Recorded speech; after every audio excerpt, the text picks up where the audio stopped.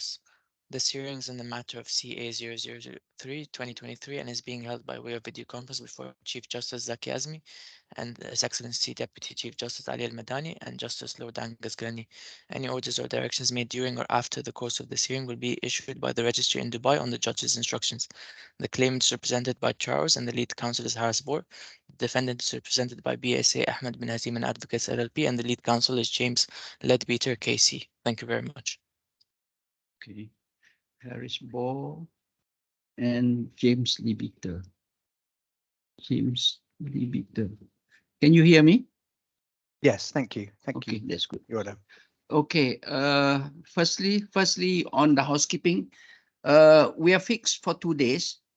So, what's the plan? The appellant will argue the case or submit the case today, and then the respondent. What's your plan? How do we go about it? Time-wise. I was intending to make my submissions today, and I hope that I won't be the whole of the day. So I hope that Mr. Bohr might get on to making his submissions this afternoon. Okay, that's good. So I have some housekeeping matters as well, Chief Justice. Yes.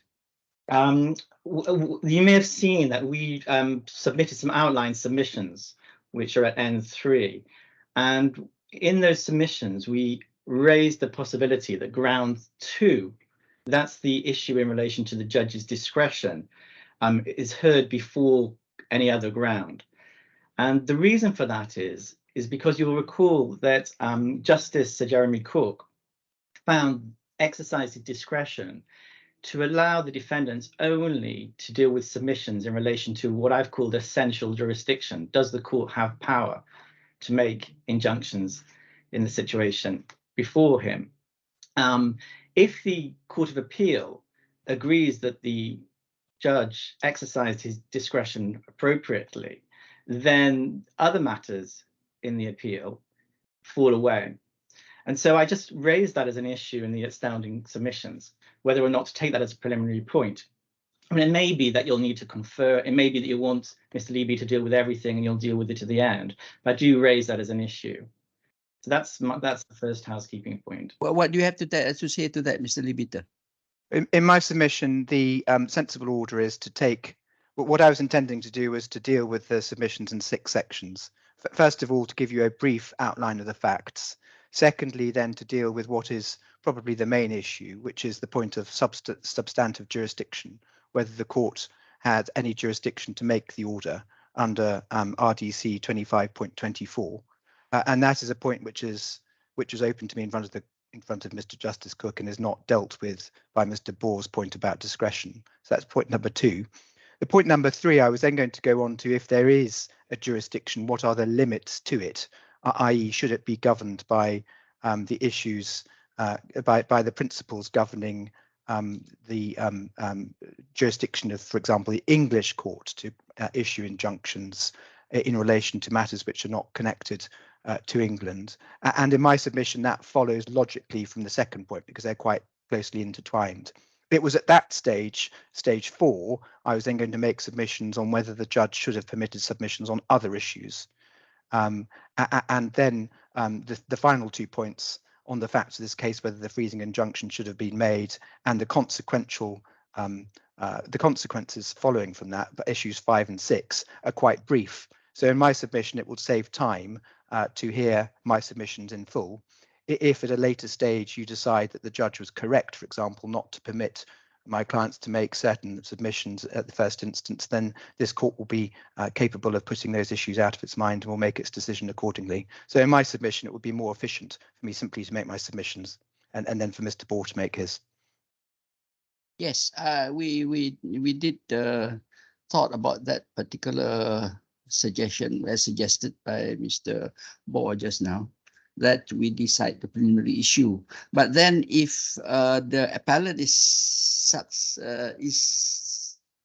unsuccessful on that issue, then we still got to hear the other points raised by you, by the appellant. So, but it means that, and to decide that preliminary issue by itself is going to take some time. It's not something that we can just adjourn for 5 minutes and come back to you. We are not comfortable. We are not prepared to do that, to be fair to parties. So in view of that, I think we will take the suggestion by Mr. Libiter. We'll hear all the cases, but when the time comes, then we'll decide. If we decide in your favor on that issue, that the court doesn't have jurisdiction, then we don't have to deal with the other parts of the points raised in the submission. That's what we thought we would do, right? Judge Ali and Lord Glennie, do you agree that we hear all the case, the whole argument from both sides, and then we decide at the end of the day, who wins which points, and if you are successful on the plenary issue, then we don't have to decide on the other points raised. Agree with that? Okay, good.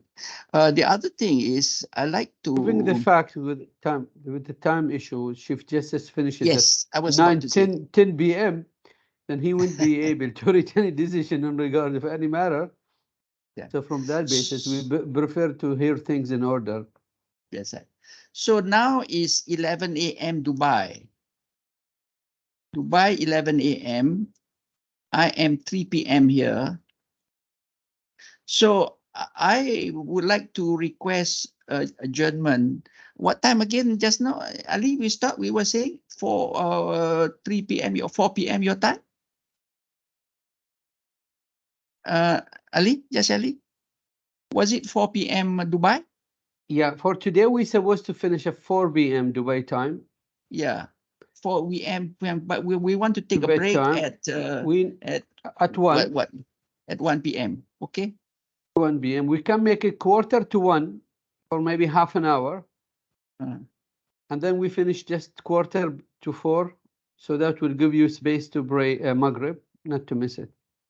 No, Maghrib. I have time for it? 7:30. No, I have 4:30. No, 3:30 to 4:30. So that's not an issue. You can finish by 4 o'clock your time. That's fine. Even 4:15, that's still okay with me. Does that work with you all? With the council? Is that yes. we take a break at 12:45 12:45 till 1:15, then we continue to 1:15, and then we continue to the end. Yes. Okay. Is that you. okay with you all? Good. I will do my very best to keep an eye on the clock. Yeah, doesn't matter. Don't someone will rush. remind Don't me if I rush. haven't. I have one other Yes. housekeeping matter, Chief Justice. Yes. It's something of a gripe, and I apologize, but in addition to other conduct of the defendants, one issue we've been having is access to the trial bundles. It took us a very long time to get that access, and then the other side weren't updating the bundles as we requested.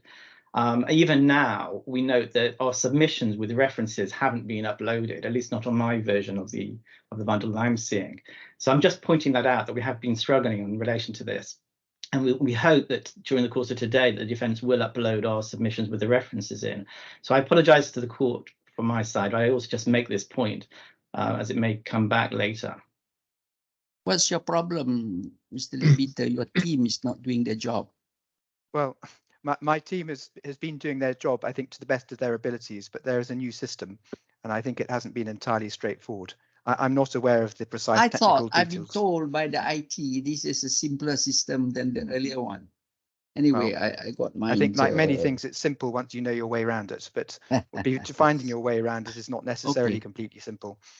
Never mind, we'll bear. I mean, if you have to take time to highlight the thing, then fine, we'll just go. So you ready to start? I'm very grateful, yes. So section 1 of also, there's another point that, okay, I want to tell you what's in my mind. Issues that are in my mind now is firstly the issue of Uzan, Motorola Uzan. The fact that you didn't appear, you didn't respond to the order of the court, you committed contempt. What is your right after that? Do you lose your right? Are you deemed to have conceded to the jurisdiction of the IFC court?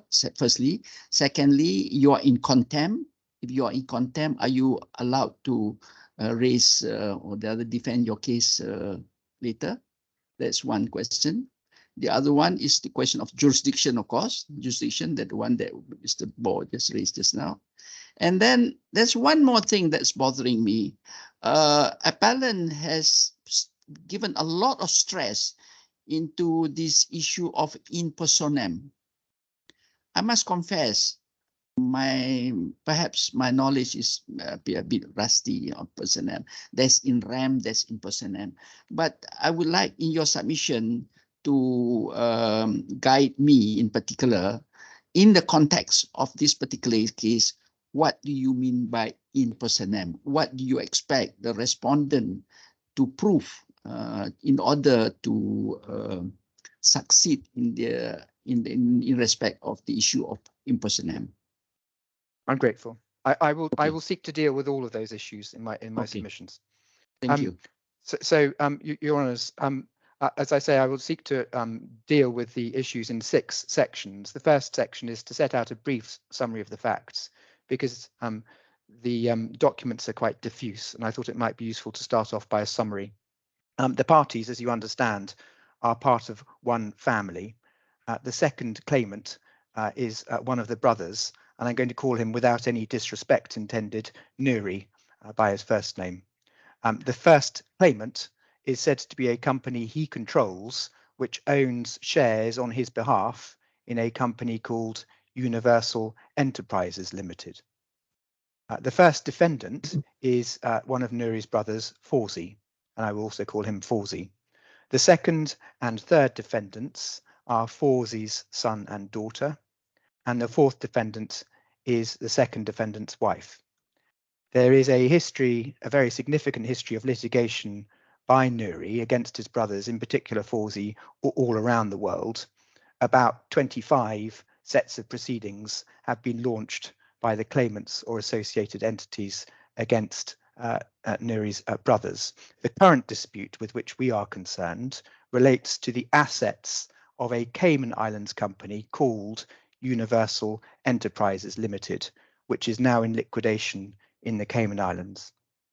All the brothers, including Nuri and FAWZI, were shareholders through companies in Universal Enterprises Limited, and Universal Enterprises Limited owned various assets. The brothers, including Nuri, agreed a shareholders agreement dated the 12th of February 1987. If we can just look at that, then I thought that might be at least a good practice to see if we can find our way around the bundle. It is in bundle I tab 6, page 2266. And the easiest way I have found of finding one's way around this bundle is that at the top of the sort of about a third of the way down the page, there's a little box with a magnifying glass next to it. You can type in the page number, and that should bring it up as if by magic. So that if you type in 2266, then you should find that a shareholders agreement dated the 12th of February 1987 appears.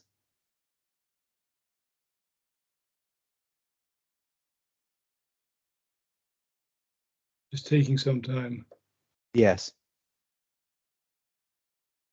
Yes, it seems to be that the speed of response it seems to me to be quite variable. I've got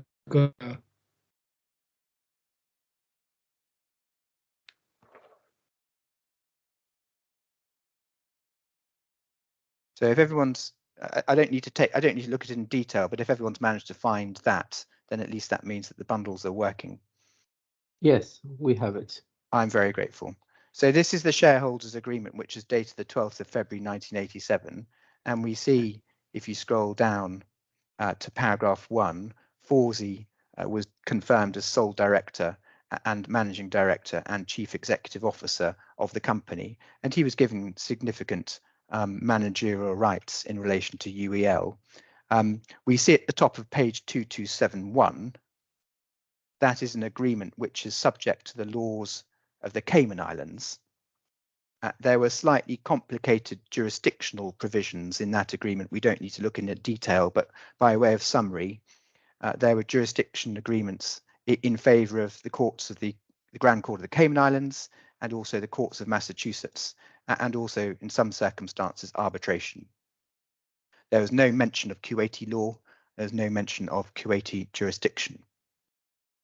Now, the precise dispute with which we are concerned arises out of sales in 2014 and 2015 of assets by UEL in entities called Seapuit and Metinik to the Buddy Trust.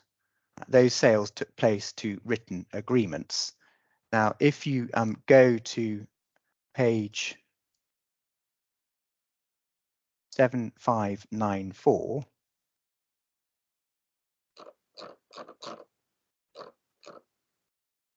Can you help me? I've lost the little box with the. yeah.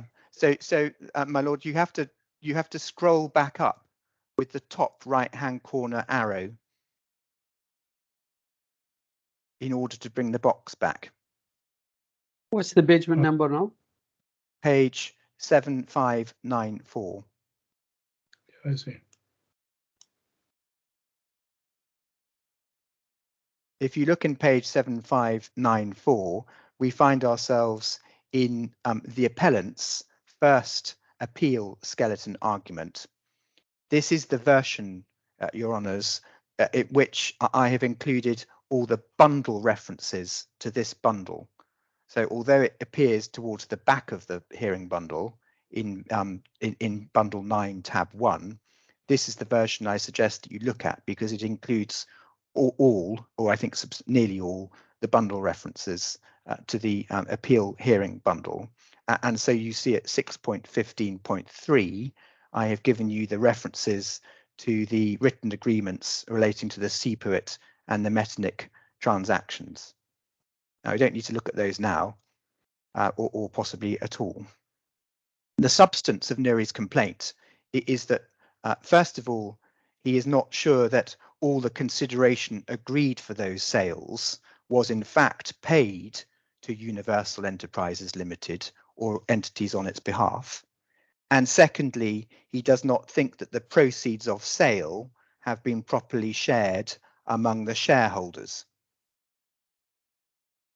On an orthodox application of legal principles, one might think that disputes in relation to whether UEL was properly paid should be resolved in the Cayman Islands in the context of the liquidation that is on foot there.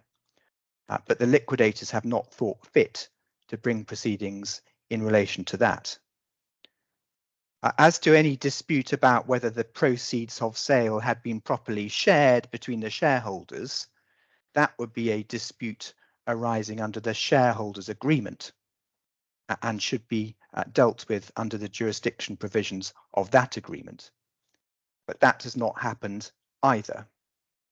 Rather, the freezing injunction with which we are concerned today has been brought in the DIFC court in support of proceedings in Kuwait. Now, Nuri has brought various different actions in Kuwait against the defendants to this claim. And for the benefit of your note, the current situation is set out in the witness statement of Mr. Abdul Karim Ul Matwawa, which is in bundle B, tab 9, page 185. Let me seek to summarize it fairly. Claim 12850 of 2021, so 12850 of 2021 is the case in Kuwait upon which the freezing order application was based. That was a claim which did not ask the Kuwait court to give any money judgment, but rather sought the appointment of an expert, a court-appointed expert, to look into Nuri's claims.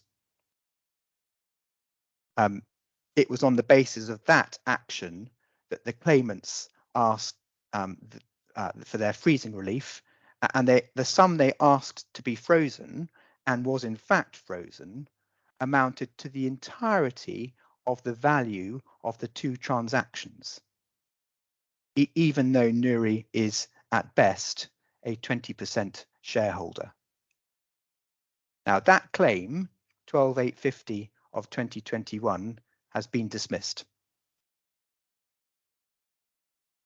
Nuri then started a new claim with number 4701 of 2022.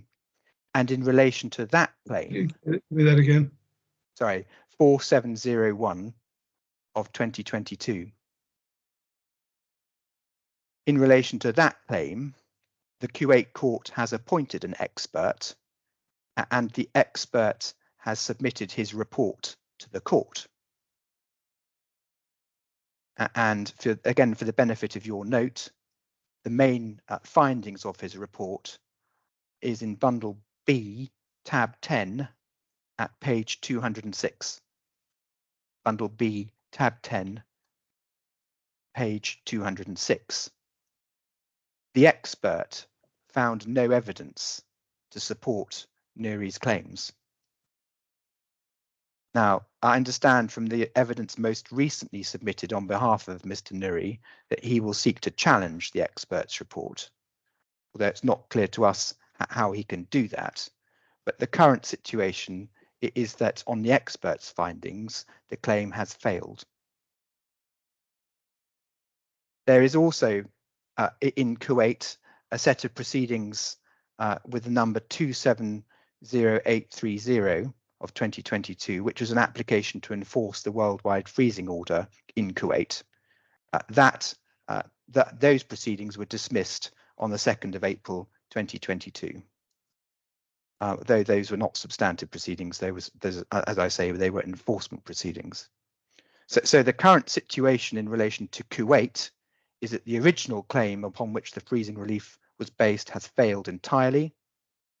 The new duplicative claim which was brought, the expert has reported and found no evidence to support the claim, and the attempt to enforce the worldwide freezing injunction in Kuwait has been dismissed.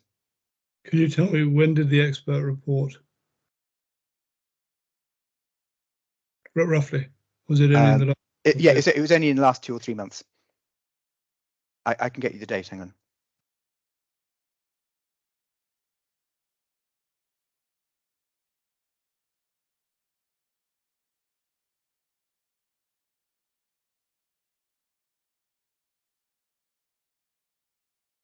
The date is the 26th of March, 2023.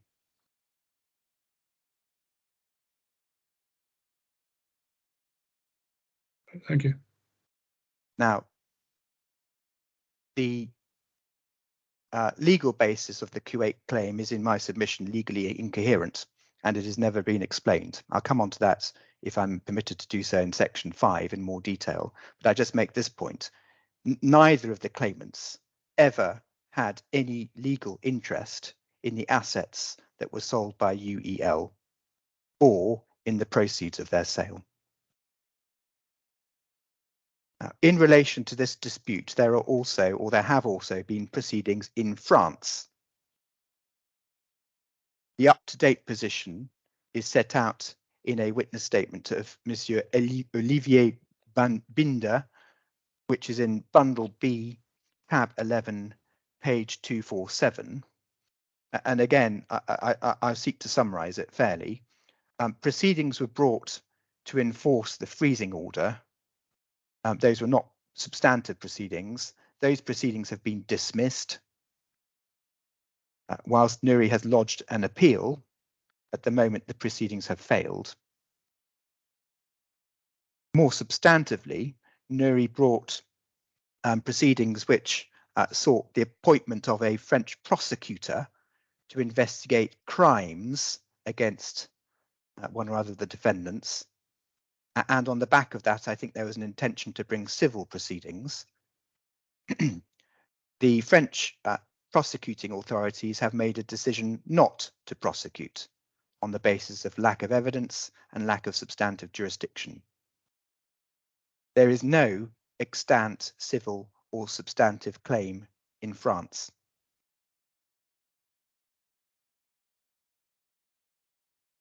In all the 25 plus proceedings that Nuri has brought against his brothers around the world over the last 25 or 30 years, he has not once achieved a money judgment against any of them. And that remains the case at the moment.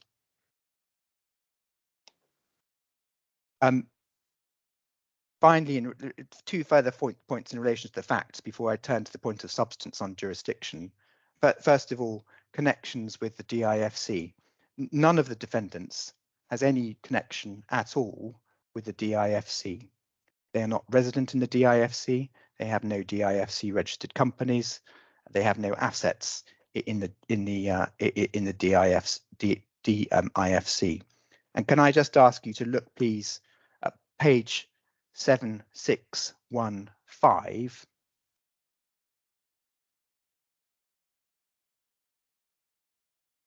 7615. On page 7615, we find ourselves on page 3 of my supplemental skeleton argument, which I drafted in advance of the application for permission to appeal heard by the Chief Justice. In that document, because of the length of the first skeleton argument, I sought to summarise the important issues succinctly. And in bundle N, in section N, tab 2 of the hearing bundle, you see the version in which I have inserted references again to the appeal bundle. And as you will see at paragraph 8 at the top of page 7615, I've made the submission that none of the defendants has any connection to the DIFC. And at particular footnote 5, I've given you reference to the second defendant's affidavit in relation to that, and I've made the point that whilst the claimants have time to time suggested that the defendants might have money in the DIFC accounts, that is denied by Mr. Ahmed, and His Honour Judge Sir Jeremy Cook rightly described that evidence as very tenuous, and Mr. Ball expressly accepted that description, and I've given you the reference to the transcript there. So there is no evidence in my submission of any connection between the defendants and the DIFC. By very tenuous, you really want us to accept that there is insufficient evidence to enable us to say there are any assets in the DIFC. Yes, well, in my submission, the position is there is no evidence that there are any assets in the DIFC. The only way that Mr. Ball sought to put it in his ex parte application was the fact that the defendants had some assets in Dubai might make it likely that some money would be passing through DIFC banks, but there's no evidence about that, and it's been denied by Mr. Ahmed. So speculative would be a word for it. Speculative would be a good word for it. Yeah. If I allege that you have, and then what Mr. Boy is saying is for you to tell him that you don't have the assets in the IFC. Yes. Or is it the other way around, that it is his responsibility, his duty to show that you have that asset in the IFC? Well, the general approach in my submission in seeking freezing relief, or Morava relief as it used to be called, was that if one wanted to make an allegation that there were assets within a particular jurisdiction, you needed to come up with some evidence in relation to that. And in my submission, that remains the case. Now, sometimes that evidence is asking the court to draw inferences. But in my submission, there are no grounds upon which such inferences should be brought. And indeed, as I said there, it's been accepted that the evidence could be described as very, very tenuous, or as my Lord Glennie suggests, is speculative. And against that, we have the evidence of Mr. Ahmed in that paragraph that there is no connection. There simply is no connection between these people who Mr. FAWZI lives in Kuwait and his family have no connection at all with the DIFC. The second point on fact, before I turn to the points of substantive jurisdiction, is that also in my submission there is no evidence of fraud. It is a matter of concern, and I put it no higher than that the claimants in this litigation at least appear to be happy to bandy around allegations of fraud without ever having set out any particulars or details of that allegation or the basis upon which they are made.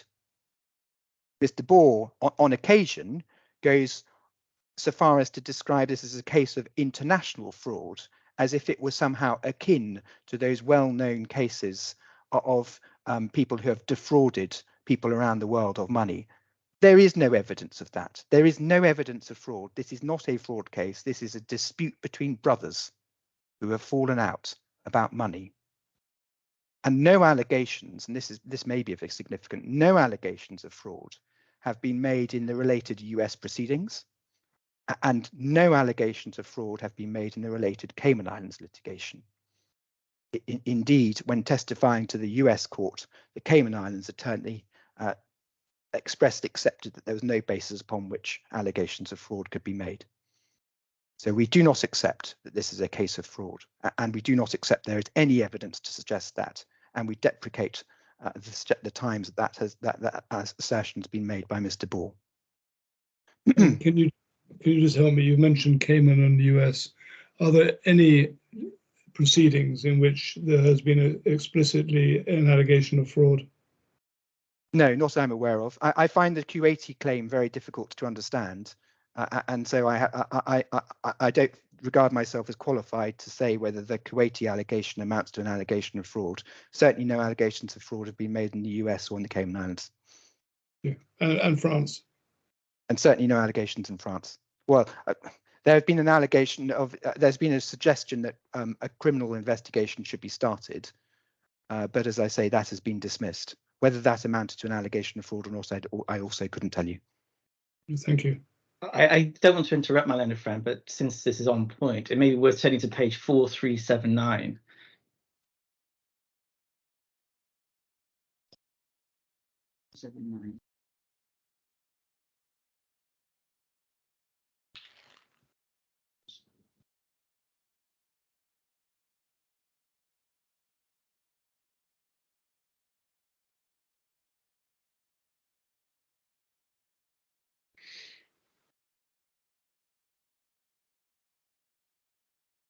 Yeah. These are I'm the French grateful. proceeding. I'm grateful. This is the allegation of the criminal of the crime, which is said to be justiciable under the laws of France, and which currently has been dismissed. That's why I say I'm not sure whether the basis upon which any of those allegations are made is entirely unclear to me. And as I say, they've been dismissed. And just for the record, we'll be saying these proceedings have not been dismissed. That's not a correct characterization of them at all. I'll leave that for later. Your Honours, may I now turn to point section 2 of my submission, which is whether the court had any jurisdiction to make the order, which I also may describe as the Jones and Jones point. And I describe it as a Jones and Jones point because Jones and Jones is the decision of His Honour Sir Jeremy Cook, in which he found that there was a worldwide jurisdiction on the part of the DIFC court to grant freezing relief or injunctive relief in support of proceedings anywhere in the world. And his decision in Jones and Jones was relied upon by His Honour in this case and sets out his reasoning most fully. And that's why I describe it as the Jones and Jones point. Now, can I pick it up this way by starting in my supplemental skeleton argument at page 7614?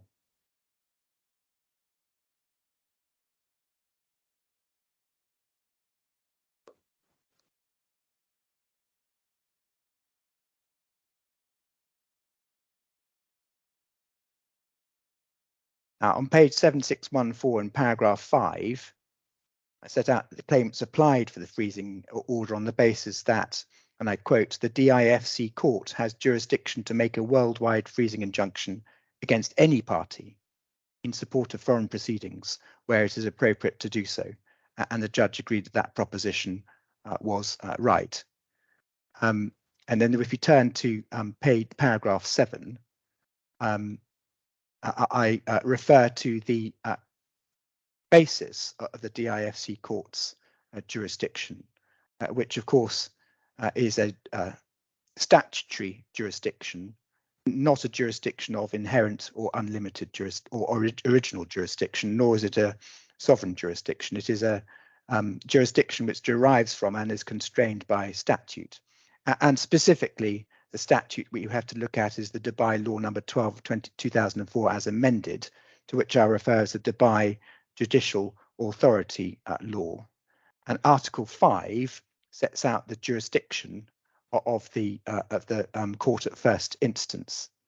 Now, at footnote 4, that paragraph, I've referred to the judgment of Deputy Chief Justice Michael Wang in the Deer case, in which the Deputy Chief Justice made the point that it was the Dubai Judicial Authority law that one should look at for the source of jurisdiction rather than the DIFC court law itself, because the Judicial Authority law is the original Dubai jurisdiction which gives rise to the DIFC court, whereas the DIFC court law is a law issued within the constraints of the DIFC system. The reference, just for your note, to Deer and Waterfront Property Investment Limited wasn't available when I included these references, but the Deer decision is in bundle O, tab 2, page 7652. Page 7652. Now, if we can then turn to look at Article 5 in the Judicial Authority Law, we see that in bundle L, tab 25, page 6620. So it starts at page 6620.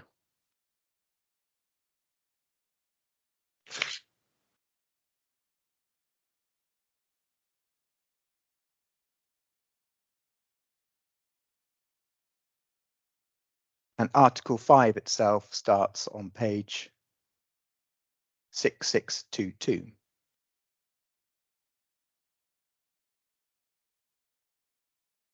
Article 5.1 sets out the areas in which the court at first instance, that is the DIFC court at first instance, shall have exclusive jurisdiction.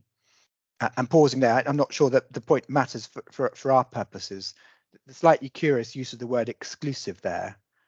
His Honour Sir Jeremy Cook suggested in an argument in the Jones and Jones case that means exclusive to the exclusion of the Dubai onshore courts, as they're usually described.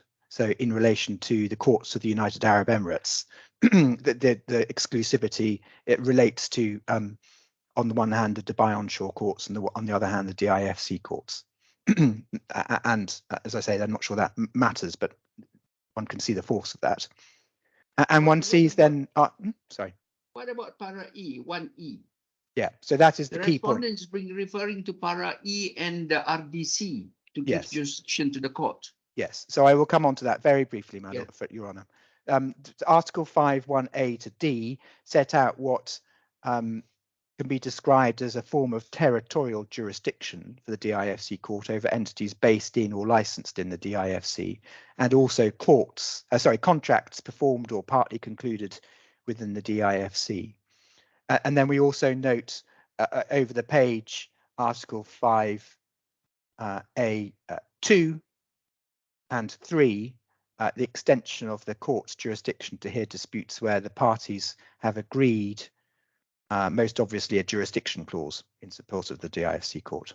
So those are the Articles 5A, 1A to D, and 2 and 3 are the main grounds of jurisdiction for the DIFC court. Little e, as Chief Justice has pointed out, it is the key point for today's purposes. That is the basis upon which the judge relied and on which Mr. Bohr relies. They say that the court rules, the RDC, are a form of DIFC law or regulation, and in particular, RDC Rule 25.24 gives rise to a wide jurisdiction on the part of the court to give injunctions against anyone, anywhere around the world, and that is not constrained by Article 5A, 1A to D. Now, I have set out in my supplemental skeleton argument the basis upon which we say that is wrong, and I have set out in paragraph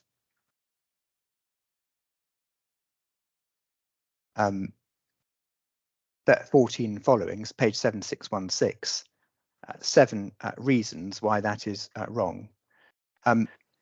Now, Your Honours, it's slightly unwieldy because it's not that easy to have 2 documents available to you at the same time with this system, but it is, if this helps, possible. So it is in fact possible for you to have either 2 tabs in one browser open or 2 windows of one browser, and to have different page references on each of those.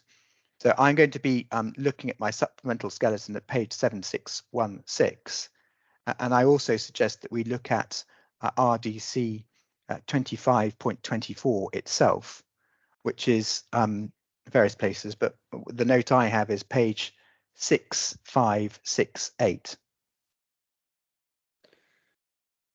When you go to your supplemental skeleton, since I printed mine, but I'd printed it before you uploaded the reference version, can you do paragraph numbers?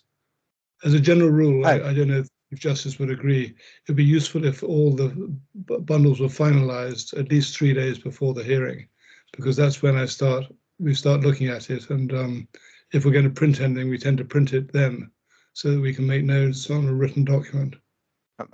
Your Honour, I apologise that that wasn't done.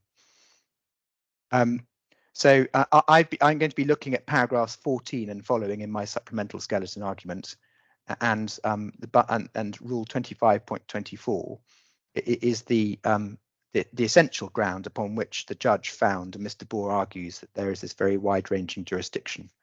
So RDC 25.24 says, where a party wishes to apply for an interim remedy, but the remedy is sought in relation to proceedings which are taking place or will take place outside the DFC, or 2, the application is made for an order of production of documents or inspection of property before a claim is made, any application must be made in accordance with Part 8. So, turning then to my skeleton argument, my supplemental skeleton argument, page 7616, the first point I make in paragraph 14, and it's an obvious point, there is no express provision of any relevant DIFC law, rule or regulation which expressly states the DIFC court has a jurisdiction to grant injunctions outside the grounds of jurisdiction in Articles 5A(1)(a) to D of the Judicial Authorities Law. There is no express provision saying that. Point number 2, RDC Rule 25.24 is on its face procedural and not substantive. It is concerned with telling the parties how to make an application, not with the grounds of jurisdiction upon which the application might be made. It doesn't purport to give rise on its own face to any freestanding jurisdiction. Point number 3, and this is probably the key point in relation to the issues of construction, there is no need to read it as expanding the court's jurisdiction. There is no need to read it as expanding the court's jurisdiction. Now, His Honour Sir Jeremy Cook's decision in Jones and Jones at paragraph 9 probably spells out with as much clarity and as one would expect from Sir Jeremy Cook, page 1178 of the bundle.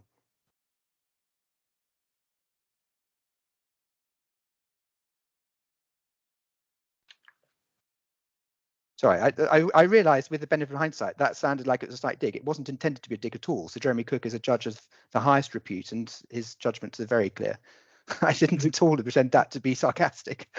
I think a misplaced comma or a silent comma would have cured it. Yeah, I'm so sorry. So paragraph 9 in Jones and Jones, which, as I say, is page 1178 in the bundle.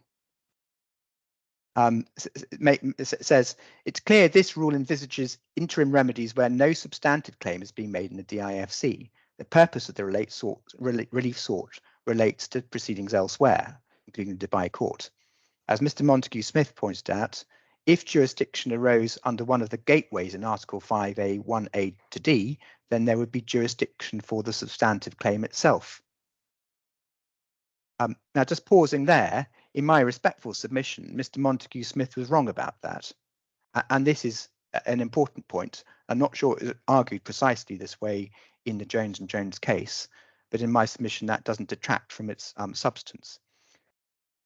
The fact that the court might have jurisdiction under Article 5(1)A to D, gateways, does not preclude substantive proceedings being brought elsewhere.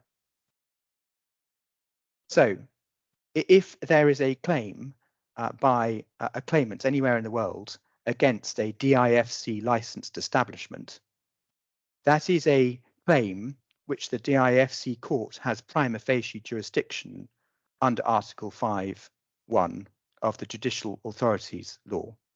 However, that is a claim which may be brought outside the DIFC court, the most obvious example being where there is an exclusive jurisdiction clause in favour of a different court. Sorry, can you just take me through this again? It's my fault. I missed that. Yeah, no, it's a really important. It's a really important point. Let me try it again. Yes. Yes. Can you start from way the beginning, really? Yeah. Okay. Sorry. Let us take a claim brought by Company X against a DIFC licensed establishment. So a company which is licensed in the DIFC. A claim brought by Company X against that DIFC company, it is a claim which under Article 5(1)A, and in particular, yes, A, the court has jurisdiction under the Judicial Authorities Law. However, that is a claim which might properly be brought in a court other than the DIFC court. Because if it was a claim under a contract which was subject to an exclusive jurisdiction clause in favour of, say, France, then it would properly be brought in the Paris courts. So that is a claim. Doesn't that override the word exclusive in 5(a)(1)? No, because, well, with respect, no, it doesn't. Because, well, this is the point I was trying to make before. That the use of the word exclusive in that provision, in that article, is slightly strange. And Sir Jeremy Cook has suggested that it means exclusive as between the Dubai onshore courts and the DIFC courts. But what Article 5A, what on any view, what it does not do, it is give the DIFC court exclusive jurisdiction as opposed to all other courts in the world in relation to all claims which are made against DIFC companies or establishments. It does not seek to, and it does not have the effect of overriding exclusive jurisdiction clauses in a contract with a DIFC licensed establishment, for example, which is an exclusive jurisdiction clause in favour of another court. You say that very forcefully, and but is there any authority for that apart from what Sir Jeremy Cook says in Jones? Well, Sir Jeremy Cook doesn't deal with that point in Jones and Jones. He doesn't consider the possibility of a claim being brought in another jurisdiction. But in my respectful submission, it follows as a matter of course from the nature of the jurisdiction of the DIFC court.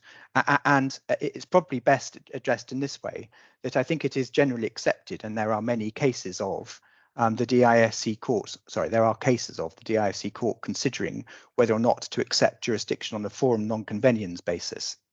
So a claim is brought which prima facie the court has jurisdiction to hear under Article 5(a)(1), A to D, but on a forum conveniens basis, application of the usual spiliada principles, it would be more appropriate for another court to hear that. And the classic example of that is where the parties have agreed an exclusive jurisdiction clause in favour of another court. Right.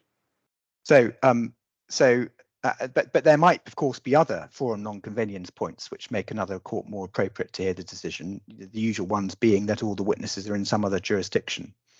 So in my submission, and I think this is dealt with in the DIFC court guide, and I will get you the reference after the short break. The DIFC court has always applied forum non-conveniens principles as a jurisdictional method of determining which cases it should in fact hear. And I suppose the short point is that claims might be brought properly in other jurisdictions, which could, under Article 5A, be brought within the DIFC court.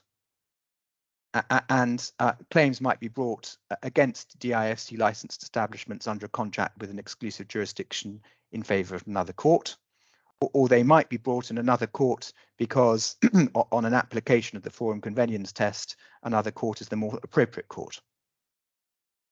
Now, the importance of this, of course, is that if it is right that you could have a claim of that sort being brought in another court, notwithstanding the fact that the court of first instance has prima facie jurisdiction under Article 5(1)(a) to d, then that means that there is a point and purpose to RDC 25.24, which does not require it to be read as giving rise to any additional jurisdiction.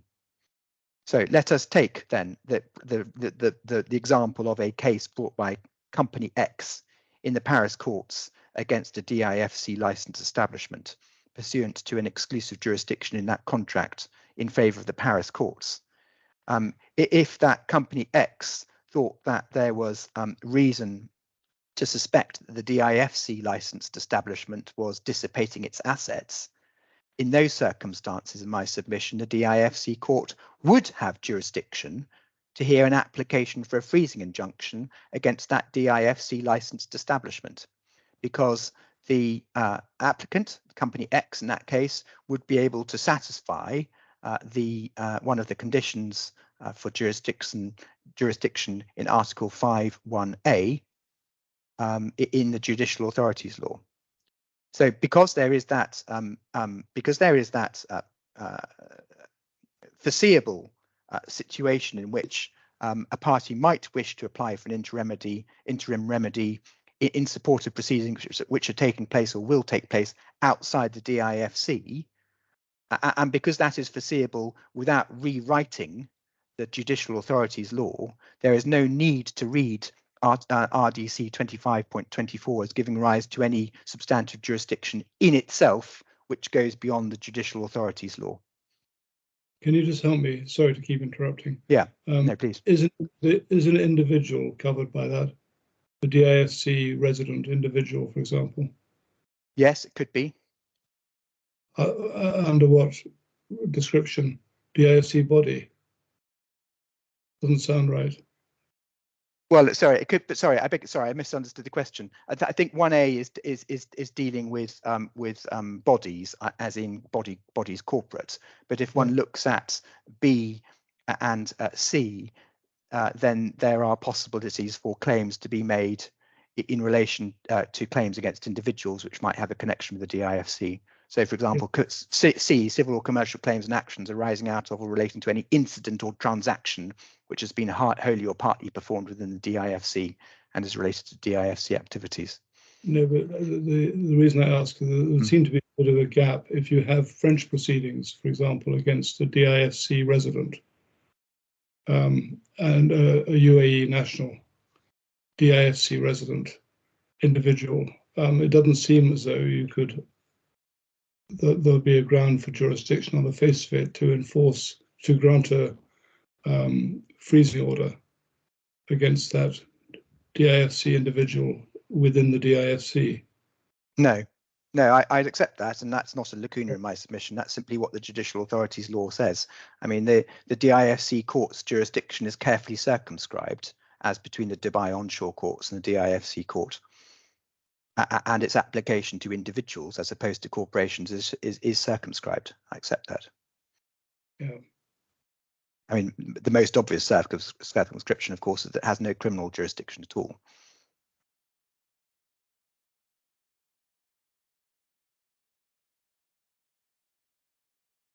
Yeah. But so my point of substance, which I think your honours now have in relation to RDC 25.24, is that, with great respect, Sir Jeremy Cook was wrong to read that as necessarily giving rise to a wider jurisdiction than existed under judicial authority law, because it is capable of being read in accordance with the judicial authority law without giving rise to a wider jurisdiction, because it does have some meaning and force. in circumstances where a claim is made against, for example, a licensed DIFC establishment in other proceedings. And in my respectful submission, that all makes sense, because when one looks, as we already have, at RDC 25.24, it doesn't look like a provision which has been drafted to give rise to a substantive jurisdiction of the width set out in the Jones and Jones case, or the width submitted by my learned friend Mr. Ball. One would expect, in my respectful submission, that if the DIFC court was to be given this very wide jurisdiction in relation to proceedings anywhere in the world against people anywhere in the world, and I'll come on to this again in a moment, one would expect that that would be done expressly and carefully, and the parameters of that jurisdiction be circumscribed. It presupposes that the court has that jurisdiction, and then you invoke 25.24, that the manner of filing that application for interim injunction. That's what you're saying.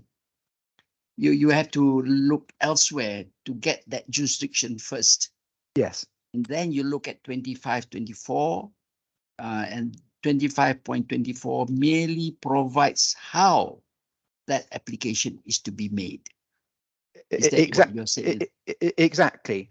And Sir Jeremy Cook's decision in Jones and Jones, and also in this case, was that, well, you have to read 25.24 not just as explaining how the application is to be made, but also what sort of application is to be made, because otherwise 25.24 has no point. There's no purpose to it, because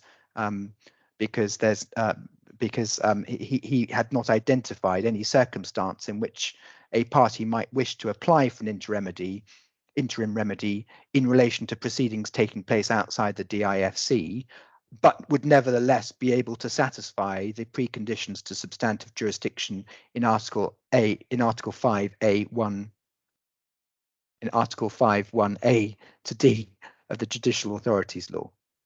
And in my submission, Mr. Libita, sorry to interrupt.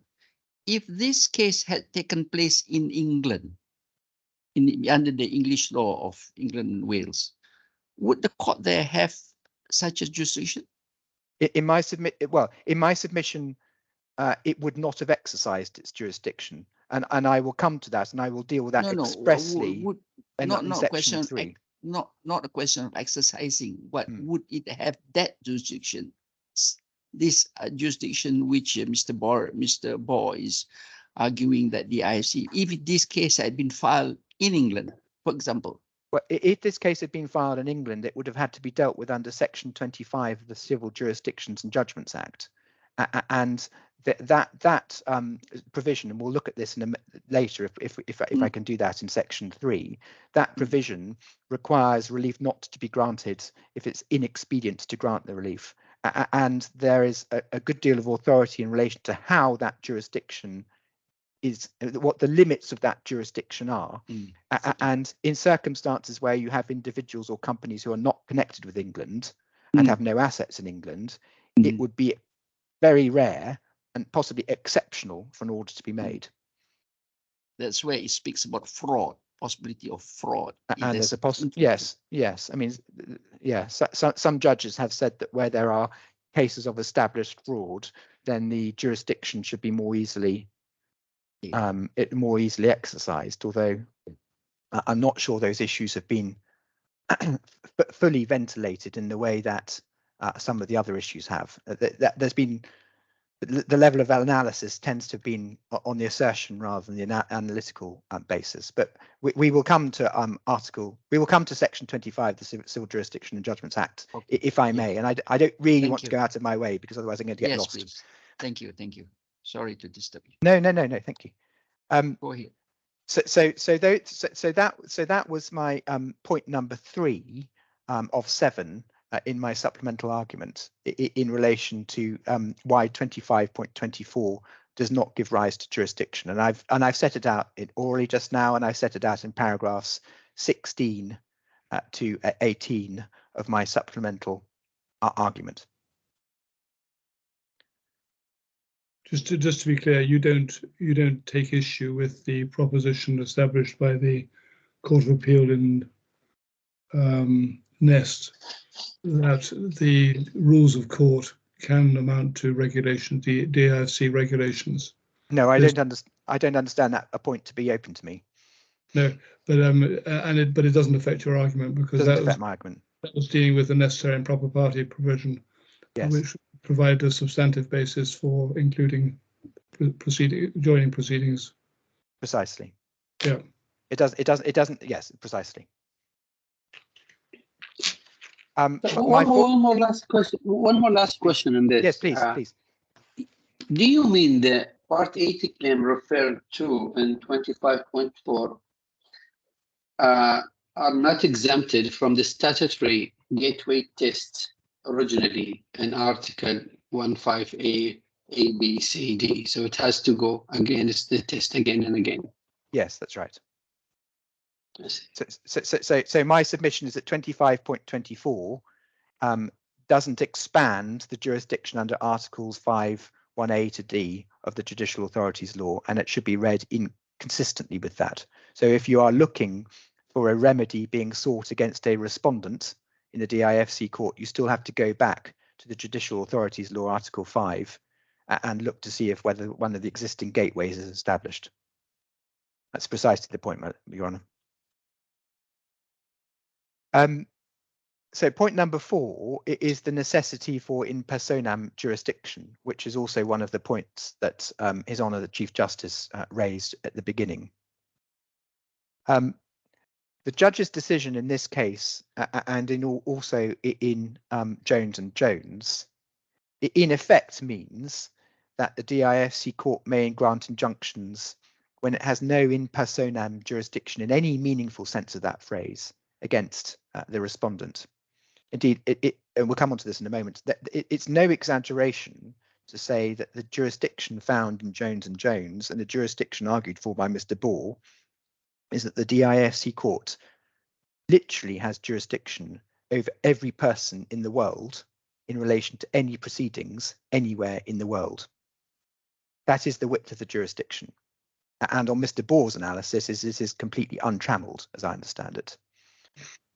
Now, that in my submission it is a submission of such breathtaking width that something must have gone wrong. The decision of the Privy Council in Broad Idea against Convoy is a decision which expands the jurisdiction of common law courts in relation to freezing relief, in effect overriding or at least rewriting the established position in the Siskina. But even that decision requires the relevant court to have in personam jurisdiction over the respondent to the freezing injunction.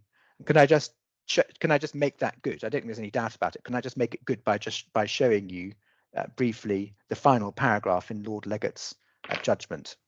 So if we look at page 378.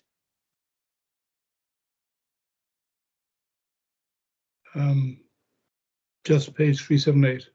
Yeah, yes, sorry, bundle E, tab 4, page 378. The judgment itself starts at page 348, but I wanted to look at paragraph 121, 348, sorry, 378.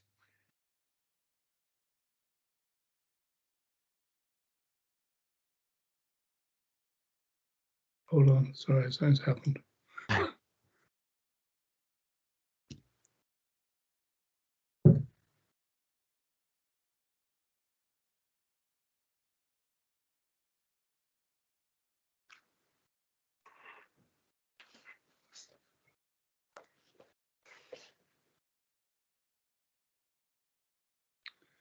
Yeah.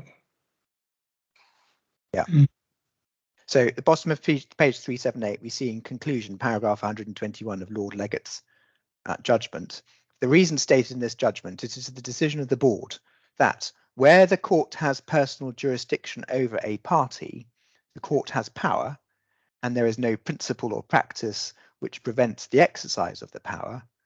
to grant a freezing injunction or other interim injunction against that party to insist enforcement through the court's process of a prospective or existing foreign judgment. So that is an extension of the common law, and the extent to which it will be adopted by common law jurisdictions around the world is yet to be fully worked out. But that is an extension of the common law over the preceding position in the Siskina. But even that decision, I should say that decision, still makes it clear that the court must have what is usually described as in personam jurisdiction over the respondent. Otherwise, the jurisdiction would be exorbitant. Now, in my submission, that is a position which is given some support in some existing DIFC authorities, and I'll come on to what it means precisely in a moment. But could we have a look, please, briefly at the case of Deer, DHIR, which starts in bundle O, tab 2, page 7652.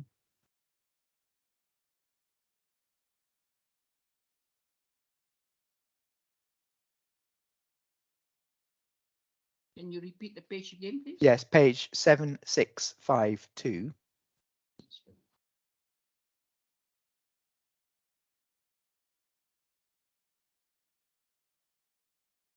This is a case which came before Deputy Chief Justice Michael Wang, as he then was, back in 2009, and related to freezing relief in the context of an arbitration. But what I particularly want to look at is paragraph 58 of that judgment, which is on page 7661.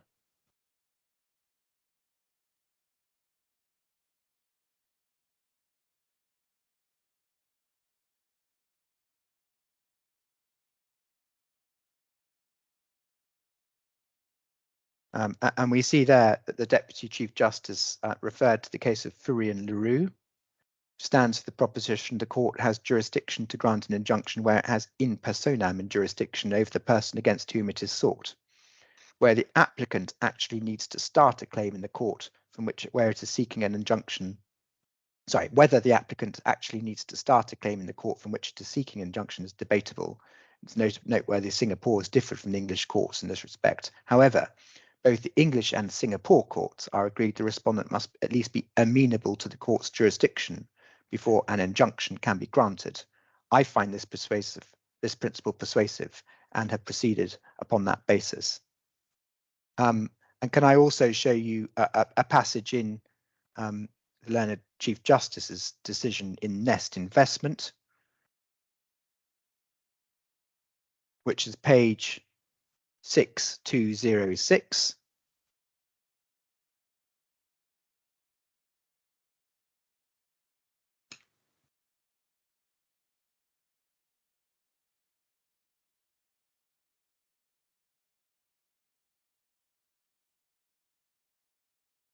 That is a page in paragraph 11 of the Chief Justice's decision in that case.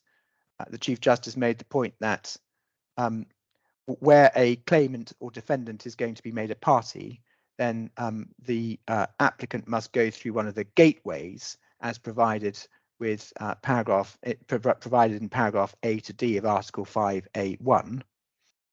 Although the Chief Justice then went on to say that Rule 20.7 and the joining of a third party, because that was a matter of the judgment of the court, was outside that context. What paragraph of the case you are referring to? Paragraph 11 to 12, Your Honour. 11 and 12. What part? Well, really, it's really the entirety of paragraph 11. Oh, I see.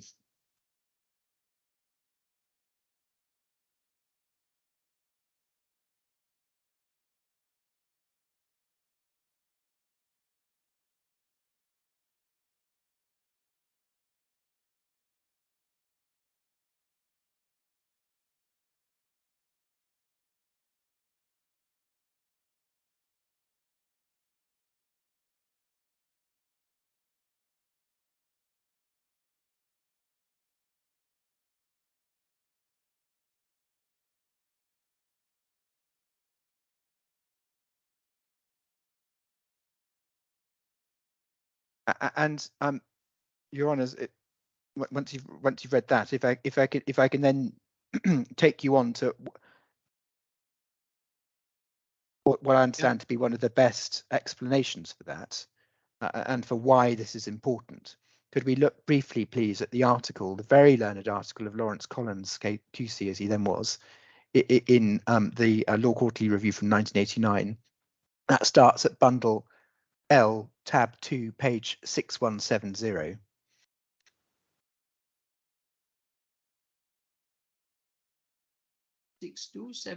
Sorry, 6170. 6170.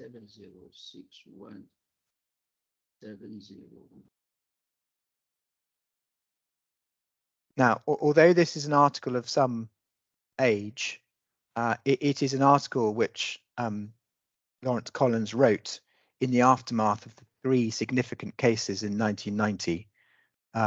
Reported in 1990, Babanaft, Haiti, and Derby and Weldon, which amounted to extensive extensions of what had previously been understood to be the territorial reach of moreover injunctions in the context of the law of England and Wales.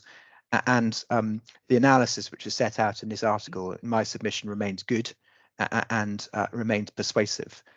And it's important in the context of this case, particularly, to go back to think about how it was that the jurisdiction of the English courts to give extraterritorial moreover relief came about, because it came about in a very careful and circumscribed fashion,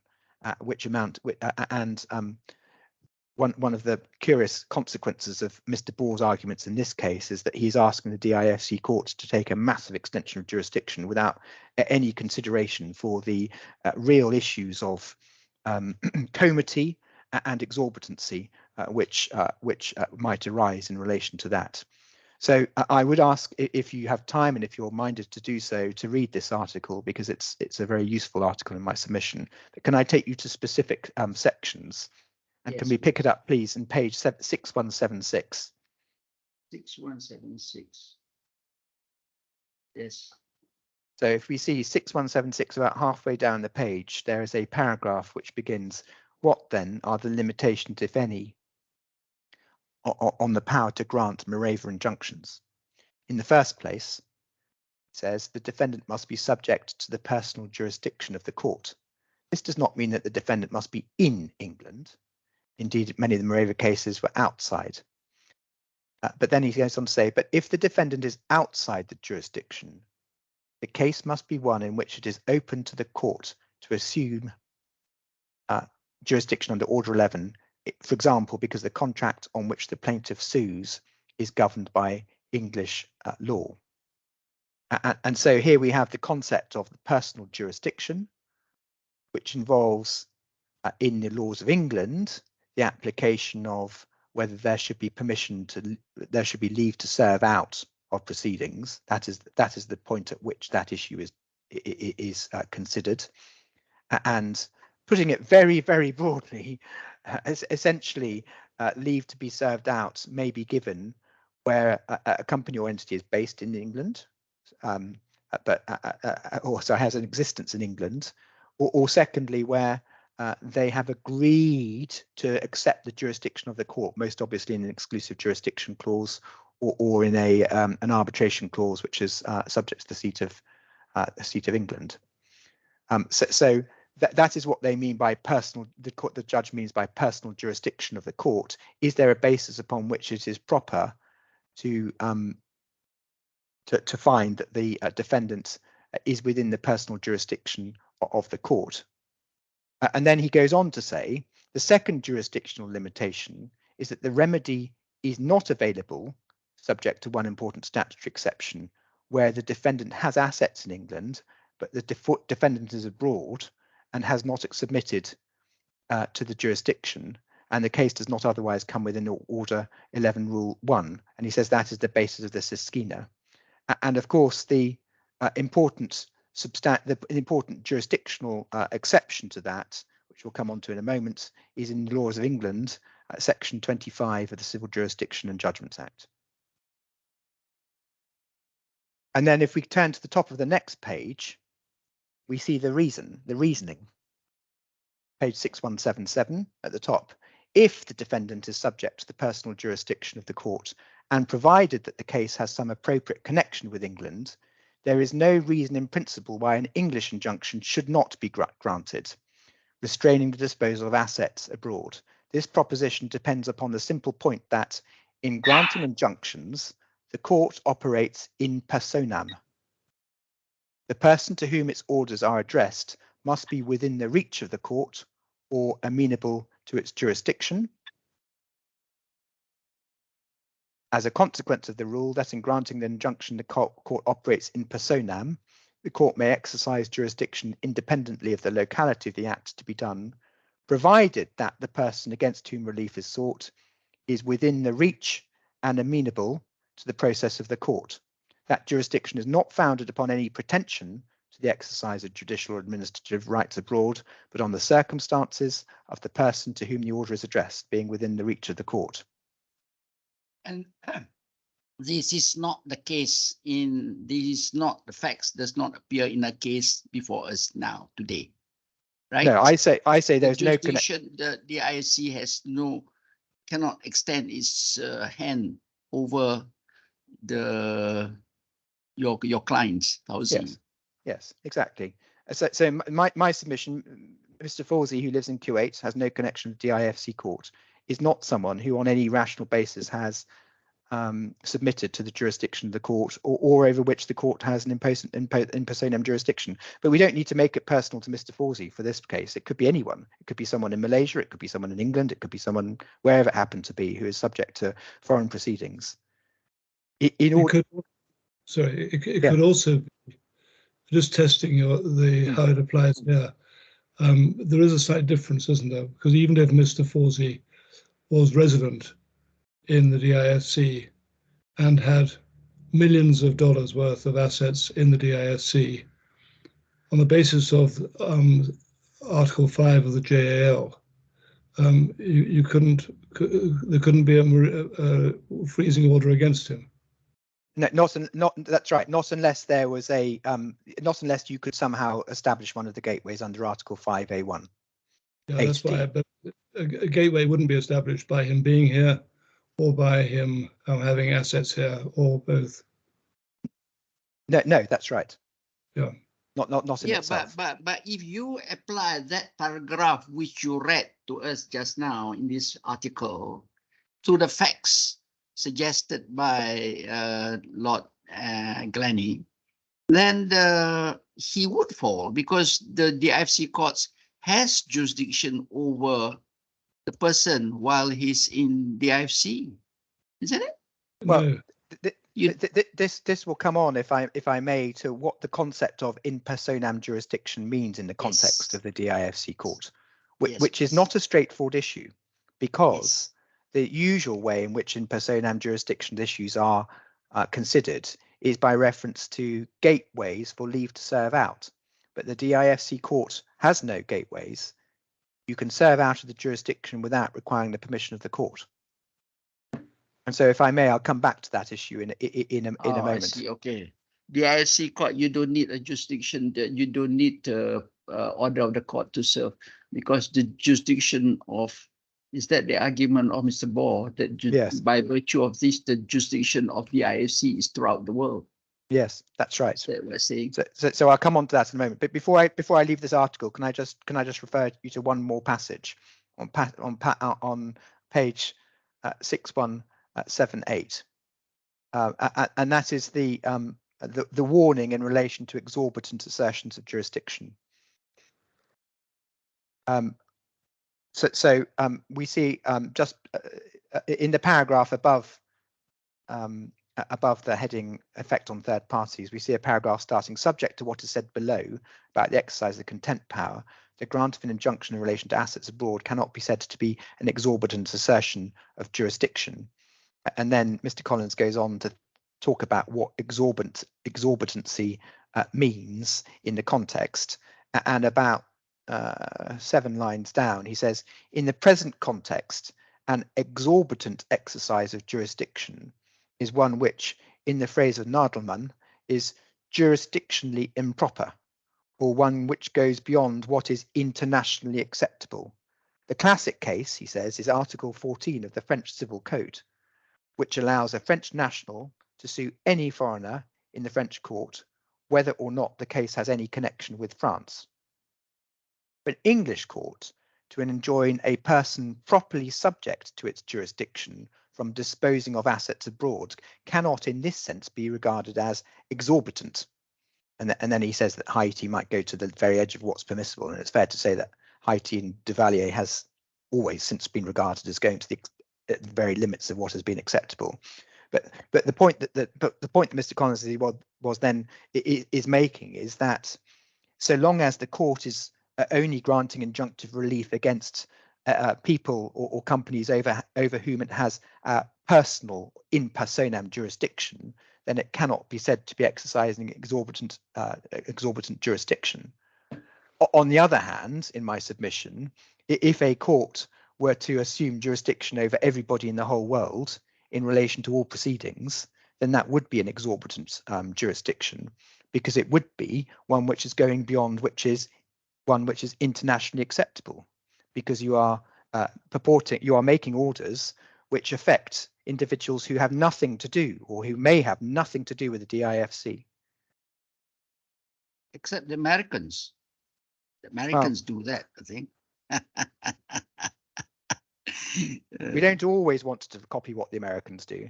Yeah, true. I agree with you there. Your Honour, in the case of Latif, can we just look at that briefly? Latif is one of the decisions which Sir Jeremy Cook relied upon, and I think Mr. Ball relies upon. That was a decision of His Honour Justice Wayne Martin. I'll come on to the base of that decision in a moment, which is a little bit difficult to work out, but it seems to be based upon the decision, the jurisdiction of the court to enforce judgments. But in any event, if we look at page 1215, at paragraph 129, it actually starts at page 1214 at the bottom, but goes on to 1215. It says, the efficacy of service of this court's process does not depend on the geographic location of the defendant, except to the extent that the procedure adopted must accord with the law in force at the place at which service is effected. However, I've lost what paragraph you're on. Oh, I'm so sorry. 129. It's the bottom of 1214, and then on to 1215. Yeah. He says, given the international nature of the DIFC, provided service is affected, I think it means effected, in accordance with the rules in force in the place in which service takes place, no permission is required from the court to serve process out of the DIFC. And then this is the important bit.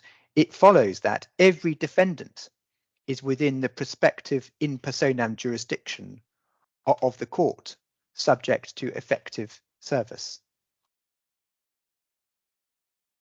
Now, in my respectful submission, that is a proposition of extraordinary breadth. Well, the key is in the word prospective, because unlike England, in England, if you serve someone properly, you have jurisdiction. In the DIFC, if you serve someone, unless they fall within the gateway, whether or not you serve them, you don't have jurisdiction. Well, that would be my submission. Yeah. Yeah, that would be my submission. The consequence of Jones and Jones and this decision of Latif and the lack of requirement for leave to serve out, and the consequence of Mr. Bohr's submissions, is that the DIFC court is said to have power, substantive jurisdiction, to grant injunctive relief over anyone, anywhere in the world, in support of proceedings anywhere in the world.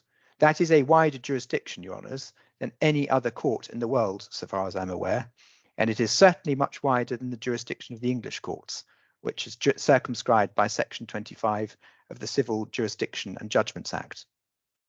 I'll come on to that in a moment. But I would submit that the width of the jurisdiction argued for by Mr. Bohr and apparently found by the judge, although that may be unfair to the judge because the judge said it would be subject to parameters, and I'll come on to that in a moment.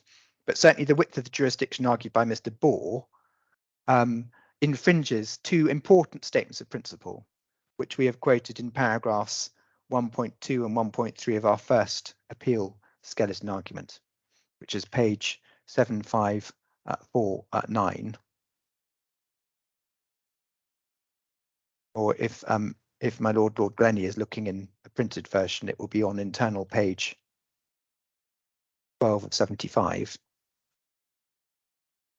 And those two principles are that set out in paragraph 1.2, the citation of Société Générale de Paris against the Dreyfus brothers back in 1885, that it ought always to be considered a very serious question whether this court ought to put a foreigner who owes no allegiance here to the inconvenience and annoyance of being brought to contest his rights in this country.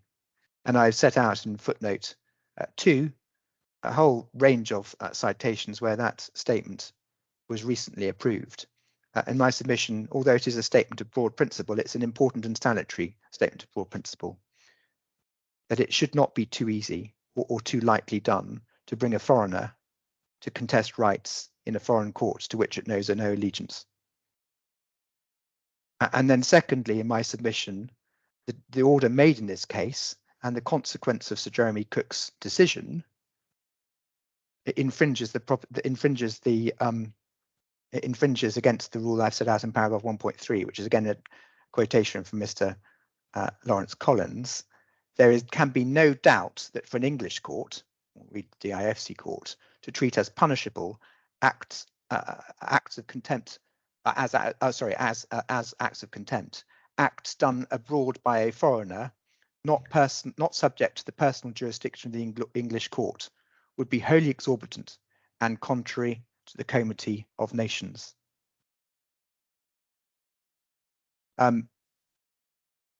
My clients are not, in my submission, in any normal sense, subject to the personal jurisdiction of the DIFC court. And yet they have been found to be in contempt for acts or omissions they have done or not done abroad. In my submission, that is the exercise of what properly could and fairly be described as an exorbitant jurisdiction. That's point number 4. If I turn then to point number 5, and I will come back to what personal jurisdiction means in a moment. At point number 5, and I can take this very briefly. This is back in my supplemental skeleton argument, paragraph 20, page 7617. I've referred to 3 decisions: Waterfront, CMOC Sale, and Chodescu against Georgiou, in which previous judges at first instance, the DIFC, had refused to find that there was the jurisdiction of the width now contended for. I'm not going to refer you to those judgments, primarily because then reasons I'm not entirely sure they're no longer available, but they have been referred to in the DIFC court practice, and there we are. I thought CMOC has basically been overturned by Nest, hasn't it? Well, see, the reasoning in CMOC, I think it is said, is inconsistent with the reasoning in Nest. In that Sir David Steele said that it was a bootstraps argument to regard the jurisdiction as being possibly extendable by the rules of court. And as my Lord Glennie says, that is as a matter of principle overridden by Nest, because the Court of Appeal has found that it is in principle possible for the jurisdiction, at least in the context of third parties, to be augmented by the rules of the court. But I would just say this about that in my submission, extensions of jurisdiction of that sort arising out of the rules of the court should, in my submission, only rarely and on very good grounds be found, because there is nevertheless a possibility of the risk of a bootstrap type argument as identified by Sir David Steele. And in my submission, it would require very, very much clearer words than are found in RDC 25.24 for that to be the case in this case. You say that Chodescu is not available? As far as I'm aware, and as far as my solicitor's been aware, we haven't been able to find it. Potentially, it seems to be directly in point. Yes, it is referred to in the DIFC court practice in the reference I've given at footnote 8. One of the I don't pretend to understand how this happens, but one of the curiosities of the DIFC court website, which is otherwise admirable, is that occasionally things seem to disappear.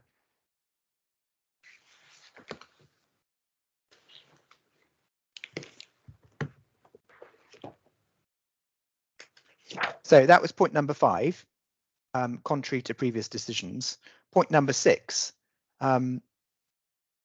it is in my submission a really important point, and that is that the DIFC court is not a court of inherent or unlimited jurisdiction.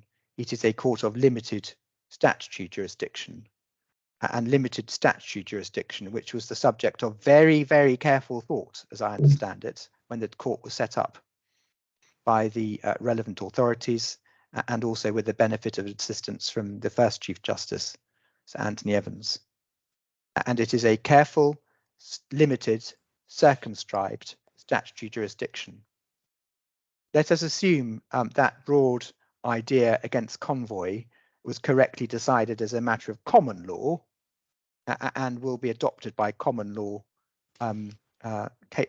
courts. In my submission, in the context of a limited statutory court like the DIFC court, the law should not be augmented, certainly in relation to jurisdictional issues, on a judge-made basis. Now, His Honour Justice Sir Jeremy Cook made the point that as a matter of policy, he should see every reason why the court should have the wide jurisdiction that he found in Jones and Jones. Now, that may or may not be right. That's a matter which is above my pay grade. But my submission is that if that is to be done, it must be done by statute, because of the limited statutory basis of the jurisdiction of this court. And it is not possible, in my submission, to have judge-made juridical extensions to the court's jurisdiction in the way that would be perfectly permissible in a court of original, inherent, unlimited jurisdiction. So if, looking ahead, one of the consequences of this appeal is that Your Honours find that the jurisdiction of this court to grant interim relief is more limited than some practitioners, possibly even than some judges would like, the way to put that right is to amend the Judicial Authorities Law. And if that were to be done, then, and I now turn to my point number 7, the width or the parameters of the jurisdiction could then be circumscribed in statute. One of the curiosities of Mr. Bohr's argument is that, as I understand his argument, the jurisdiction is entirely untrammeled.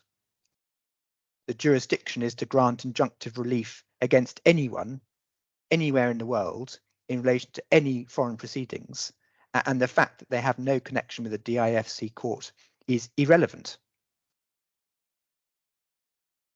Now, Sir Jeremy Cook addressed the problem of the arbitrariness, as he described it, in paragraph 18 of his judgment, and I've given you the reference in paragraph 22 of my supplemental skeleton argument. He said, "It is not arbitrary, since its exercise will be limited by the other principles referable to the grant of interim injunctions of this kind, and interim injunctions generally."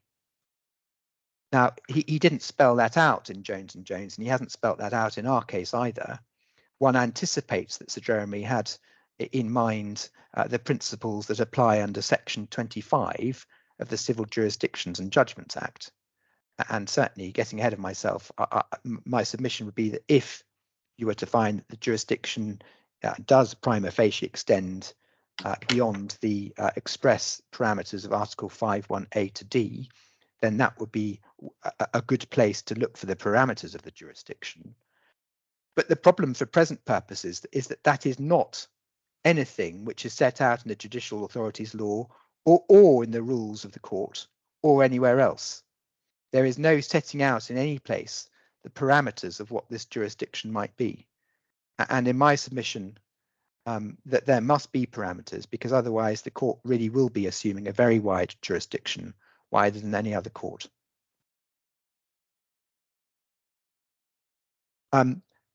And Your Honours, the risk in my submission, in my respectful submission, the risk and the danger posed by Mr. Bore's submissions and posed by the decision of Sir Jeremy Cook in Jones and Jones is that the DIFC court will be asked to exercise a jurisdiction which could fairly be regarded as exorbitant in the proper sense of that word.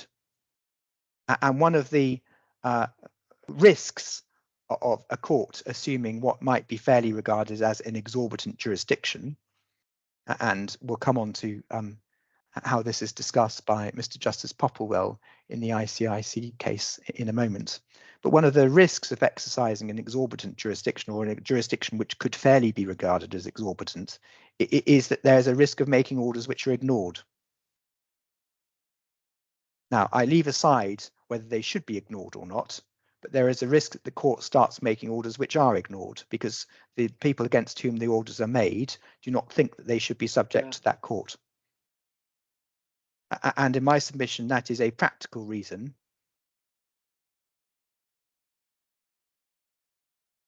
why the court should be very wary about taking a jurisdiction of that width. And when orders are ignored by people who are otherwise lawful and law-abiding individuals, that is a sign which is that something has gone wrong. So two other points I would make, Your Honour, in relation to section 2 of my submissions, which is in relation to the width of this submission. First of all, Mr. Bore, I think in his outline submissions, places considerable reliance upon the enforcement jurisdiction of the DIFC court. And as I understand his argument, he says is that, well, the DIFC court has a jurisdiction to enforce judgments. Sometimes that is pursuant to specific protocols. Sometimes that requires an action to be brought to enforce a judgment of another court. But he says that it has jurisdiction to enforce judgments, primarily under Article 7, and therefore the court has jurisdiction to grant interim relief in advance of the enforcement of an injunction under the decision in Broad Idea against Convoy. In my submission, that is a point without substance, because the enforcement jurisdiction of the DIFC court exists and only exists in relation to judgments which have been issued. In this case, the claimants have no judgments. They have only asserted causes of action. And under the judicial authority law, there is no sign at all that the court has jurisdiction to grant interim relief in relation to either causes of action or even under the Broad Idea issues which might in the future give rise to causes of action and therefore might give rise to enforceable judgments, because the enforcement jurisdiction of the DIFC court exists only in relation to judgments which have been issued. And then there is a second point, Your Honour, which is a new point Mr. Bore has advanced in his, I understand it to be new, I apologise for not right, but I think it is a new point, or at least the reliance upon it is new, in his outline submissions, which is there is deemed jurisdiction, and this is a point raised by the Chief Justice at the beginning. There's deemed jurisdiction under RDC Rule 12.2 and Rule 12.5. Now, I have at least 3 answers to that. The first is that is not the basis upon which the judge made his judgment. He did not find his judgment. He did not find jurisdiction based upon deemed jurisdiction. He found his he made his order on the basis of actual jurisdiction. And if Mr. Bore wanted to uphold that judgment on the basis of a different jurisdiction, i.e. deemed jurisdiction, he should have brought a respondent's notice to make an appeal about that. The second is that it is quite clear that deemed jurisdiction, whatever it means, does not in itself create jurisdiction if there is none. And we can see that in the textbook referred to by Mr. Bore. Could we just have a look at it briefly, please? Page 7534.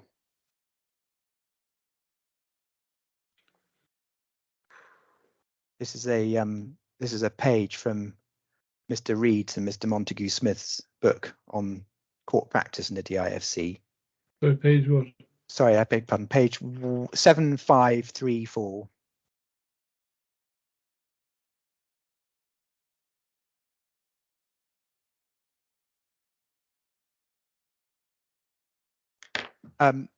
So at the bottom of the we see there in the notes at paragraph 12.5.2, submission cannot by itself confer jurisdiction, which is a familiar principle.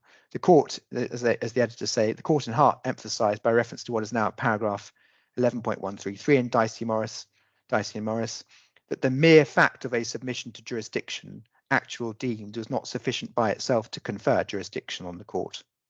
Merely removed objections that were personal to the parties submitting, but did not stop the defendants from challenging jurisdiction. Sorry, it's my fault. I didn't understand that. Can you explain it in words of one syllable for me? I'm not sure I can do it in words of one syllable, but I'll have a go at explaining it insofar as I understand it. In truth, I don't really understand the concept of deemed jurisdiction, deemed consent, because in this case, as I understand Mr. Ball's argument, what he says is that he went off to the court and got an ex parte freezing order, which we say, and that we have to assume for present purposes is correct, was made without jurisdiction. And then he says that my clients had an obligation imposed by rules to which they had not agreed to be bound to make a challenge by a particular date. And if they failed to make a challenge by a particular date, they were going to be deemed to have accepted the court's jurisdiction. Now, in my respectful submission, that is as bootstraps an argument as you will ever find. If one assumes, as one has to assume for the purposes of this proposition, that there was no actual jurisdiction, to find that a party is bound to have is to be found to have accepted jurisdiction in circumstances where they had never agreed to accept the jurisdiction of that court at all, in my submission, is wrong in principle. But as I understand paragraph 12.5.2, what that paragraph is saying is that the issue of the court's jurisdiction is always an issue that the court must consider if it is raised and if there are substantial grounds to raise. And it is wrong in principle for the court merely to assume jurisdiction by reference to some procedural order or some failure to make an application in time, because that gives rise to the risk of injustice, as we see in this case. In my submission, what this passage is saying is that if the court does not, as a matter of law, have jurisdiction over the case, then it does not have jurisdiction over the case, and it cannot be given jurisdiction by a deeming provision which relies upon a failure of one party to challenge jurisdiction by a particular time. So the rules, but for example, in many cases, you have the issue that the defendants lodge defences, whatever, file defences to the case. That's usually taken to mean they've waived any jurisdictional point. Are you saying that even then they can take a jurisdiction point? No, I think there is a difference in principle but there is a difference in principle between taking a positive step, such as filing a defence, and not taking a step to challenge. So there is a perhaps I can illustrate it in this way. Let's take the example of arbitration. Okay, we know how arbitration works. Somebody files a notice of arbitration or makes a statement of case in the arbitration against another party. If that other party files a defence and possibly even a counterclaim in relation to that notice without disputing the jurisdiction of the tribunal, then they are in nearly every jurisdiction I'm aware of to be treated as having submitted to the jurisdiction of the tribunal. If, however, they completely ignore the arbitration and don't take any steps in relation to it, then they are not to be treated as having submitted to the jurisdiction, even if, for example, the tribunal has made an order that they must respond by a particular date. They are entitled to challenge the jurisdiction of the arbitrators either during the course of the arbitration or indeed at the enforcement stage.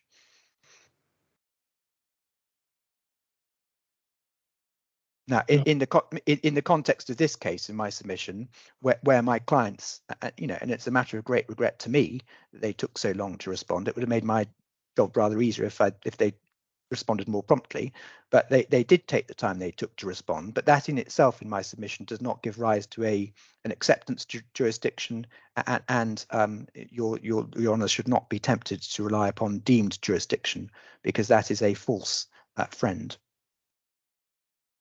Is there, do you have any authority to support, to help you in your argument? The reason is previously we have this conditional appearance and appearance. If you appear, you file into appear, then automatically you're conceding to jurisdiction. Otherwise, you have to file in a conditional appearance. But here you did not, you did nothing to it. So yeah, because you did not do anything to it, you are saying that you're not conceding to any jurisdiction. Yeah, that's precisely the point. Now, that completes what I was going to say on section 2, and I'm just looking at the time. Is it now quarter to 1? And, yes, is it now time in Dubai for quarter to 1? You want to? Is that a convenient place to stop for now? It's certainly convenient for me. I mean, your Honour's hands as whether it's convenient for the court. Okay, that's can we take what? How many minutes break? Judge Ali, 15 minutes. We said half an hour, I think. We agreed. Half an hour. 30 minutes. 30 minutes. Okay. 30 minutes. Yeah.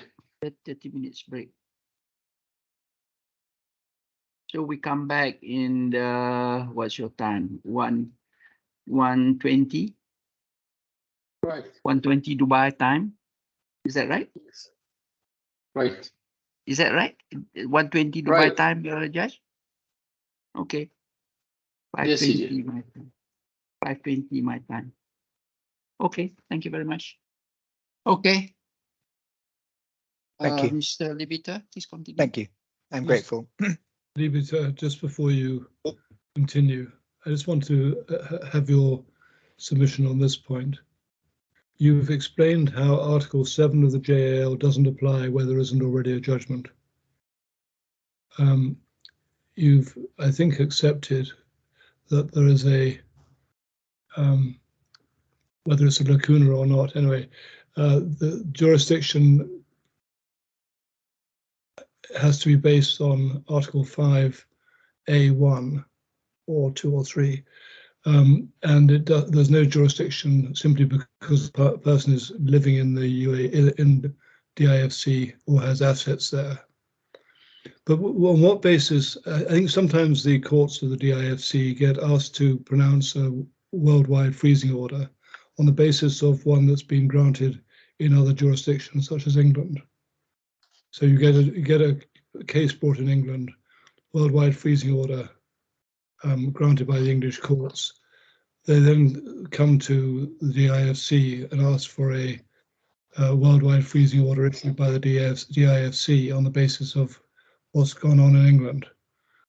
I think I'm right in saying that happens, and I think I granted one. I can't remember the precise details. On what basis is there jurisdiction for the DIFC court to do that? Well, in my submission, my primary submission is that the only jurisdiction of the court to make freezing injunctions or any form of interim relief would arise under Article 5(1)A of the Judicial Authorities Act, of the Judicial Authorities Law. And if freezing relief is sought in support of a freezing injunction made in a different jurisdiction, one still then needs to look at whether the court has jurisdiction under the Judicial Authority Law.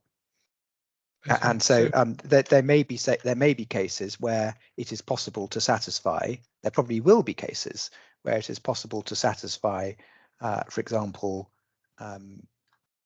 Article 5(1)B or 1C. Arising out of a contract or promise contract which is finalised or performed within the DIFC, or where the claim arises out of an incident or transaction which has been wholly or partly performed within the DIFC and is related to DIFC activities.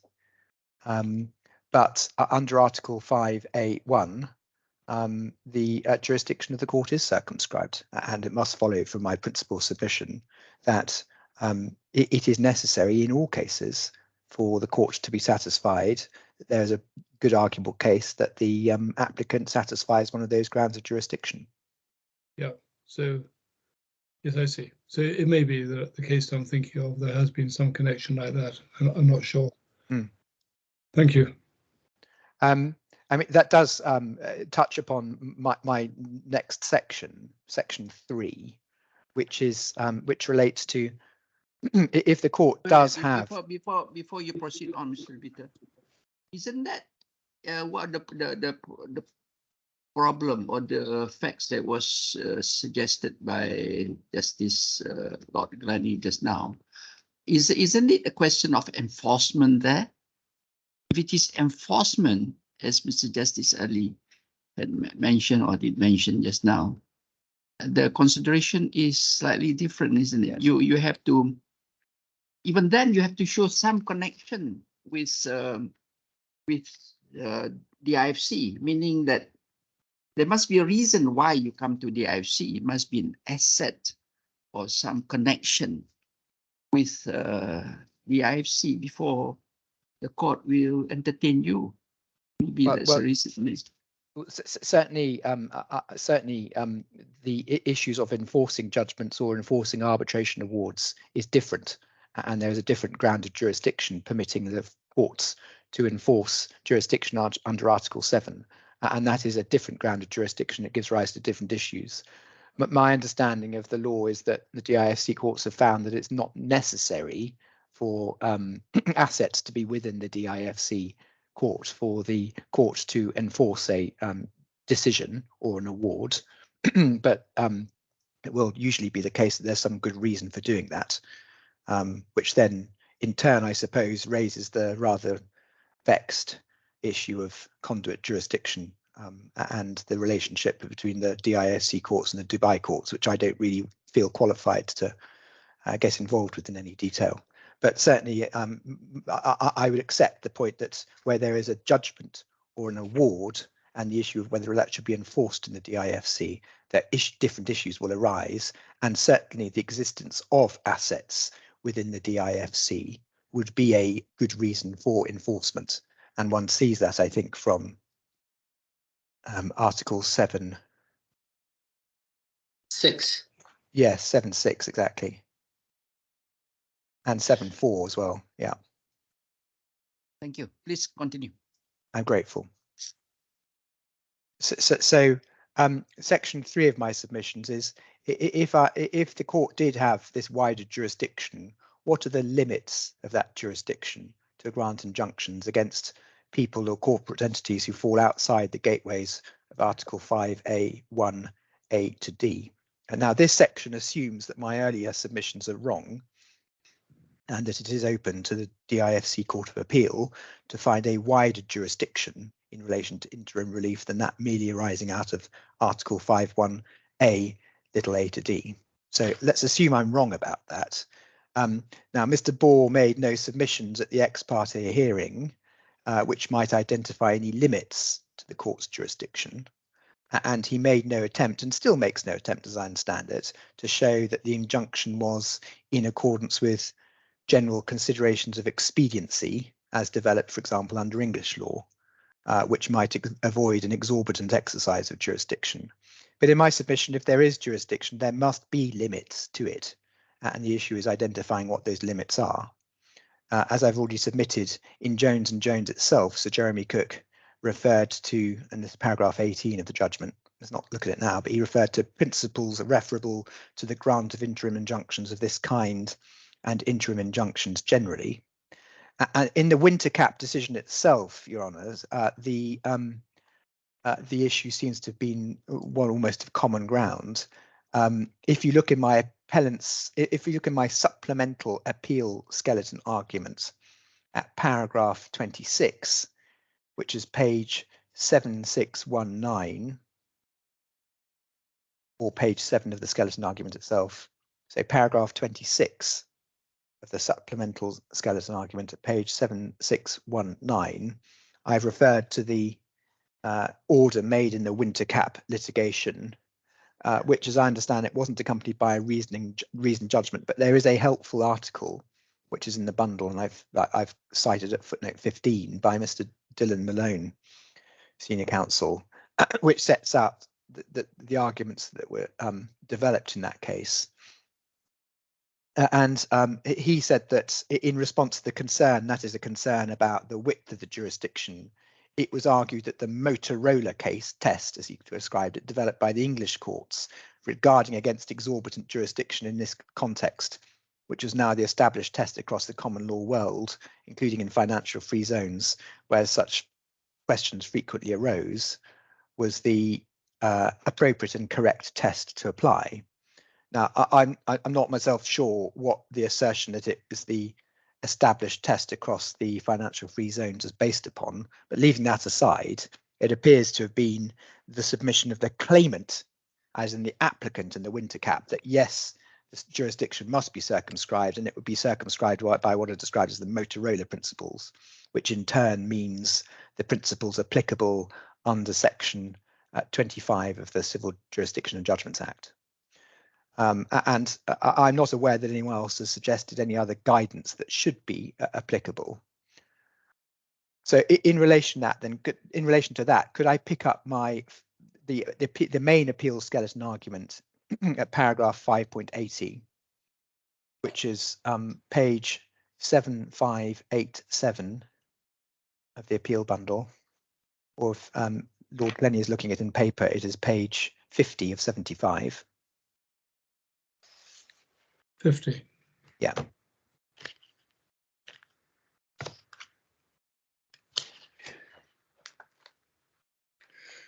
Can I just be clear where we are?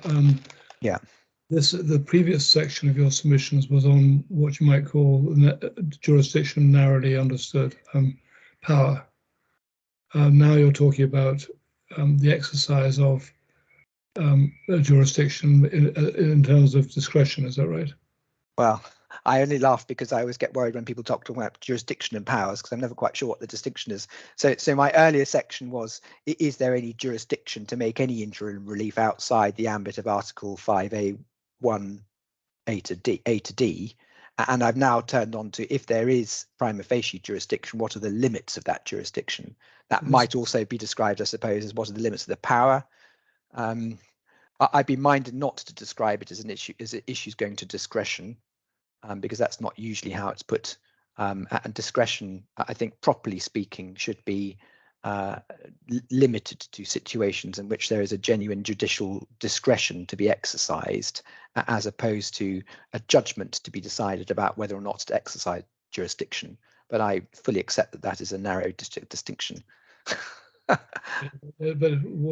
however we describe it, the point you're now dealing with is the point that the judge did not allow counsel to deal with. It is one of the points the judge does not allow counsel to deal with. Yes. Yes, I see. Thank you. So if you're with my learned friend on that point, then you might have to excise all these submissions from your memory. But I'm going to be making submissions later as to why you shouldn't do that. Yeah. And in my submission, to be very serious, this is important in my respectful submission, not just for this case, but for the DISC jurisdiction generally, because the jurisdiction itself has been troubled by different judges at first instance, understandably, for good reason, reaching slightly different analyses, and this point has not been grappled with. And in my submission, even leaving aside this case, it would be, in my respectful submission, useful for the court to grapple with it in this case if it feels so entitled to do. So if there is a jurisdiction, what are the limits of it, or how is it to be exercised? Looking at paragraph 5.80 then of my skeleton argument, I've referred to the ICICI Bank against Dominico, which is a judgment of Mr. Justice Popplewell, which I don't know if it's the leading, but it's certainly a frequently cited source of principles in relation to this area, because the judge in that case went through the important principles relating to the exercise of Section 25 of the 1982 Act and drew them all together in quite a useful way. In my submission, as I say in the second sentence in paragraph 5.80, although that decision considered the relevant statutory power in England, the section 25 itself, the way it's drafted, and the cases considering it, are concerned with and informed by common law jurisdiction, i.e. previous decisions relating to the proper limits of the jurisdiction of a common law court to make extraterritorial orders having regard to international comity. So these principles have been designed with an eye to avoiding exorbitant jurisdiction and with an eye to proper international comity. Now, in paragraph 5.81, I've suggested that paragraphs 12 to 27 of that judgment repay careful consideration, and if there is judicial time, I would endorse that. I note that the Mr. Justice Popperwell quotes Lord Justice Millett in the Chuogi case, saying it's a strong thing to restrain a defendant who's not resident within the jurisdiction from disposing of assets outside the jurisdiction. That is to say, it's a strong thing to give worldwide relief against a defendant who is not resident within the jurisdiction. And then he goes on to make this point, where a defendant and his assets are located outside the jurisdiction of the court seized of the substantive proceedings. It's, in my opinion, most appropriate that protective measures should be granted by those courts best able to make their orders effective. And in relation to orders taking direct effect against assets, that means the courts of the state where the assets are located, and in relation to orders in personam, including orders for disclosure, that means the courts of the state where the person enjoined resides. And so Lord Justice Millett is there setting out the practical point, which is also relevant to comity and is also relevant to avoiding exorbitant jurisdiction, that where you are looking at an order against a person, you should generally seek interim relief in the court in which the person lives, because they are the court who will best be able to ensure that the order is complied with, and the same goes for assets. Now, having considered that, in paragraph 27, which I quote on the next page, page 7588 of the judgment, Mr. Justice Popperwell summarises the principles that are applicable when the court is asked to grant a freezing order in support of foreign proceedings under section 25. And each of these in my submission is important. So point number one, it will rarely be appropriate to exercise jurisdiction to grant a freezing order where a defendant has no assets and owes no allegiance to the English court by the existence of an in personam jurisdiction over him, whether by way of domicile or residence or for some other reason. Protective measures should normally be left to the courts where the assets are to be found, or where the defendant resides, or is for some other reason subject to in personam jurisdiction. So pausing there, he's dealing with the point that had just been addressed by Lord Justice Millett in Chuogi, and we come up then against this slight difficulty or the wrinkle in the DIFC position, which is what is in personam jurisdiction in the context of the DIFC, where there are no gateways for permission to serve out. Now, because this part of my argument assumes that I'm wrong, and that the court does have some sort of jurisdiction to make this interim relief, in my respectful submission, if the court is searching for the meaning of in personam jurisdiction in the context of the DIFC court, all it could do would be to look to established principles of what in personam means in other courts. So point number one, it is necessary for in personam jurisdiction, and it should generally be left to courts which have in personam jurisdiction, or where the defendant resides or where the assets are. Point number two is also important. Where there is reason to believe that the defendant has assets within the jurisdiction, the English court will often be the appropriate court to grant protective measures by way of a domestic freezing order over such assets, and that is so whether or not the defendant is resident within the jurisdiction or for some other reason is someone over whom the English court would assume in personam jurisdiction. So again, pausing there, first of all, we note the Chief Justice's point earlier about what evidence is required. Well, the judge puts it in puts in the terms that there is reason to believe the defendant has assets within the jurisdiction.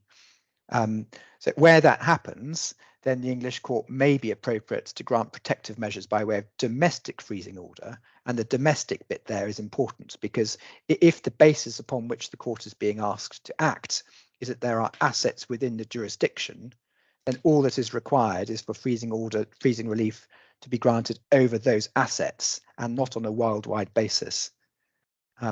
Now, that was not the order asked for in this case.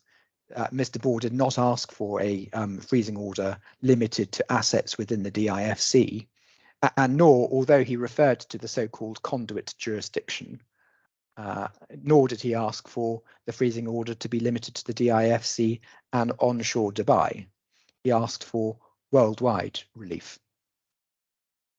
And that brings us on to point number 3 in the judicial checklist here, if I can put it that way. Where the defendant is resident within the jurisdiction, or is someone over whom the court has in personam jurisdiction for some other reason, a worldwide freezing order may be granted, applying the discretionary considerations explained in Choggi, Motorola and Banco Nacional cases. So the judge there is making the point which we saw earlier in the Collins article, which is that worldwide freezing relief is based upon in personam jurisdiction, because the injunction is granted in personam against the individual, and the individual is expected to behave in accordance with his or her allegiance to the court granting the injunction. And that is why it doesn't matter that the assets or the activities are based worldwide, because there is in personam jurisdiction against the resident, against the individual, sorry, I beg your pardon. There is in personam jurisdiction against the individual. That is the touchstone upon which it is appropriate to give worldwide relief. And point number 4, where the defendant is neither resident within the jurisdiction nor someone over who the court has or would assume in personam jurisdiction for some other reason, the court will only grant a freezing order extending to foreign assets in exceptional circumstances. It is likely to be necessary for the applicant to establish at least 3 things. First, there is a real connecting link between the subject matter of the measure sought and the territorial jurisdiction of the English court. Secondly, that the case is one in where it is appropriate within the limits of comity for the English court to act as an international policeman in relation to assets abroad, and that will not be appropriate unless it is practical for an order to be made, and unless the order can be enforced in practice if it is disobeyed. The court will not make an order, even within the limits of comity, if there is no effective sanction which could apply if the order were disobeyed, as will often be the case if the defendant has no presence within the jurisdiction and is not subject to the in personam jurisdiction of the English court. So this is the point I was making earlier, that it is necessary, and it is part of the established jurisprudence, that when making an order, it is appropriate to think of whether within the limits of comity the order can and should be enforced, which then brings us back to the point we were making before about it being a very strong thing for a finding of contempt to be made against an individual who is foreign and owes no allegiance to the court. So there is a practical requirement under B. And then the third factor is the just and expedient point. It must be just and expedient to grant the worldwide relief, taking into account the discretionary factors identified in paragraph 115, which are 1, whether the making of the order will interfere with the management of the case in the primary court; 2, whether it's the policy in the primary jurisdiction not itself to make worldwide freezing or disclosure orders; 3, whether there's a danger that orders will give rise to disharmony or confusion or risk of conflicting, inconsistent or overlapping orders in other jurisdictions; and 4, whether there is at the time of the order sought likely to be a potential conflict as to jurisdiction, rendering it inappropriate and inexpedient to make a worldwide order; and 5, whether in a case where jurisdiction is resisted and disobedience may be expected, the court will be making an order which it cannot enforce, going back to the practical point.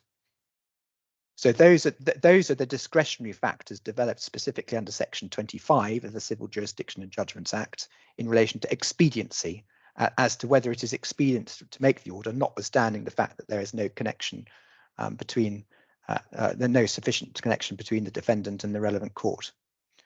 Now, none of those, literally none of those points were addressed by Mr. Ball when he made the application to the judge.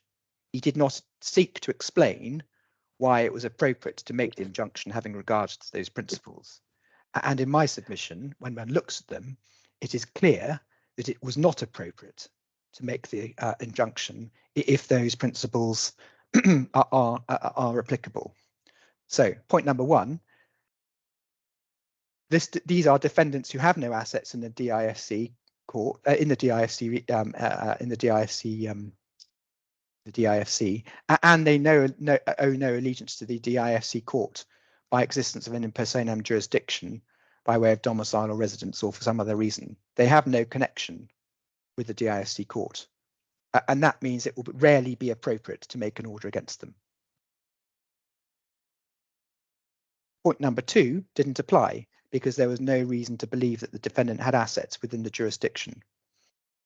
So point number two, because there were no assets, there was no reason to believe there were assets within the DIFC jurisdiction. Point number two didn't apply. But even if it had, I reiterate, then Mr. Ball should have asked for a domestic freezing order limited to the DIFC. He didn't do that. Point number three, worldwide freezing orders may be made where defendant is resident within the jurisdiction or there is in personam jurisdiction, but that is not the case here. The very essence upon which worldwide freezing relief has been developed, particularly in those three cases that referred to in the Collins article, the three cases in 1989 reported in 1990 in the English courts, the very basis of those cases, which is that there is in personam jurisdiction, was missing in this case.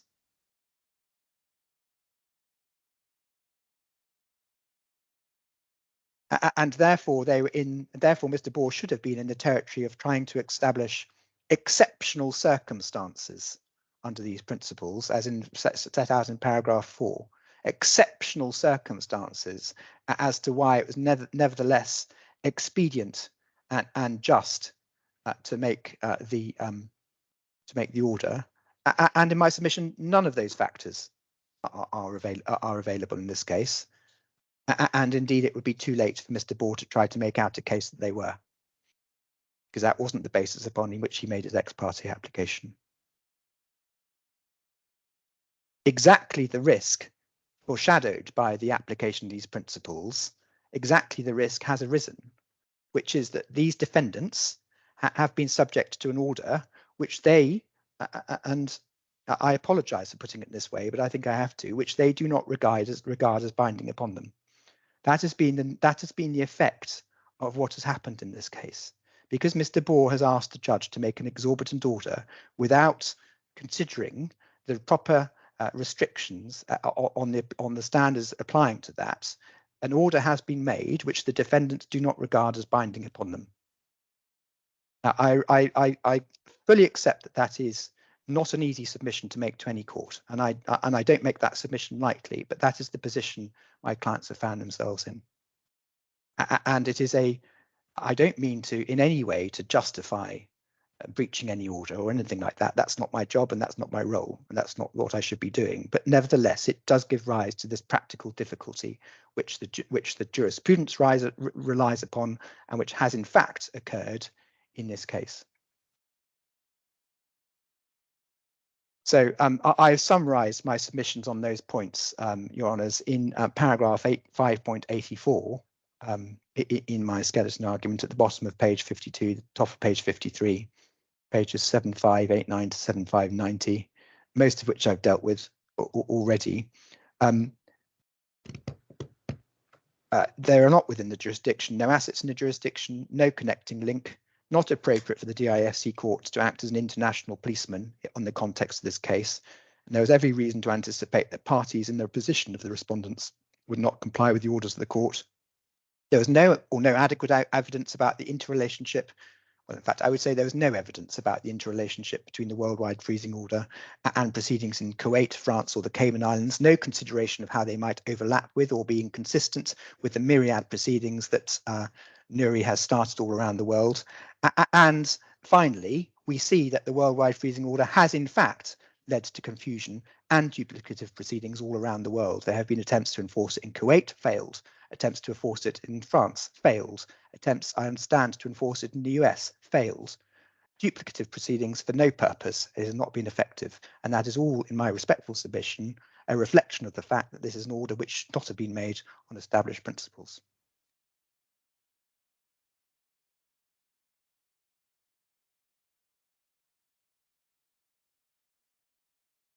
Your Honour, that takes me then on to section 4, if I may. So I leave then aside the points about how this jurisdiction should be exercised if it exists. And I then turn to point number 4, which is Mr. Bohr's starting point. Should the judge have permitted submissions on other issues relating to whether the freezing order should have been made? So we submit that the judge's decision to refuse to hear any issues other than on the first narrow point of jurisdiction was wrong and wrong in principle. If I may be permitted to use some Latin badly, audi alterum partem is a key tenet, so the other party will be heard. It is a key tenet of all legal systems. And in this case, my clients have been found in contempt without the bulk of their submissions having been heard. And in my respectful submission, that was unfair.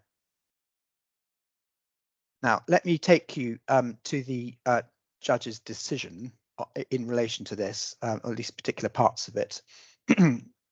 The transcript of the judgment is in bundle F, tab 2, page 1611.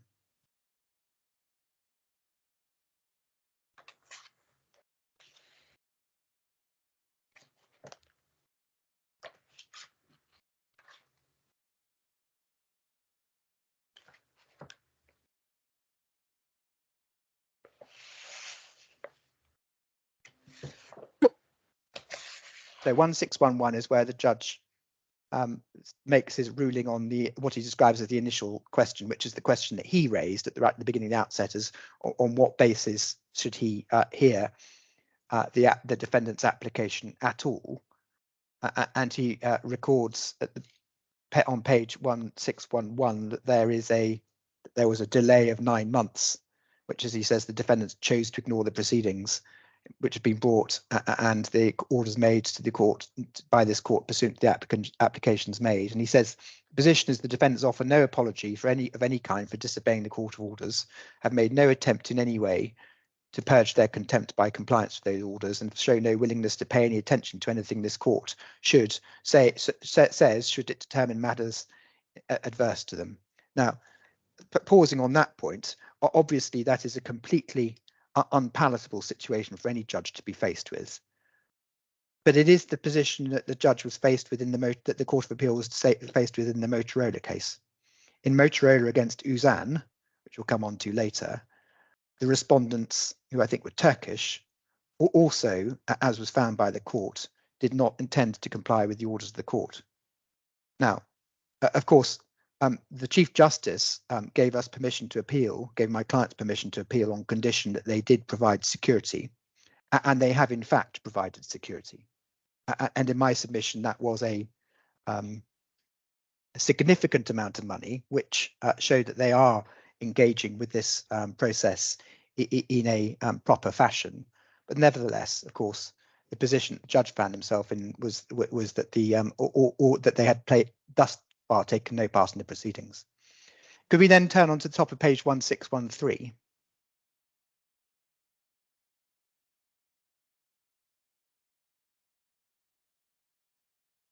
Top of page 1613 refers to Mr. Pacifica's submissions. Mr. Pacifica, of course, was the advocate for my instructing solicitors who presented the case at first instance, and he cited, as was proper, paragraph 50 of the Motorola case, where the Lord Justice says this, and I'll just read it because it's useful for the time being to bear it in mind.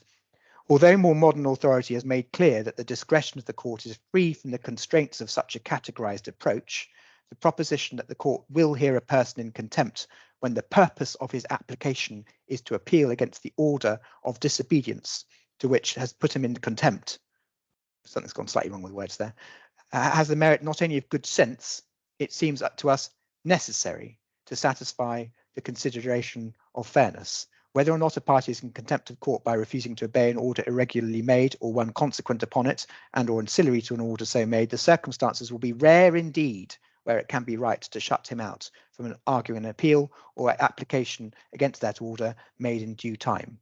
Now, of course, the made in due time is important, and I'll come on to that later. But the point of real substance, which my submission is correct, is that it is necessary for considerations of fairness to hear a person accused to be in contempt on why the order of which he or she is alleged to be in contempt should not have been made. And if that is not done, it is not fair. Now, the judge went then on to refer to preceding paragraphs in the judgment, and he noted the citation from the Arab Monetary Fund against Hashim and quoted from the judgment of Lord Bingham. He said, "From these speeches it is, I think, clear that it is wrong to take as a starting point the proposition the court will not hear a party in contempt and then ask if in the instant case if the instant case falls within an exception to the general rule, it is preferable to ask whether in the circumstances of an individual case, the interests of justice are best served by hearing a party in contempt or by refusing to do so, always bearing in mind the paramount importance which the court must attach to the prompt and unquestioning observance of court orders." And then the judge, Sir Emery Cook, went on to say at top page 1614 that there was a tension between the dictum of Lord Justice Potter and Lord Bingham. In my respectful submission, there was no tension at all. Lord Bingham, in the Arab Monetary Fund, was dealing with the general issue of whether it is proper to hear a party in contempt.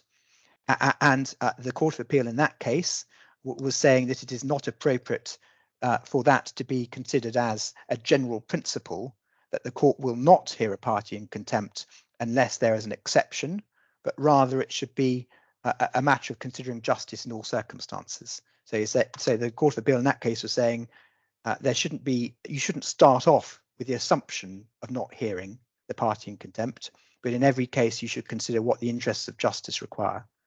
So that was the point Lord Bingham was making.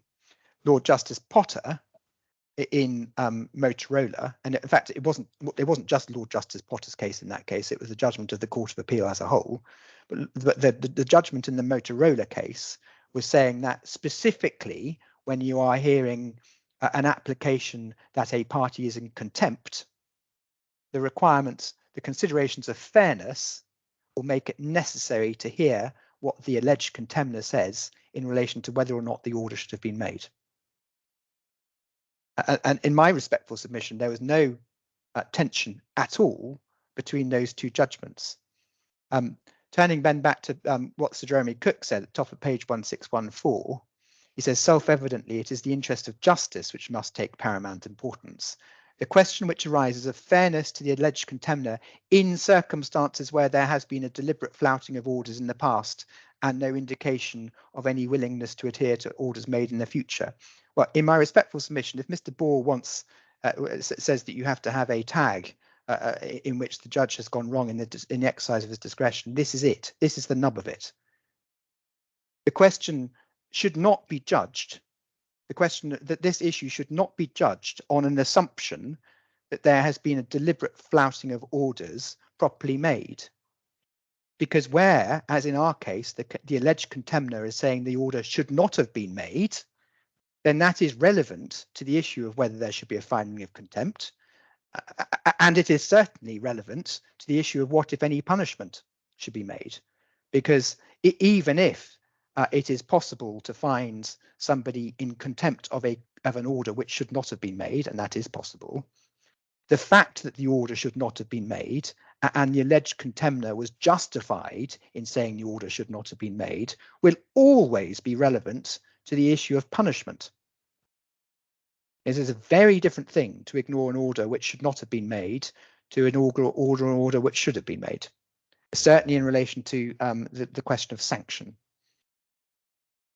So in my respectful submission, Sir Jeremy Cook did make an error of principle there. Sorry, the Chief Justice is saying something. I'm not sure as to me. Sorry, before you proceed. Yeah. what was the justification for your clients not responding to that order by the court? What was his reason? For 9 months, he did not come. What's the reason given? Let me take you to the evidence that was the evidence that there was about that. Yes. Which is on page 4821. 4821. Okay. 4821. 4821. Okay. Now this is this is a page 11 in the witness statement of Mr. Ahmed, who is the son of the first defendant and is himself the second defendant. Sorry, just forgive me, my computer's frozen. I believe that the Azmi was shooted. So yes, so the relevant provisions are paragraph 79 to 96.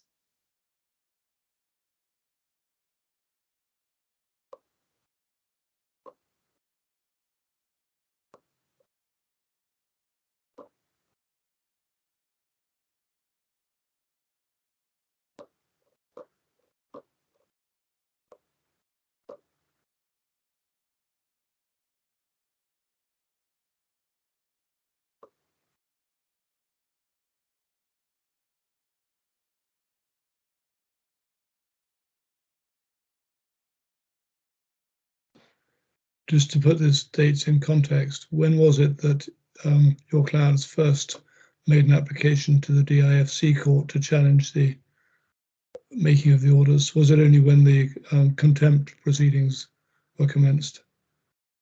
And that was the contempt proceedings were the 1st of August 2022, and the application to set aside the order was the 24th of August 2022.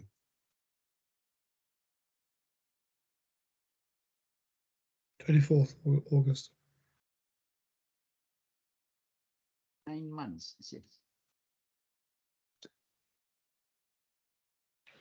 So paragraphs 79 to 96 are the evidence that was put in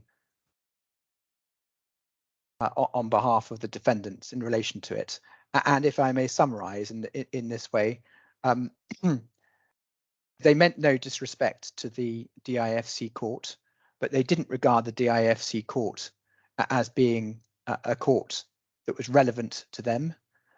And they regarded the application for the freezing order and the making of the freezing order as another part of the 25-year history of proceedings brought by their brother, by the first defendant's brother all around the world. And they regarded and they thought that it was likely that the Kuwaiti proceedings would fail, and that with it, so too would the worldwide freezing order. Now, I don't quite understand paragraph 86. Mm-hmm. I understand the first part. They didn't expect that the freezing order would be issued at all. They then had to attend to devastating consequences of attempted enforcement in various parts of the world. Surely, you may not have thought that the DIFC court would grant the order, but once it had done so, and once these problems started occurring around the world, the obvious thing to do would be to go to the DIFC rather than firefight in 100 jurisdictions. Well, Your Honour, yes, I accept that, and they didn't do that because they didn't do that, and they did so at a later stage when they realised that the DIFC court was about to be asked to make a finding of contempt. And of course, it would have been much better, and my job would now be much easier if they'd acted more promptly. But the reason they did that, it might not, it probably doesn't appear to a lawyer in the situation of everybody appearing on this hearing at the moment to be good reasons, but against the backdrop of family disputes and a history of vexatious proceedings all around the world, and against the backdrop of a confident expectation that the Kuwaiti proceedings were hopeless and would be dismissed, as indeed they have been, or at least the first set of proceedings upon which the freezing injunction was based have been dismissed, and the only extant proceedings, as I understand it, is the proceedings in which the expert has determined there is no case to answer. Against that backdrop, even if the reasons are not good, one might think they are understandable. Is there any statement of apology to the courts? Any statement of apology? There is the statement, Your Honour, is at paragraph 85. 85. They did not mean any disrespect to the DIFC court.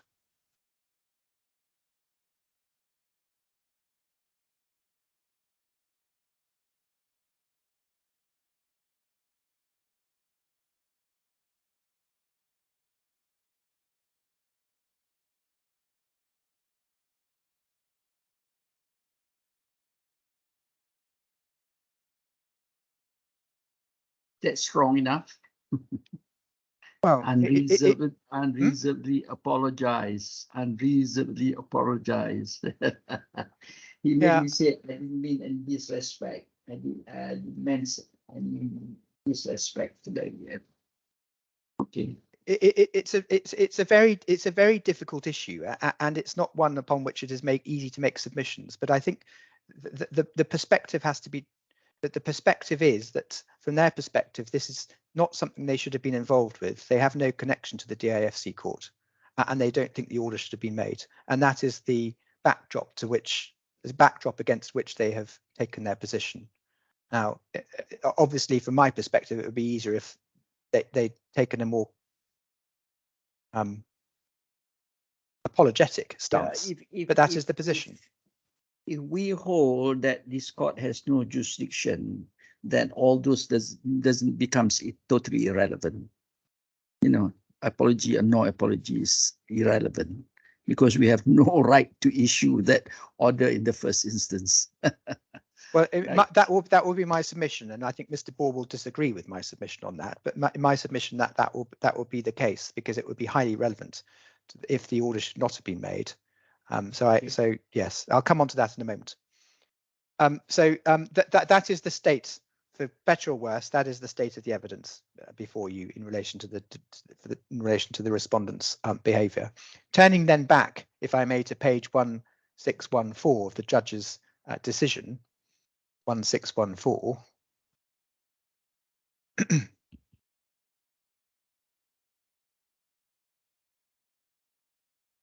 I've made my submission that there's an error of law in finding that there is a competing tension between the dicta of Lord Justice Potter and Lord Bingham. And then the judge goes on to say, when one reads all these paragraphs together, there is perhaps a degree of surprise in finding Lord Justice Potter, who's generally known for his robust approach, taking the line that he actually did. Well, in my respectful submission, there are a number of things wrong with that. First of all, it wasn't just Lord Justice Potter, it was the Court of Appeal as a whole. Secondly, there is no tension between the principles. And thirdly, it shouldn't be a matter of surprise. My respectful submission, it should not be a matter of surprise. And as I will show you a bit later, it wouldn't have been a matter of surprise to a more youthful Mr. Justice Cook in Yuzhang case itself. That should be the case, because as a matter of principle in my submission, it should always be, or at the very least should nearly always be, only save in its exceptional circumstances, appropriate for any judge to hear a contemner make submissions in relation to whether the order of which he or she is alleged to be in contempt should have been made, because that is the very essence of justice. So that if I can then take you to suppose, sorry, just picking up that point. It's always dangerous to get on one's high horse about things, but there's a difference, isn't there, between a situation where, as the Chief Justice has pointed out, your clients ignored the order for 7 months or 9 months or so, and is carried on as though it didn't exist, and someone who comes to court having maybe left it a few weeks, not complied with a deadline of giving disclosure and this, that, and the other, but then comes back quickly. It may be just a question of degree, but is the court allowed to take that sort of degree into account? It's cast in black and white terms by the judge. Well, in my respectful submission, the only basis upon which the USAN case can be distinguished and was in fact distinguished by the judge and is now relied upon by Mr. Ball is the lateness of the application, right? Because in the USAN case, the respondents were not going to comply with the orders of the English court, come what may, and they still wanted to appeal, and the Court of Appeal said they could. But it is right to say that they had appeared at the return date, and then when the return date went against them, they then appealed. So they had done things in time. So that is the point of distinction. Now, in my submission, the fact that the challenge in our case was not made promptly does not make the original order correct. That's obviously correct in my position. The fact that the challenge was not made promptly does not make the original order correct. To refuse to hear a challenge to an order simply because the application is made late will cause substantial injustice if, as one must assume for the purposes of the application, the order should not in fact have been made. Assume the order should not have been made, a failure to comply with the rules of court about when the application should be made is in my submission of little weight by comparison with the injustice of being subject to an order that should not have been made. And I do say it's a little bit like, or an analogy can be drawn with an arbitration award which has been made against a respondent who has taken no part in the arbitration because they regard the arbitration as being without jurisdiction. It is open to that party to challenge the award at enforcement if they've taken no part in the arbitration. Now, under the rules of the DIFC court, of course, my client should have acted more promptly, no doubt about that. But their position is that they should not have been subject to the jurisdiction of the court at all, and therefore the court rules should not have applied to them. And in that context, in my submission, the court should hear submissions in circumstances where the application is made late.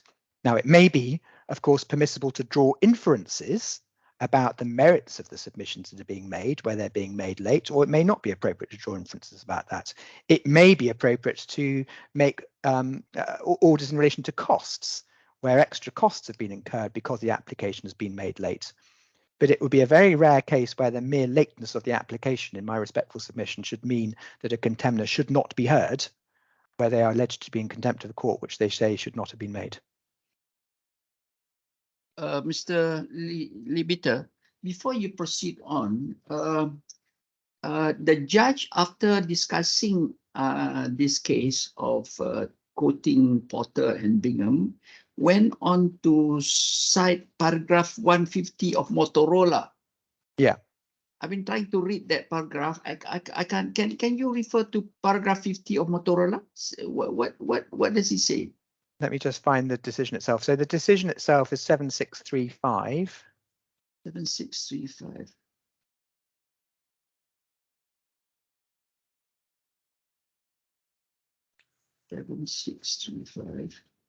Okay.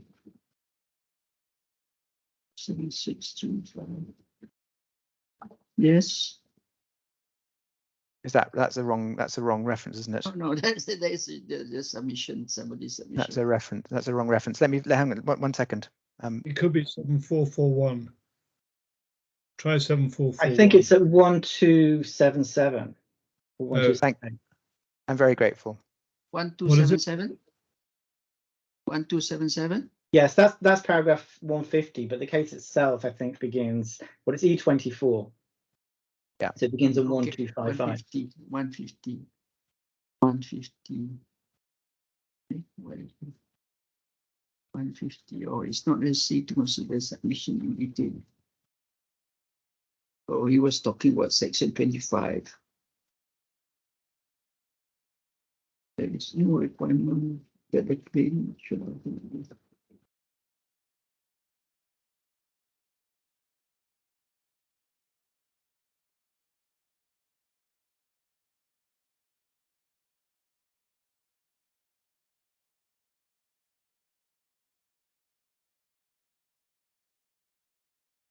Yeah.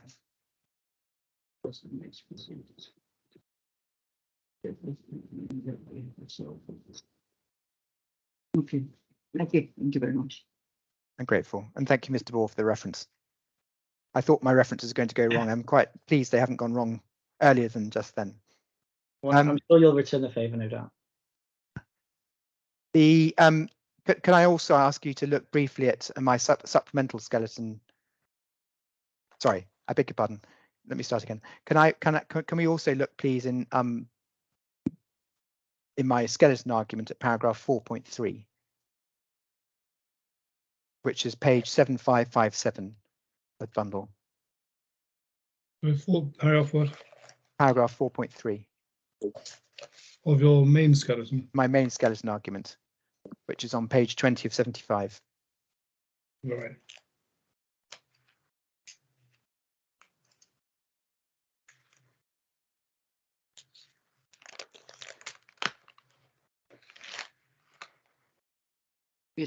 Page number again, please, Mr. Page Nebo. 7557. 7557. Thank you. 7557. Thank you. So paragraph 4.3 to 4.4, I've referred to the general principle and also cited Mr. G's case at chapter 20, section 12, which can also be found on page 6306 for Lord Glennie's note. And in particular, the point at the top of page 7558. The contemnor is not to be precluded from making an application or advancing an appeal in the action for the purpose of seeking to set aside the very order in respect of which he is in contempt, or an earlier order on which that order depends. This principle may be overridden if the contempt, if persisted in, would impede the course of justice. There's no other reasonable and effective means of securing his compliance. Impeding the course of justice means making it more difficult for the court to ascertain the truth or to enforce the orders which it might make. In my submission, that those issues in relation to impeding the course of justice do not apply in our case. And then Mr. G goes on to say the contemnor will be shut out from arguing an appeal against an order of contempt committal only on the rarest of circumstances. And then if we go on to page 7559, picking up paragraph 4.8.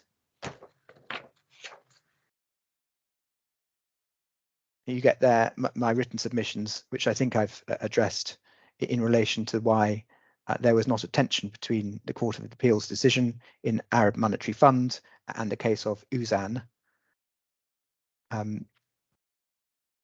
In particular, I do say there's a meaningful similarity between the Uzan case and this case. In that case, Lord Justice Ricks gave permission to appeal because the relevant orders were, as he described, at the creative edge of a divide between comity and exorbitancy. And I say that on any view, we are the same position here. And then I go on to make the same points about timing, which I've already made.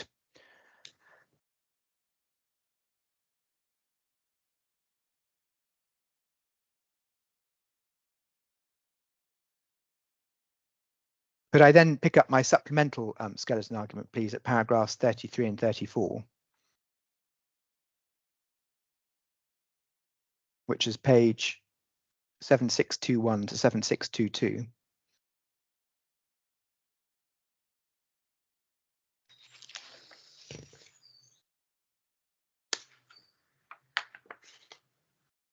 So paragraph 33, I make the points I've already made about fairness.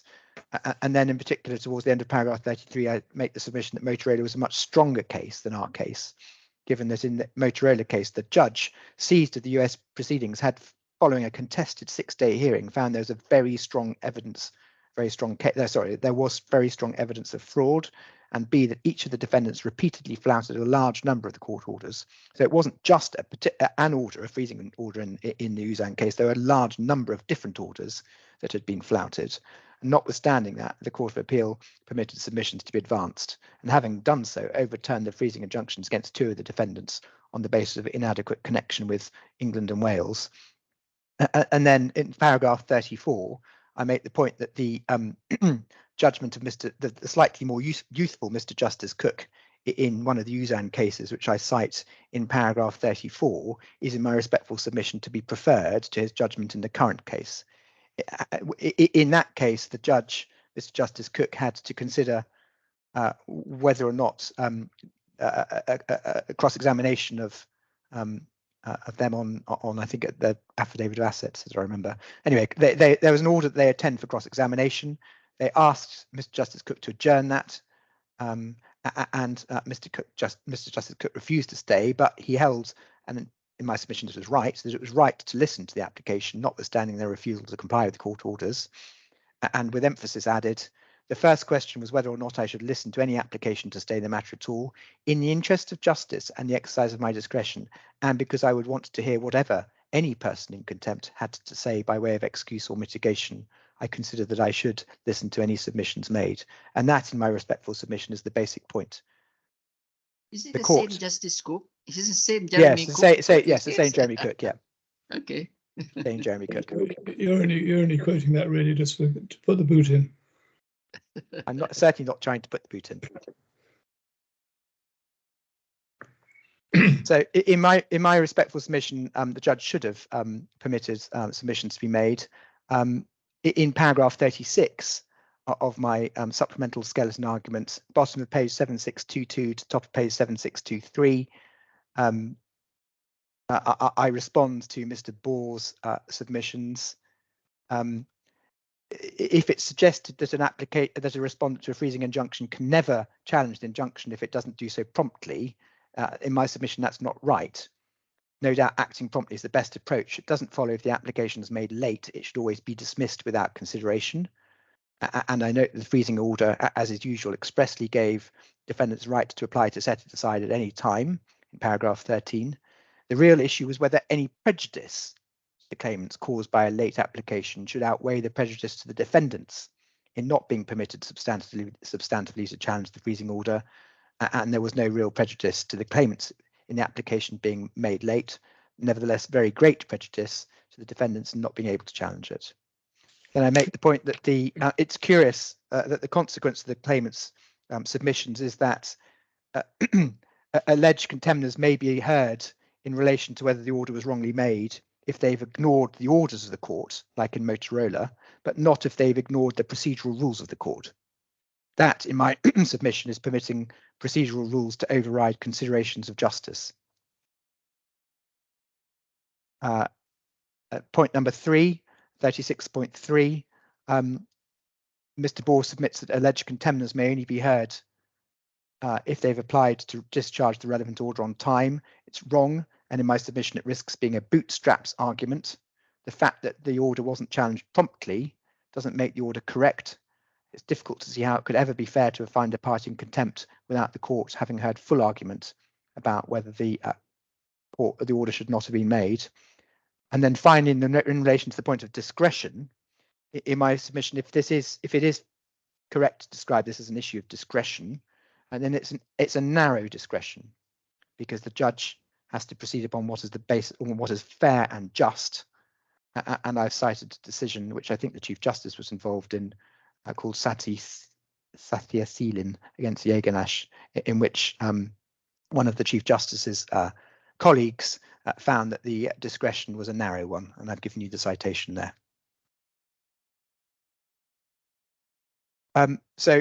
Your Honours, unless I can assist you further on that issue of whether the respondent should have been heard, I'm then going to turn to section 5, which is whether on the facts of this case the freezing injunction should have been made. And I can probably take this briefly because I've dealt with quite a lot of the facts already. A precondition of an application for a freezing injunction is that there is a good arguable case in relation to substantive claim and in relation to which the quantum is properly set out. In my submission, there is no good arguable case in this matter, and there never has been. I set this out in some detail in our original skeleton argument, paragraph 6.15, page 7594.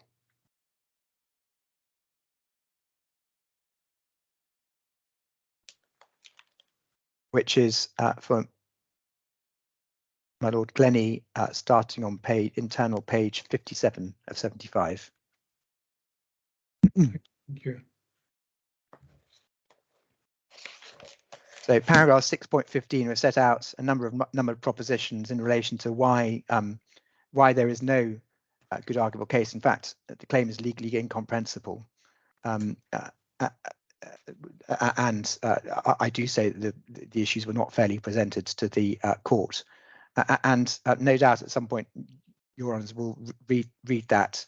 But can I just particularly highlight the points I make in 6.15.5 to 6.15.8, if and to the extent the complaint is that the transactions, i.e. the so-called CPUIT and Metanic transactions, if the complaint they are not properly made or they were made at an undervalue or impeachable for some reason, the claim would be in the name of UEL, which is under the jurisdiction of the Cayman Islands Court. If and to the extent that the complaint is that distributions or dividends were not properly made by UEL in relation to those transactions, that would be a dispute under the shareholders agreement in the name of SANDRA Holdings. And I remind you that the jurisdictional clauses in the shareholders agreement were in favour of the courts of the Grand Court of Cayman Islands and also the courts of Massachusetts. Nothing to do with Kuwait. The Kuwaiti proceedings do not make those claims. They rest on an unstated assertion that the CPUIT and Metanic assets were the property of one or other or perhaps both of the claimants, which clearly they were not at any time. They were the property of UEL, in which Sandra Holdings was a shareholder. Now, Mr. Bors only answered that at the first instance, at the ex parte hearing, and I think his only answer to it now is that Kuwaiti law does not recognise a reflective loss principle. But with great respect, the reflective loss principle it acts as a defence. It does not create a legal claim.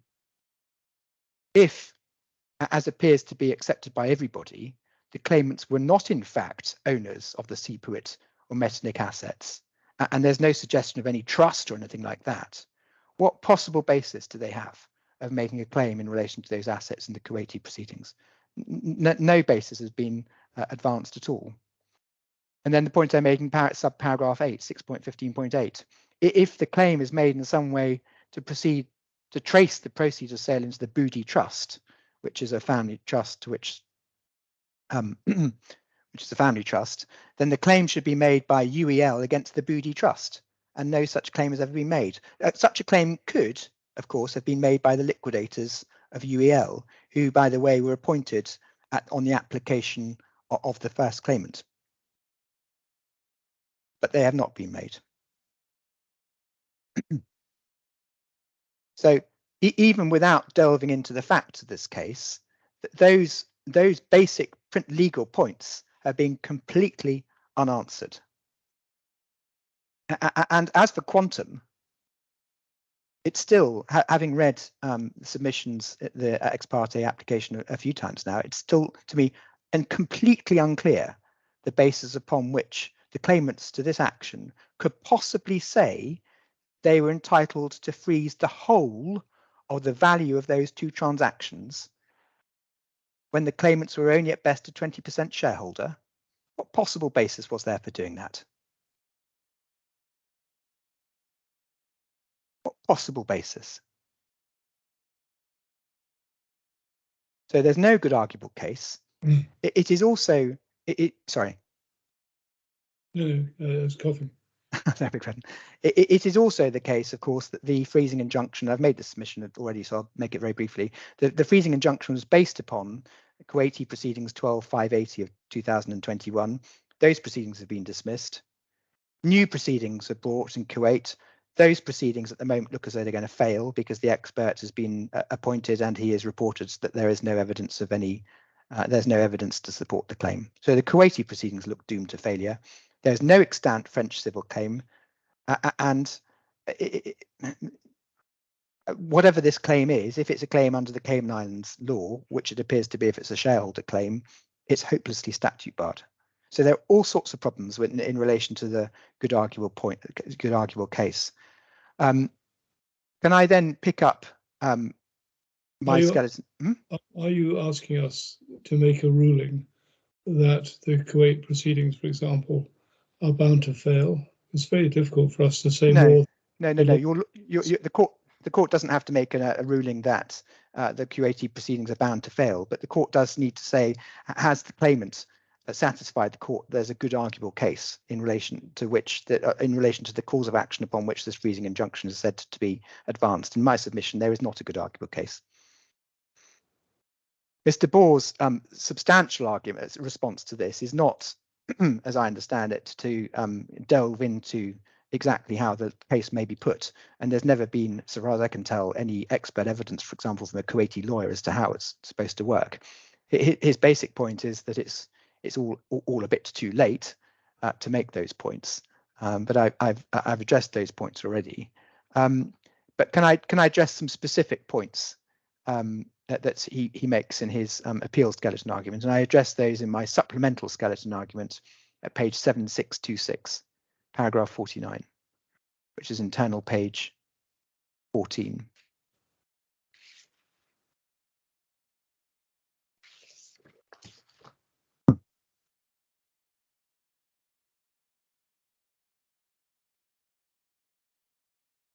So in relation to the points that are made in support of the good arguable case, in my submission, the points that are made are unpersuasive for the reasons I set out there. And perhaps I don't need to trouble you with them anymore at this stage. And we'll see how Mr. Bohr deals with them in his arguments. So that's probably all I need to say in relation to that issue. And that takes me then on to the final point, section 6. With consequential issues. If you're with me that there was either no jurisdiction at all, or if there was a jurisdiction, it was a jurisdiction akin to that summarised by Mr. Justice Popplewell in the Dominico case, then in my submission, the freezing injunction should be set aside. And the costs orders in favour of the claimants should be set aside. My clients should be entitled to the costs of the proceedings at first instance and also the costs of the appeal. And we should be entitled to proceed to make a claim on the claimant's cross undertaking in the freezing order.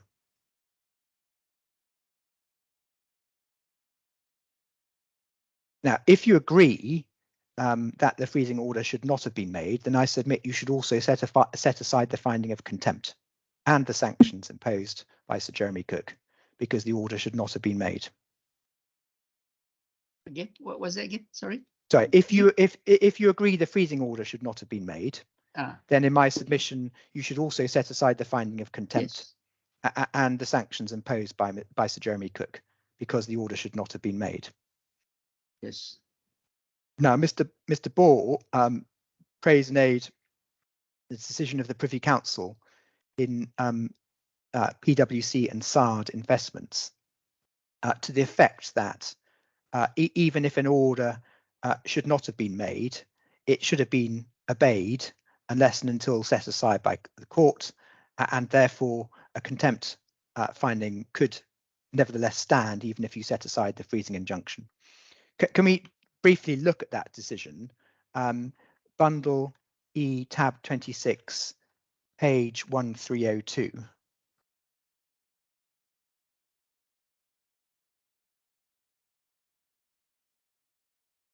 So this is a decision of the Privy Council on appeal from the Court of Appeal of Bermuda in a case called PwC against SARD Investments Co., which related to whether a court had jurisdiction to make a winding up order.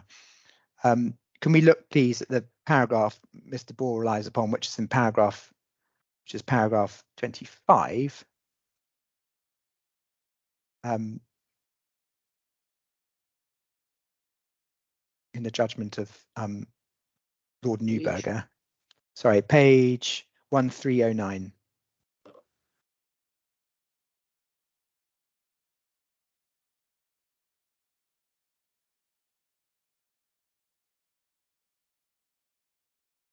So if you have 1309, paragraph 25, it's talking about the consequences of what happened when a winding up order is made in relation to which the court didn't have jurisdiction. And Lord Neuberger refers in the 6th line, I think just at B, the short and well-established ground that an order made by a court of unlimited jurisdiction must be obeyed unless and until it has been set aside by the court, and cites Lord Diplock in another Privy Council. So Mr. Bohr says, well, that should apply in the DIFC court, and therefore the order should be made unless set aside. Now, there is a spectrum in my submission, and that at one end we have courts of unlimited jurisdiction, like England or Australia or Malaysia or Scotland, and at the other end we have arbitral tribunals. So at the end of the spectrum, which is sovereign courts of unlimited jurisdiction, there's undoubtedly a rule that orders must be obeyed unless set aside, and we see that in the Privy Council. At the other end of the spectrum, we have arbitral tribunals in relation to which a party is entitled to ignore award and completely ignore an award if it was made without jurisdiction. Now, the DIFC court is a court of limited statutory jurisdiction. And I would submit that in the context of this order, where an order was made without jurisdiction, it would be a strong thing for the court to require a contempt finding to stand, notwithstanding the fact that the defendants were correct to understand the order was made without jurisdiction. So that is a matter for the court, and I can see that there are all sorts of difficult and complicated policy issues which might arise, but in my respectful submission, it would be a strong thing to require a contempt finding to be to stand in relation to a court order which is made without jurisdiction. And in any event, in my submission, the sanctions should be set aside if the order is set aside. I mean, this case, PwC against SALEH Investments, is the judge saying that that order should not have been made in the first instance? Yes, wrongly made. The order was wrongly made. What was the reason the order was wrongly made? No jurisdiction. Excess of jurisdiction. Yes, I think it was a established ground that an order made by a court unlimited jurisdiction must be obeyed unless and until it has been set aside by the court. Yes. And he quoted Lord Diplock in Isaac against Robertson's. So, and then he goes on to say, judges have held they cannot go behind a winding up order, i.e. that it must be treated as valid and effective, albeit, but here there is no question of jurisdiction, isn't it? Well, I think slightly arguing against me. I think there was a point of jurisdiction because the issue there is that the Supreme Court, the Bermudan courts had sought to wind up an order in respect of an overseas company, and under the relevant Companies Act in Bermuda, there was no jurisdiction to do that. So I think, properly speaking, it did go to jurisdiction. Yes, that appears from the second line of paragraph 25. Yeah. The Supreme Court of Bermuda did not, in fact, have jurisdiction. Yeah. Oh, I see. Okay. Except that even though the Supreme Court did not have, in fact, jurisdiction to wind up, the order made to wind up, must at least be set aside by subsequent order be treated as effective in law. Okay. What is meant by a court of unlimited jurisdiction? Well, as I understand it, it means a sovereign court, which has the same jurisdiction that the Court of England, that the High Court of England and Wales has, which is a sovereign court of jurisdiction which is unlimited by statute, does not owe its basis to statute. I see. And then finally, in relation to consequential matters, I would ask that if you're with me, the sums of money standing in court, which my clients have paid in, should be paid back.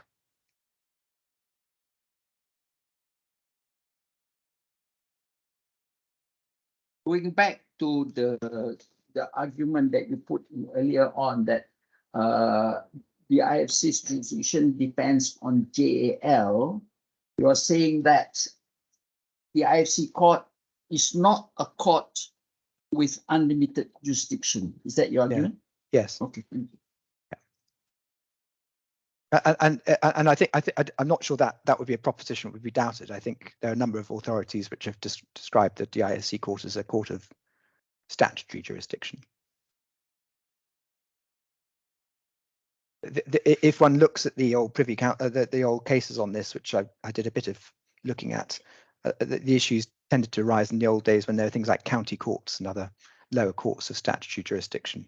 But we don't need to get into that. So Your Honours, I said that I'd probably be less than a full day on my submissions. I've tried to be concise, although the issues are important. But those are my primary submissions, unless I can assist you further. Mr. Leviter, I mean, if you allow me to ask Please. this question. Please. In the hypothetical question that the court might not find jurisdiction, but as Mr. Bohr says, your client still in contempt, and the contempt order must be there, which is against your will.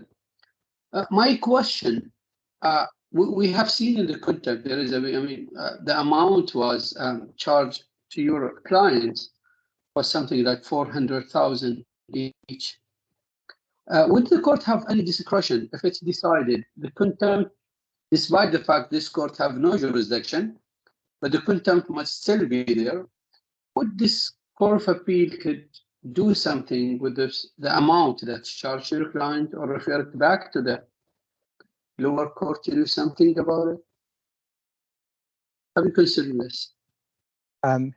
Yes, I think it must follow from my primary submission that where the order should not have been made and the court should not have taken jurisdiction over these defendants at all, then it would follow that a contempt order should not be found. Now, if you're against me on that, then I would certainly submit that, assuming you do have some sort of, I suppose, ancillary jurisdiction to deal with contempts, notwithstanding the fact you don't have substantive jurisdiction, then that would then be within your authority to alter the sanction, or indeed remit the issue of what sanction was appropriate to the court at first instance. And in my respectful submission, even if you thought that the contempt should stand, notwithstanding the fact order shouldn't have been made, and obviously I disagree with that, but if you thought the contempt should stand, then it would certainly be appropriate significantly to reduce the sanctions, because the failure to comply becomes much more comprehensible. I see your point. Do you need to refer to any authority or any like rules or anything that would empower this court to do so? No, I'm not aware that there is any authority empowering the court to do that. Or But, maybe until sorry, tomorrow you might think of something. Yes, let me think about that. So, yeah, I'll come back to you tomorrow on that. Thank you. Okay. Anything else from you, Judge Lord Glennie? No questions? No, thank you. So, Mr. Ball, you want to start now? I'm wanting to start now. If I could have a 5-minute break, that would be very useful. Sure. 10-minute break. Okay, we'll take a 5 or 10 minutes break. Okay. But then we have only about an hour. Okay, we'll take a 10 minutes break. Come back in 10 minutes. I'm happy to do 5 minutes if that's helpful. 10, 15 minutes, doesn't matter. Don't worry. 10 minutes. 10 minutes. You take a 10 minutes. 5 minutes too short. Thank you. Okay.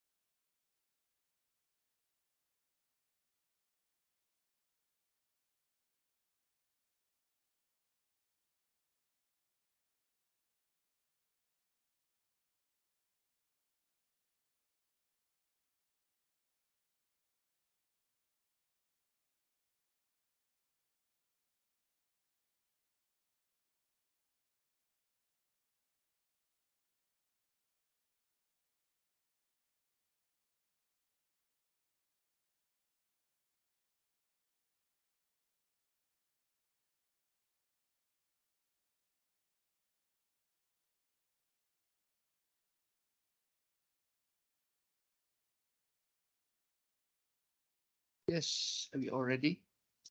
Glennie's not here.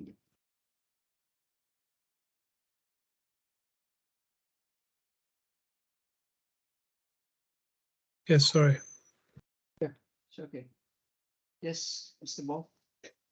Good afternoon. So before the court, there are in essence two appeals, and I think this distinction has been overlooked today. The first is an appeal against the decision not to set the order aside, and the second is an appeal in relation to the finding of contempt. What we say in broad strokes is that to win on the appeal in relation to the set-aside application, what the defendants will need to show is that the DFC court has no jurisdiction over the defendants who fail to contest jurisdiction, who have assets in Dubai, and we say possibly in the DFC, and I'll come back to that later, who are subject to international claims involving serious wrongdoing. And we say that this would be completely contrary to the authorities and the policy issues which underpin them. And the court, of course, would have to, in reaching that decision, overlook the next decision of the Court of Appeal, overlook the judgments in Latif and Jones. It'd have to ignore the broad idea decision of the Privy Council. And we say that the appeal in relation to that will fail. To win on the appeal in relation to contempt, the defendants will need to show that there should be no sanction imposed on a party who completely ignores a WFO, who fails to apologise, who fails to purge their contempt, and who acts disgracefully in other ways, which I'll come to in a moment. And we'd say that this would be contrary to every authority. The authorities are quite clear that once an order has been made, it needs to be obeyed. And similarly, a win for the defendants will undermine the reputation of the DIFC court as an international court and encourage unscrupulous parties to ignore orders of the court.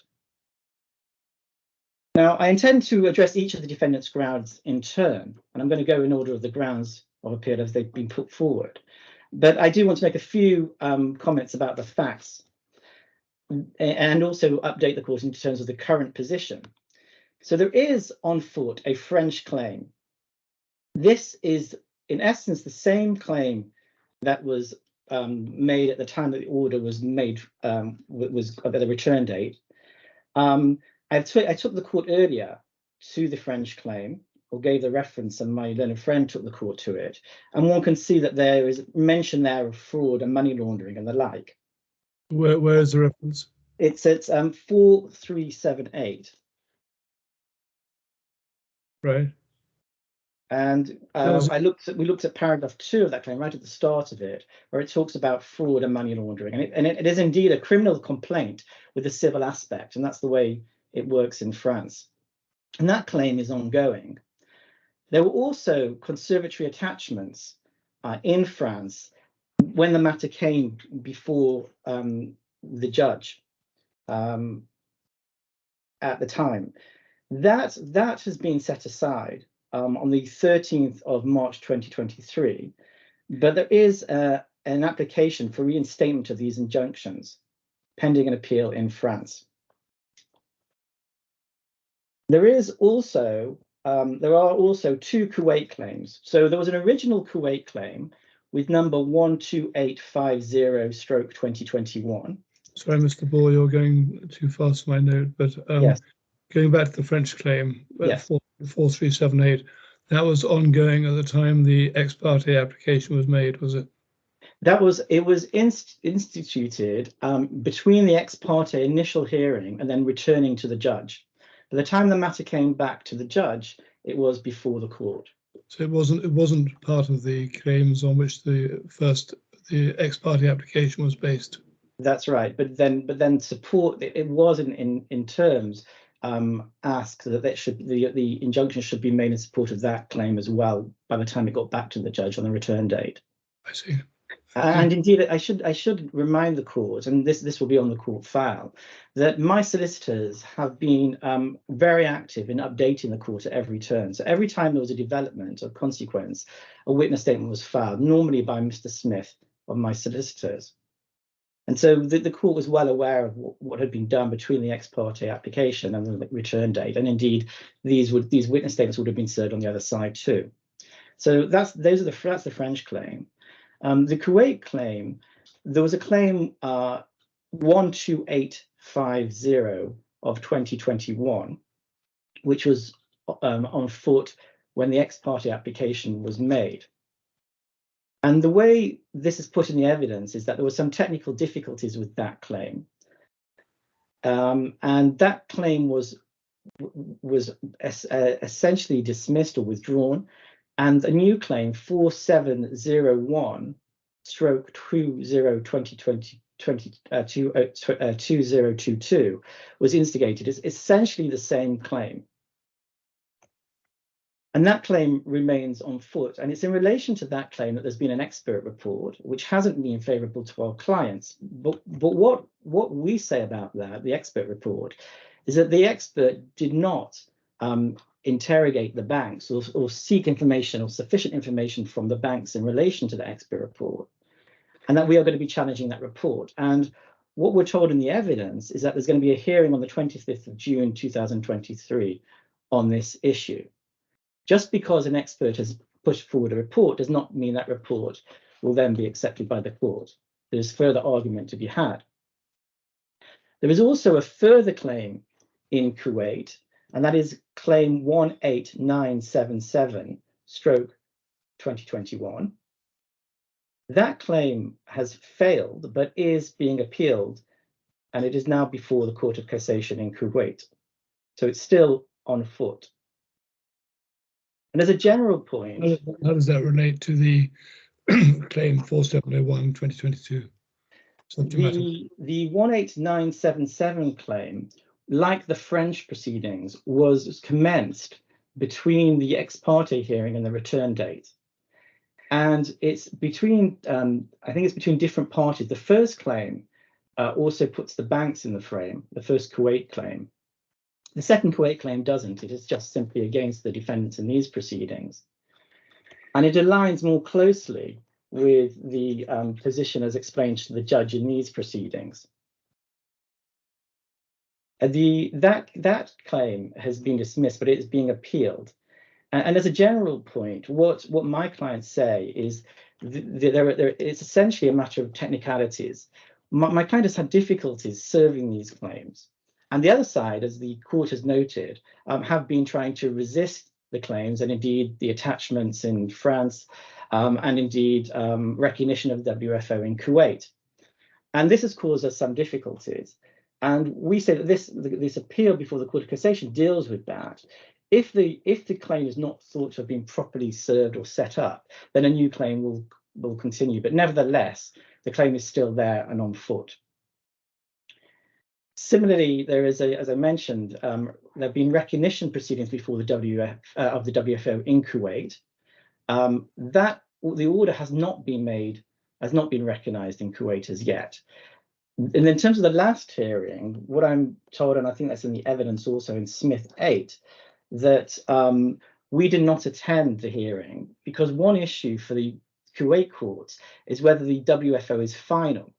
Now, of course, it's not a final order, but by finality, the understanding is that because of an appeal here in this jurisdiction, then there would be reluctance for the Kuwait court to recognise the order. So the plan is that if this court rejects the appeal, as we say it should do, then the recognition proceedings will continue or be recommenced before the Kuwait courts. There have also been proceedings to enforce the WFO, at least in relation to the payment of the $250,000 owing by the defendants in Dubai, onshore Dubai. And the court there has issued travel bans against defendants. The court will note and be well aware that the defendants in these proceedings paid money into court indeed, but then sought separately a declaration from this court that amounts had been paid into court, because what they were hoping to do is go back to the Dubai court and resist enforcement of the WFO there, or recognition of that order, on the basis that amounts had been paid into court. Now, of course, the actual WFO and subsequent orders require amounts to be paid to us, specifically in relation to the $250,000 not paid into court. And quite rightly, Mr. Justice Cook refused that application on the 19th of April 2023. Nevertheless, what the defendants then did was apply to cancel the enforcement in Dubai directly on the same basis, essentially ignoring Mr. Justice Cook's order of the 19th of April 2023. So in the meantime, there's still been no compliance with the WFO or orders of the court. There's been no apology, and the court has been taken to the only apology that there is, and that we say is not an apology in any sense. And indeed, what it apologizes for is for not dealing with the items as ordered. Well, they still haven't been dealt with. There's been no compliance. There's been no purging of the order.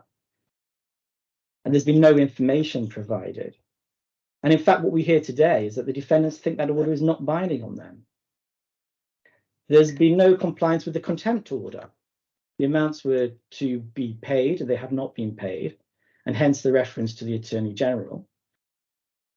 Chief Justice Zaki made an order which started out in the order at the outset by confirming that the previous orders were binding on the defendants, and yet there's been no compliance. So there's been no compliance with Chief Justice Zaki's order either.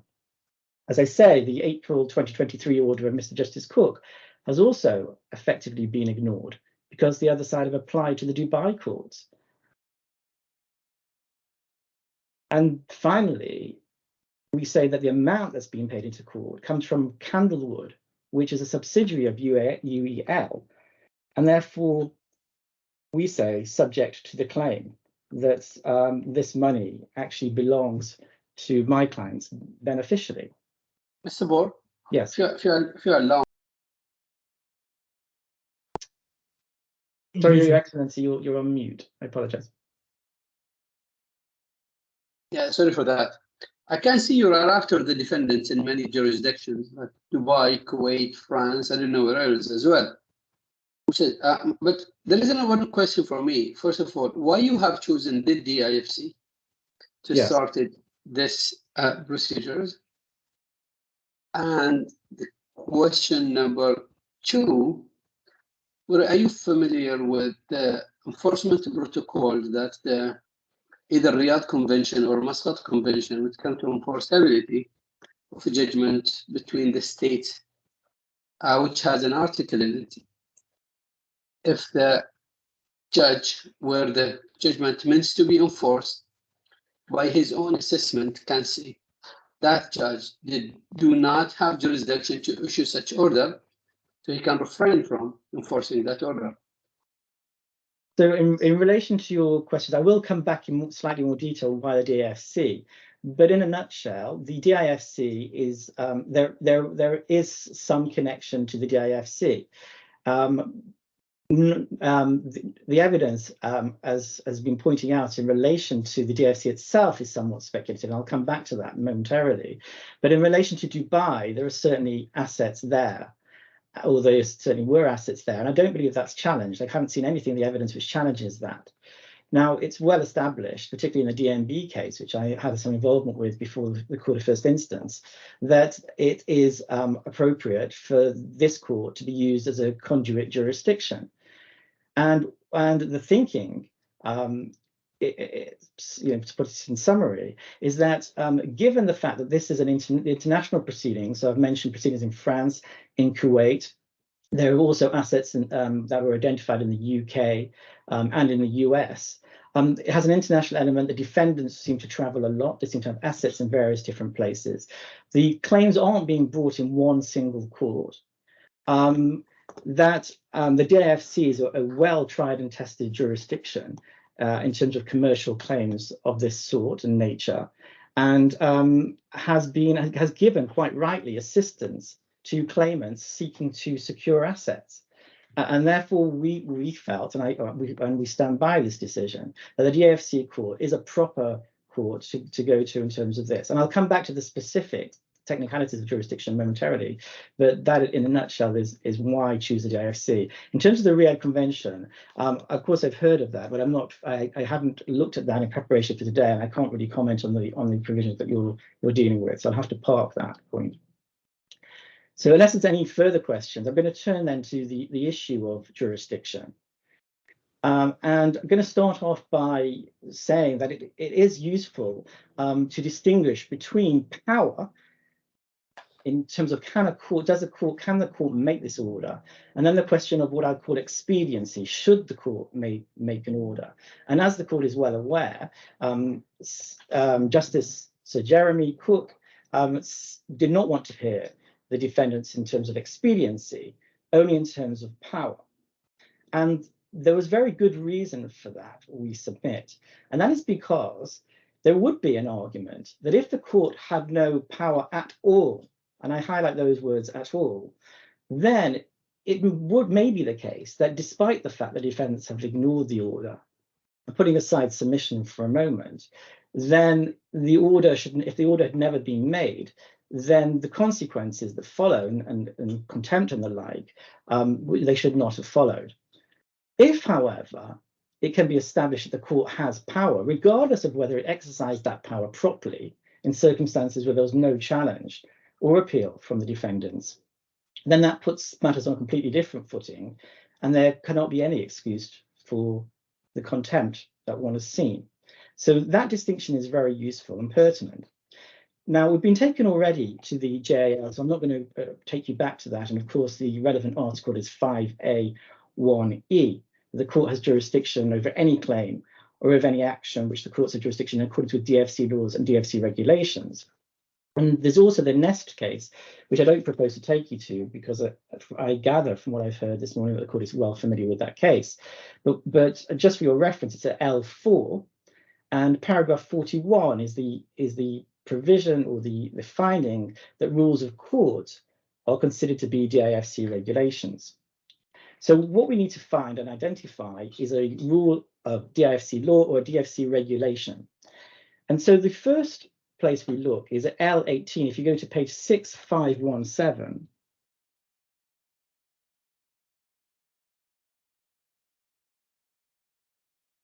this is the court law.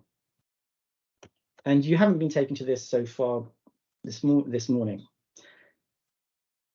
So you can see here Article 22. There's a reference to judicial review and injunctions. And this, of course, deals with jurisdiction. So 22.1. So what section? 22. So Article 22. So it's at page 6517. Yeah. You'll have that? Yeah. 22.2. The Court of First Instance may order an injunction restraining a person from engaging in conduct or requiring a person to do an act or thing or other order the court considers appropriate. We say that essentially gives jurisdiction to the court to make any order it considers appropriate. It's in extremely wide terms. It's unqualified.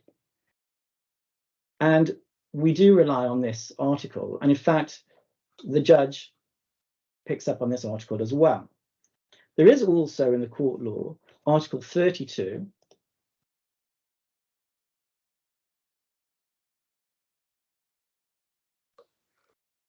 which deals with powers and provides that the DFC court has the power to make any orders that it considers appropriate, including, then you have at B, 32B, injunctions, including requiring an act to be done, and C, interim or interlocutory orders. And the court law, of course, I won't take you to these provisions, is a source of the enforcement provisions, which I've dealt with at 19 and 24.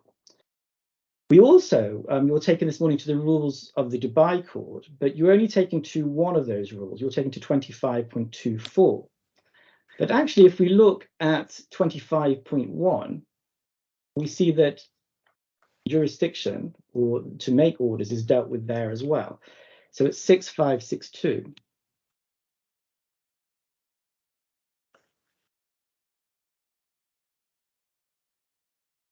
Please let me know when it shows up for you. It hasn't for me yet. I've got it. Okay, well, I'm still waiting.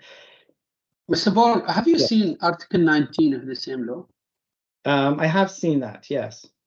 Jurisdiction. Yeah. So that's link every action with this court has to be according to the statutory jurisdictions and gateway. I need to. I'd have Then, to. and then the powers follows. The court powers follow. I need to look back at that. I'm still, unfortunately, my computer is still scrolling. But let me try and get 6516. 6516. 6516. Yeah. Yes. Yes. Well, this is a mirror of what we saw in the JAL at 19, and it's 19(1)D on the version that we have it here. Any application over which the DFC court has jurisdiction comes with DFC laws and regulations, and that mirrors what JAL says at 5A1E. So those two provisions are the same. 19(1)D, correct. So I'm going to try and get back to 6562. Before you do that, I just want to know, you told us about Articles 22 and 32.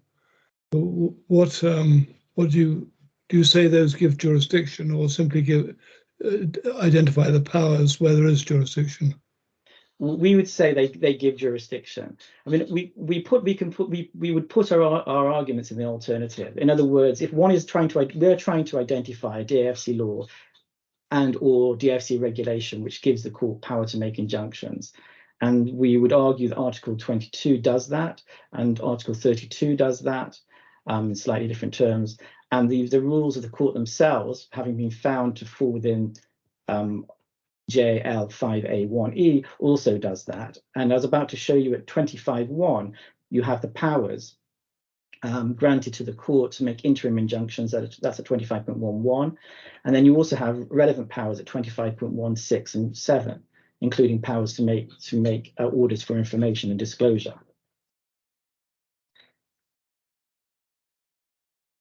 And then we have 25.4, which the court was taking to today earlier on. And my learned friend was suggesting that provision doesn't give jurisdiction, but goes really to how an application is to be made. And he would say that actually you still need to come within 5A1A and 5A1A to 5AD, regardless of 25.4. He doesn't say that at all. Yes, the point that he accepts that you can come within E, provided there is a regulation. Yes, helping you. He did accept that, and he was suggesting, however, that 25.4 doesn't do that. It doesn't suggest that on its own that there's a regulation. So our answer to that is we're not relying just on 25.24. We're relying on Article 22, 32, as I said, of the court law, Article 25.1 of the RDC. But what the point that the judge was making, we would submit in the hearing, is that there would be no need for 25.24 to tell you that you can make orders in support of foreign proceedings if in fact the other gateways are satisfied within the JAL. Because if let's for example you have a body that's within the DAFC with assets outside the DAFC, then you don't need to rely on 25.24 because you have a body corporate within the DAFC. And so the point that he was making, and I believe that Mr. Montague Smith was making, although one would need to look at his skeleton argument that is referenced in the judgment, is that there would be no purpose of 25.24 because in fact you'd have the gateways in any event, and therefore what this is, 25.24, is a DIFC regulation which is telling the court that it can make orders in support of foreign proceedings regardless of whether the other gateways are satisfied. Surely the key to what it's saying is in the last part of the rule. If you're going to make this sort of application, you do so in accordance with Part 8, And part of it is alternative procedure for claims, which is certain types of claim be brought that way. It doesn't. You don't need. You need a rule telling you to do that if you're going to require people to do that. It doesn't have anything to do with conferring jurisdiction on the court, surely. Yes.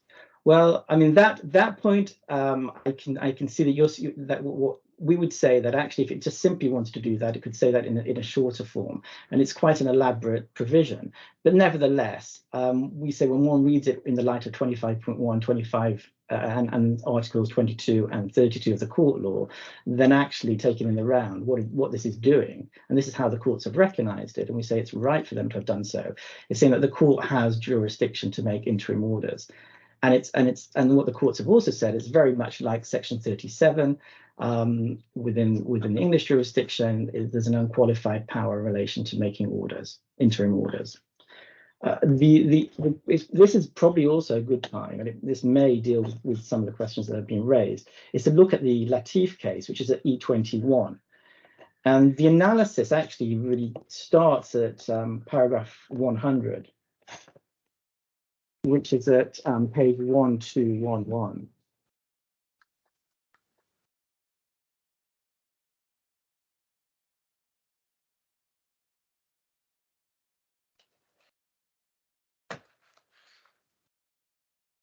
One again, I beg your pardon. Yes. One. I'm looking at page 1211, which is partway through the Latif judgment.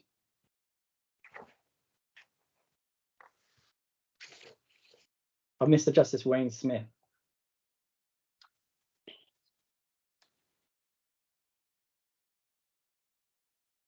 Which part of the judgment? 100 would be where it begins.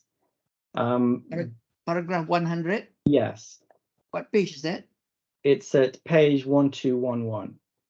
Oh, 1211? No, 1211 is the beginning. Beginning of the case. Well, page 1211 on my version. Okay. I got it. Yeah. Okay, paragraph 100. That's right. So a 101, there's reference to the DMB case, which I mentioned. And then 102, you have a reference to what Mr. Justice Wang said in that case. 105 and 106 deal with Articles 22 and 32, which I mentioned. And 106 says if these provisions apply without qualification, so as to support the prospective exercise of the court's undoubted jurisdiction with respect to the enforcement of foreign judgments, being the jurisdiction created by the combined operation of 5A1E and 7.6 of the JL and Articles 24, is in itself a statutory source of jurisdiction for the exercise of those powers. The reason to relate all this back to the enforcement regime is because the purpose of injunctions is to ensure that judgments, once they are made, not after they're made, but once they're made, in other words, you can look to future judgment, will be enforced. And so this we would call the enforcement principle, and it's set out in broad idea, which we'll look at in a moment. But essentially, if one comes within that principle, then can make it right. The court can rely on that power to make an order. And that's what the judge is saying at 106. You say that Article 7 of the JAL does not, which confers jurisdiction to enforce judgments and so on in foreign courts, can be used in advance of a judgment. Yes, and and part of it, because the principle, the policy behind injunctions is to ensure that once the judgments are there and made, then they can be enforced. And if one would wait till after judgment is given, there's a danger that assets will be dissipated. And that enforcement principle is confirmed in terms in broad idea, the case that's been mentioned this morning, and in fact is mentioned in this Latif case. So 108, 109, the judge said, I agree with the claims. The answer to that question is to be found in the recent decision of the Privy Council in broad idea. 109, there were two questions before the Privy Council. The first considered the proper construction of the rules of the relevant court. And that deals with service, which of course isn't relevant to this jurisdiction. And the second question was whether the court has power to enter freedom against the party over which the court has personal jurisdiction to assist enforcement through the court's process of a prospective judgment. And the Privy Council answered the first question, it's negative, and the second question in the affirmative. And what we say is this is the essence of essential jurisdiction. If you look at 1112, in the case of reviewing a series of decisions in the House of Lords, Lord Legate referred with approval to the dissenting judgment of Lord Nichols in Mercedes-Benz.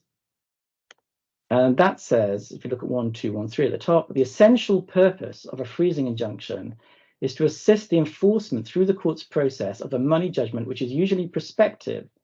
The claimant's underlying cause of action is relevant only insofar as it bears on the prospect that such a judgment will be obtained. So it doesn't matter whether you have a judgment that can be enforced right now. What matters is whether there's a likelihood of a judgment existing in the future. 113, Lord Legate observed that this explanation of the nature of freezing injunction has been adopted as a correct statement of principle by the High Court. And we would submit that this is the principle that this court, as a modern commercial international court, should adopt.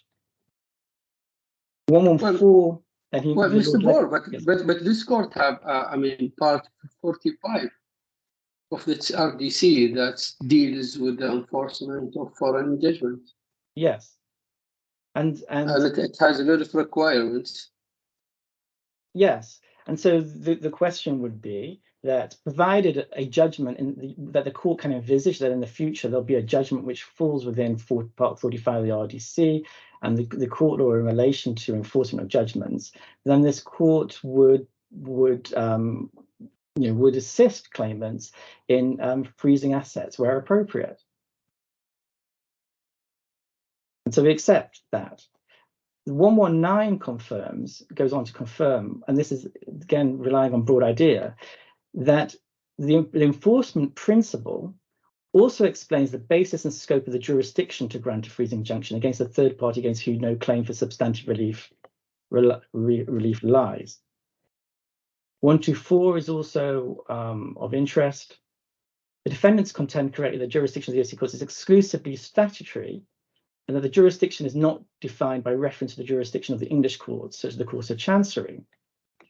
However, it does not follow that the DFC courts have not been invested by statute with broad injunctive powers, analogous to those historically enjoyed by the Courts of Chancery. To the contrary, the broad and unqualified terms of the court law, which I took this court to, compel the conclusion that it was the intention of the legislative authority to confer broad and unqualified injunctive powers upon the courts analogous to those enjoyed historically by the Courts of Chancery. Now, my learned friend wants to say it's not the same. Clearly, Mr. Justice Wayne Martin felt that it is the same, and we would submit that having looked at the court law and taken the court to that, and the RDC, where there's no qualifications or limitations placed on the court indeed does have this broad power, an unqualified injunctive power. Paragraph 129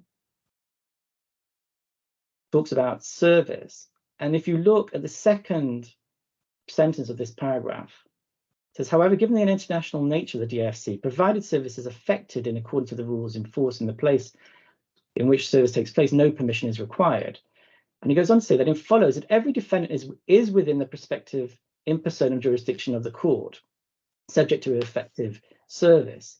And the point, and I believe my learned friend accepts this, that actually what one needs to do is come within the gateways. That is what in personam jurisdiction means in the context of the DIFC, because the in personam jurisdiction otherwise is often dealt with in the context of service, which we don't have in the DIFC. And therefore, what we're left with is simply the gateways. If one comes within the gateways and one can, in our case, point to a rule or regulation giving the court power, which we say we have, then the court has what I've been calling essential or original jurisdiction.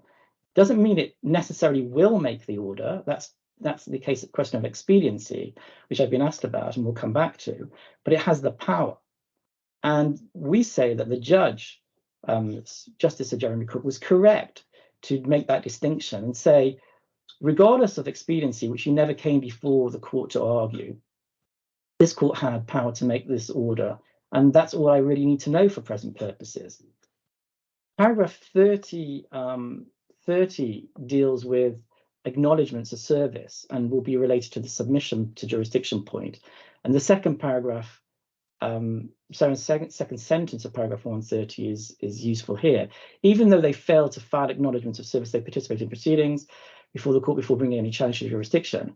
And then the judge says they should not be permitted to rely upon their own failure to file an acknowledgement of service within the time required by the rules of the court in order to avoid the conclusion that they have submitted to the jurisdiction. And in this case, the acknowledgement of service was put in, I believe it was 9 months or thereabout late. And only in that did they say they wanted to challenge jurisdiction. How did they submit to the jurisdiction? Our argument is, and it is only a side argument because actually we have prior arguments. I'll ask you about this case. In what did they do to submit to the jurisdiction? Yes.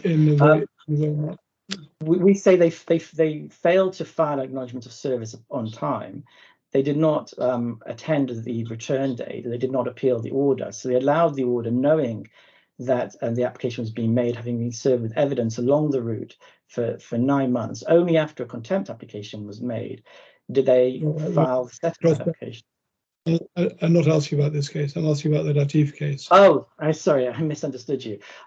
In that case, I don't know, but I believe they participated in the proceedings, and they did not file. It looks like they did not file an acknowledgement of service within the time required, so they were late in filing acknowledgement of service. And it's that part of this judgment that I'm relying upon. In other words, because the acknowledgement of service is not filed within time, and in our case, we're talking about many months, then it's hard to avoid the conclusion that there's been a submission to the jurisdiction. And as I say, we're not relying on this principle solely, but I do point it out in this, that it's been dealt with in this case. I'm sorry, I misunderstood your question before. Mr. Bob, one more time, if you allow me. I'm sorry for cutting your litigation. I mean, are you bringing this freezing injection or sorry, the injection you brought based on the risk of dissipation? Yes. Was it one of the ground that there is a risk of dissipation? Yes. I see. Yes. And there's been no appeal in relation to that finding of dissipation. So you know, that is there. And we say we were right. I mean, there is indeed, and I didn't mention this, there are criminal proceedings on foot in Kuwait, not directly related to this, but other criminal proceedings. And as I mentioned before, there are criminal proceedings in France in relation to this, which have been turned into civil proceedings, which are on foot. There is a risk of dissipation. And that's absolutely the reason why we brought this injunction. If I may continue, I was going to look at the broad idea case. And in particular, if one goes to page 371.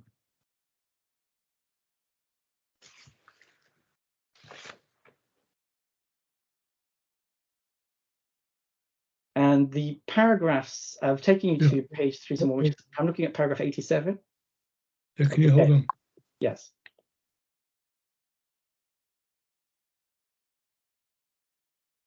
Yeah.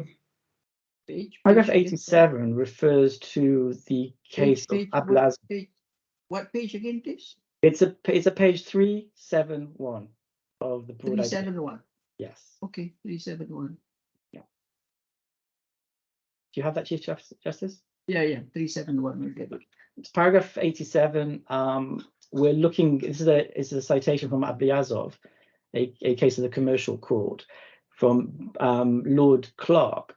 So, and this is going back to the enforcement principle that I mentioned earlier. So the test must be whether the assets will be available. So not necessarily available now, will be available on execution of a judgment. And if they are, they can be the subject of the order, as its purpose is to aid the court's process. It would otherwise be illogical to include them in the order. Then paragraph 88 deals with injunctions against third parties, which is not relevant here. Then 89 is important. It says, although it is unnecessary to make the enforcement principle dependent on the identification of a legal or equitable right, there is no harm in expressing the interests of the applicant which a freezing injunction seeks to protect. And this paragraph leads into a section headed "No requirement of a cause of action," because what Lord Legate found was that one doesn't actually need a cause of action. I mean, we have causes of action in the sense that we have cases, a number of cases, civil cases on foot in 2 jurisdictions.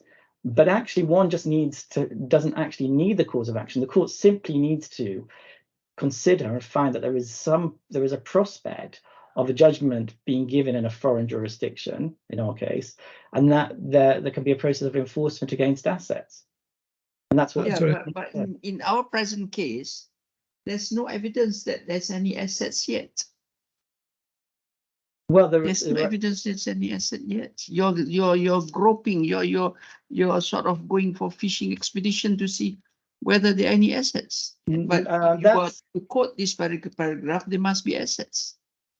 Well, there are assets. You're not sure. You're not sure whether there are any assets. You're not sure. Right. Huh? There are assets in different jurisdictions. So if one looks at taking your point, because it's been, I was going to deal with it later, but I'll deal with it right now. Because it's quite important. Relevant to this, yeah. Yes. Page 2177. 2177. Yes. 177. Yes.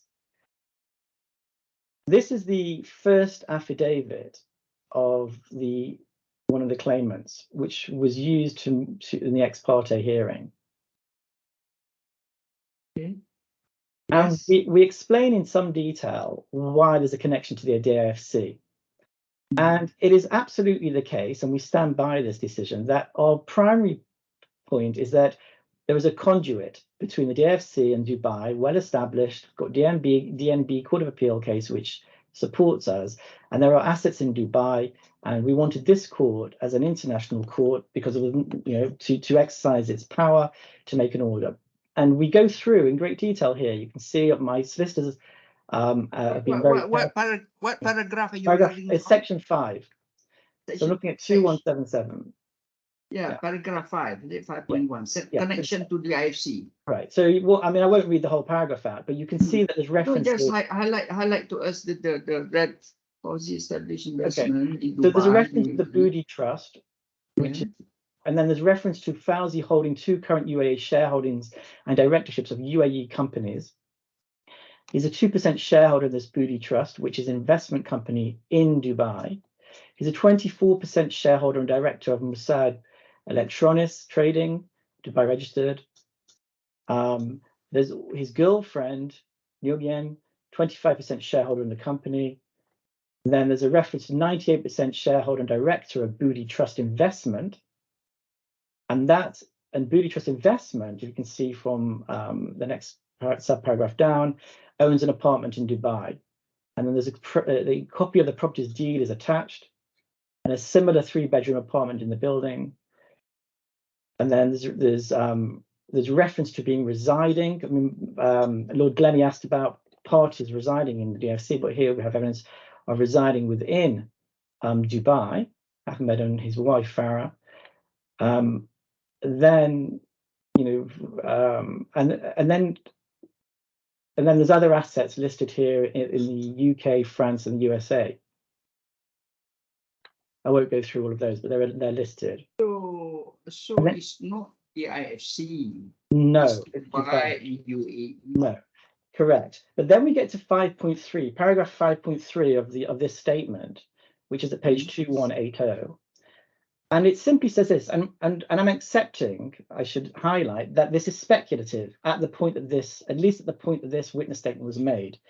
Given the presence of assets in numerous jurisdictions and the international nature of the defendant's business, I remember that the court should remember that none of the things I've just taken you to have been challenged. The only thing that's been said is that the defendants do not have assets in the DIFC. That's it. It's just a bland statement in relation to that. What this said was that given the presence of assets in numerous jurisdictions, the DIFC court as an initial court is situated in Dubai, where Ahmed is to reside and to have assets, is the appropriate court to make the WFO. And there was indeed reference to a possibility that the assets were also in the DIFC, which was indeed speculative. Now, our point as it stands now is that the defendants have failed to put in they failed to put in any evidence in response to the order requiring them to provide information. That was the issue, isn't it? It start with the duty is upon you to show that the appellant has the assets, or is it for the appellant to say no, we don't have? Now, assuming this takes place in England, let's assume it. Let's assume, would the court accept this as sufficient evidence to show that the respondent in that case in England has assets in England by merely saying, I think you have.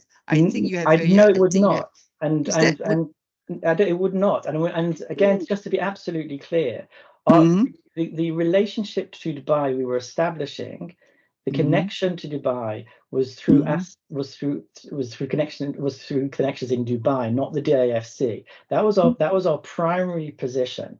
We did mention that there was a possibility, and it is only a possibility, of assets being in the DIFC. My point now is that in terms of who has the obligation, that would fall upon us, of course, to show where assets are. Having the order having been made, and given the duty to comply with that order, the defendants, what they should have done was write to the court and say, we have no assets in the DIFC, and had no assets in the DIFC, this is the most important, at the time that this order was made. The defendants have not gone so far as to say that. They say we did not have assets. It's not their duty to say that. That is the question. Is it their duty to say that? Or are they? Well, of course, if I'm the defendant and if I have said, I'm not going to say that. But you also filed in Dubai courts, onshore courts, is it, for the WFO? In Dubai, only recognition of the WFO of this court. I know, because if you had filed in Dubai, it's going to drag on longer than the way things move in the IFC. That's the only reason why you chose IFC. I mean, that is Chief Justice, part of the consideration that parties will take into account when deciding where to apply to. And I mean, I'm not going to, again, I've been trying to focus purely on power rather than expediency. And I've only got a few more points to make. Okay, now the next question is to follow what Justice Ali had just asked. Maybe it's not really relevant to our decision, but it's just mentioning.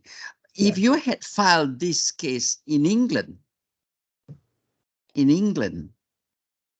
wouldn't it be easier for you to get this order to a worldwide freezing order, and then you produce that judgment in England for enforcement in the IFC? If that is only the enforcement part of it that you have to prove. I mean, to answer your question, if I'd apply, one would have to look at the facts as they actually are. So, if in fact England had a conduit jurisdiction with another closely related neighbour jurisdiction, and in fact we're dealing with an international fraud, and I use that word because it's in the French proceedings and in other places in the evidence, and you've got international clients who have assets in many jurisdictions. And then an English court, we would say an English court could make that order, and we would apply to England. And that's exactly why we apply to the DIFC. You have a relationship with Dubai. As you say, there's efficiencies to be taken into consideration. And yes, there is a speculative possibility that there are assets in the DIFC, but that's not the main hook that we're relying on. It's not a hook at all. I'm sorry? You say it's not the main hook. It's not a hook at all. Because you can't. No, and that's exactly you're wriggling around a bit. I think you've got to say clearly that you do not base hookers at all upon assets in the DIFC. Yes, my lord, I've heard what you said, and my learned friend was quite correct to say that we accepted when the judge said it was tentative. We accepted that at the time. The only point I was making, and I'm hearing that you're not thinking that's a strong point, and it's fair. That's fair enough. I mean, I can accept that. Is that given where we are now, there's been no evidence put forward in such a situation where compliance is required, and a party is not telling you where their assets are. This court can come to whatever decision it wants. But I put it no higher than that, and I hear what you said, my lord. Yes. Sorry. If we finish the Chief Justice's questions, I've just got one question relating back to the case of Broad Idea, which you were telling us by reference to paragraph. I think it was 89 we were up to, I think. 89, it's no, it's 90. What beginning of 90? No requirement for a cause of action. Yes, yes. I just want to understand what Lord Leggatt means by that. Is he simply saying there's no requirement for a cause of action in the jurisdiction where you seek the freezing order? Because in order to contemplate the idea of enforcement of a judgment or other order somewhere else, there must be a cause of action in loose terms, because you can't get a judgment without there being a legal claim. That's all a cause of action is. Yes. So what's speaking of? I think he's making the point that you're saying. There does not need to be a cause of action in the place where the injunction is being applied for. And I think the secondary point is that the claim does not. I think it's been well established in any event that claim does not yet have to be established. It just the court needs to be satisfied that there will be a claim. And as you will be well aware, of course, because often our undertakings are given. That a claim will be made at a particular time. So the making of the claim, the undertakings I'm familiar with, but the making of the claim presupposes a promise to make a claim within a certain time in the future. It presupposes that there is a cause of action. So that can't be what it is. That what he's talking about? That you don't need to have a cause of action in that sense? I think so. Yes. But then you go to court. You go to court, taking a fanciful approach. You go to court and say, I want a freezing order for 100 million. I don't have a cause of action. Give me. Yeah, well, that's not going to work because we accept that. One needs to show that there's a good arguable case in terms of ultimately that a case will be made. Where that case is made, that's a different issue. So he's talking about. I see. So he's simply talking about no need for a cause of action in the particular country. But I believe so. In England. Yes. Yes. Okay. The next case, which I'd like to look at, is Jones and Jones, and there we'll see it's an E20, and the page reference that I have is 1196.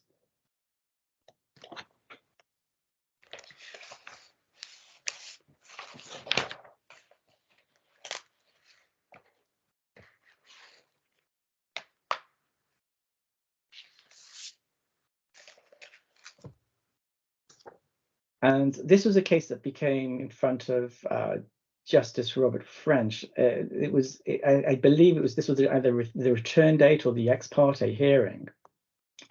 And he refers at paragraph 40 to the Latif case, to Justice Martin's decision. And I won't read that out again, but talk about how the DFC courts have ample jurisdictions to exercise their unqualified injunctive powers. I took you to that case. But then he goes on at 41 to explain. Page number, please. Yes, sorry, page 1196. 1196. Okay. Okay, thank you. Is this connected with the with the other? Sorry. Is this yes, I believe so. I believe it's a prior hearing to the other Jones to the other Jones hearing. Thank you. And the judge is dealing with this at the preliminary stages, and he refers to the jurisdiction of the decision of Justice Martin, and then says as follows: I express no concluded view on the questions of jurisdiction and power for the purpose of this application or an injunction. As the Court of Appeal said in Credit Suisse versus Goel, I haven't managed to find this case, I should say, but it's quoted here, where the CFI is faced with an ex parte application for a freezing order and is satisfied that it does not have jurisdiction and that contrary and is not readily arguable, the court must refuse the freezing order. However, where the CFI is of the view that the question of jurisdiction is reasonably arguable and that there are questions of fact and or questions of law, the preferable course is for the CFI to grant the interim relief and determine the question of jurisdiction after hearing argument from both the claimant and defendants. It must, of course, be satisfied the grounds of the Mr. Bob, I think you must get this case because I think I sat on that the name Goyle is very familiar to me. Then Okay. I would like very much to read that case again. I can't remember. We'll have to ask the court to give it her. Yes, and that is I'm definitely. going to make a request from my That's a solicitor to do that. The Goyle and I is did very look and I familiar haven't name been to able to me. find it.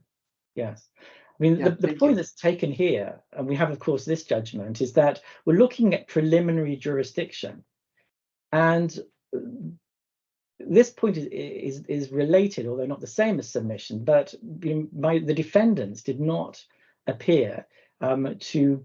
Firstly, the first 2 points. Number one, it was correct for the judge to make the order. We say he had jurisdiction, but in any event, the test wasn't whether he had jurisdiction; it's whether he had preliminary jurisdiction, and he certainly had preliminary jurisdiction, particularly in light of the authorities that I've taken you to. And we say that is enough. That's really the only point I wanted to take from this case. But I do want to now look at the Jones case itself. Where does this point get you? Let's assume you're right. He had preliminary jurisdiction to determine whether he had jurisdiction. He determined that in favor of saying he had jurisdiction.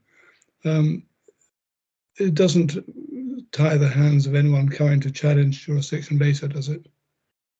It doesn't tie the hands, but what it means is that the other side cannot show up 9 months later and say he didn't in fact have absolute jurisdiction, because actually the judge, even if he only had preliminary jurisdiction, he would have been a right to have made the order, and the order would need to be obeyed regardless of whether he had actual jurisdiction. If he had preliminary jurisdiction, it would be enough. So it simply makes the threshold less in terms of what we need to show. I mean, as it happens, we say as follows, and again, just to be clear, we say the court had what I'm calling essential jurisdiction. It has a very broad, unqualified power. Number two, the judge, and I'll come back to this, was right in terms of expediency.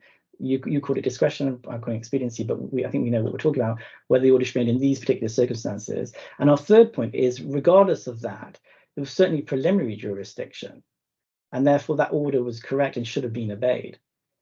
And then there's a fourth point, and that is, and I don't put this particularly strongly in a sense, because given I think we're very strong on these first 3 points, but the fourth one is the one that was from that PwC case, and that once an order is made, it needs to be obeyed. Although we do accept that there could be a question if the court didn't have essential power to start with.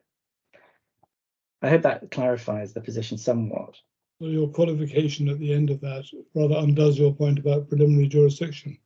Well, one could say that the preliminary jurisdiction, if the jurisdiction, and the court recognised this, is the word is used often to mean both what I'm calling essential and how the court applies it, but it could be, and we don't push this point or seek to argue against this very strongly, that if the court has no essential power to make an order, so for example, if the DIFC court made an order in relation to someone's marital status in, let's say, France, or the status of a piece of land in the US, then there may be no essential jurisdiction, and that order itself it would be void and meaningless.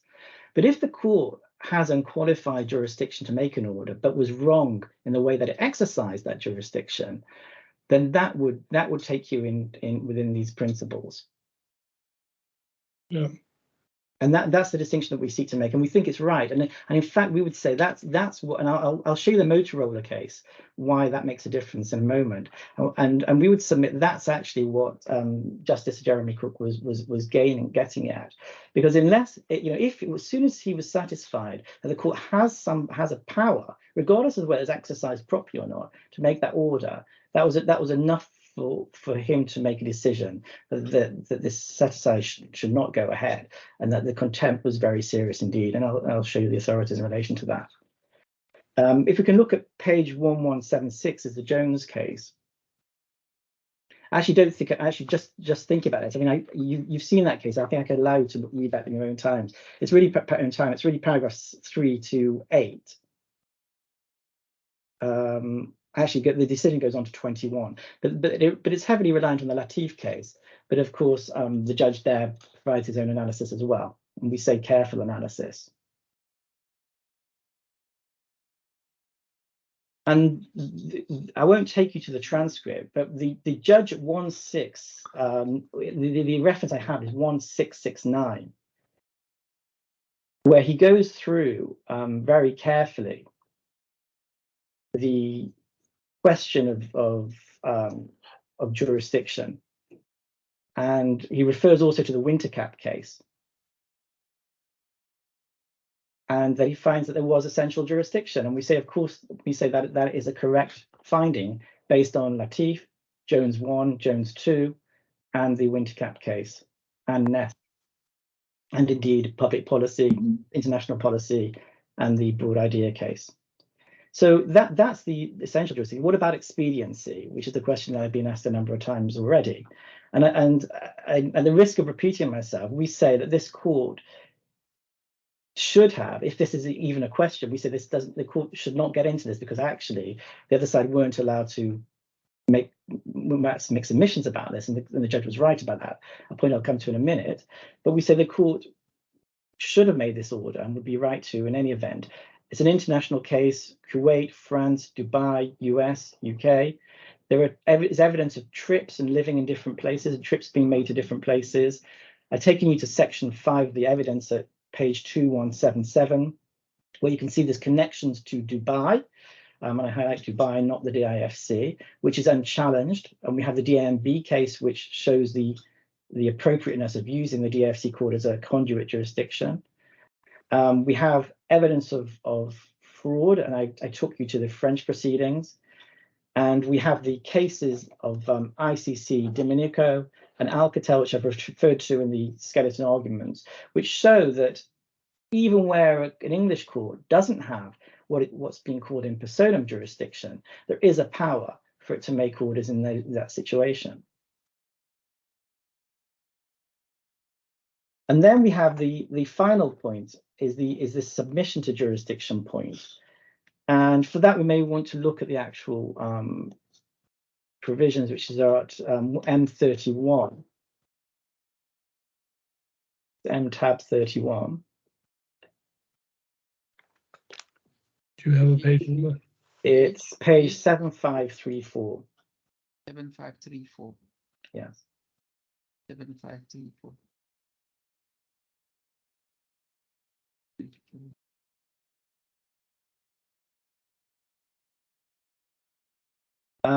The RDC rule 12.1 says that a defendant can make an application to challenge jurisdiction.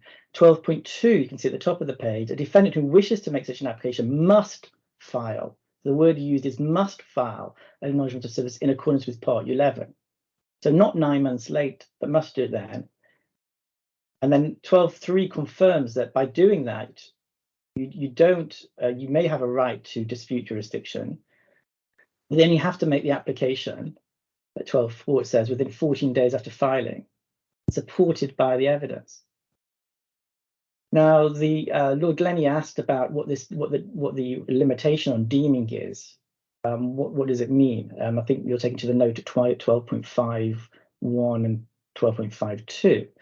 But the way we read this is that if the court does not have what I'm calling essential jurisdiction, in other words, the example I gave you before, if this court makes a decision about someone's status in another jurisdiction, then even if someone says, oh, you can decide on my status, that wouldn't help the claimant in that situation, because the court just does not have power to decide on someone's status in another jurisdiction, marital status, for example. But what it does do is it means that the party can't then come along later, having not filed acknowledgement of service in time, or in this case, not challenging the order or appealing the order for months and months and months, and then say, oh, you need to take account of my personal circumstances. There's no assets in Dubai or wherever it is, or these kind of things which relate to that person specifically. The court can then say, well, that's water under the bridge. You had your chance to make those submissions. You didn't file your acknowledgement of service, and in this case, the court would also say you didn't appear on time.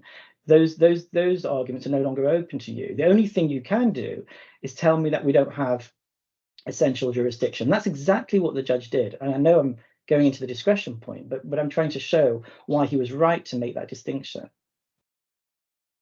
And so we do rely on this in addition to the failure to challenge the order or appeal the order on time, or indeed, until the very, very, late in the day. Just for reference, the actual acknowledgement of service is at 5952. And that was filed on the 24th of August, 2022.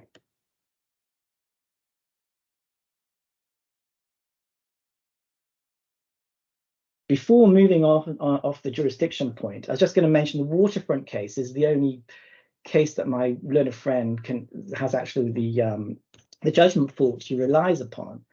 I'm not going to take you back to that case, but if the court looks at it, they will firstly be aware that that's an older case, and it predates certainly the broad idea case and all the other cases that we've mentioned that we're relying upon.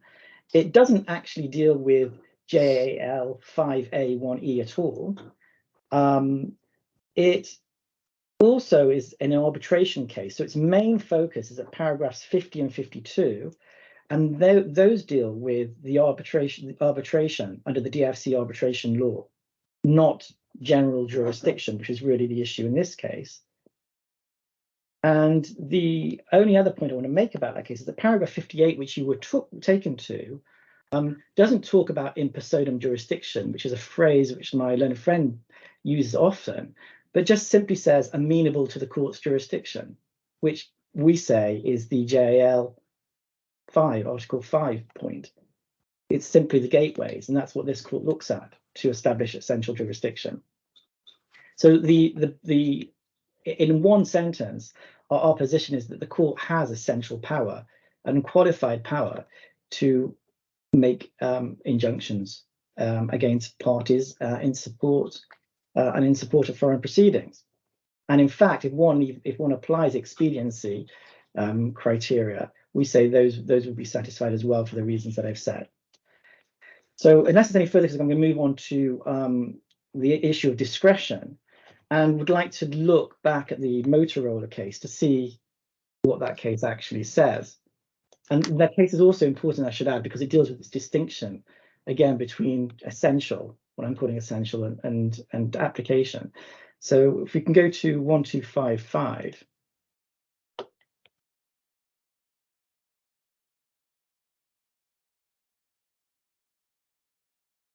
Do you have that?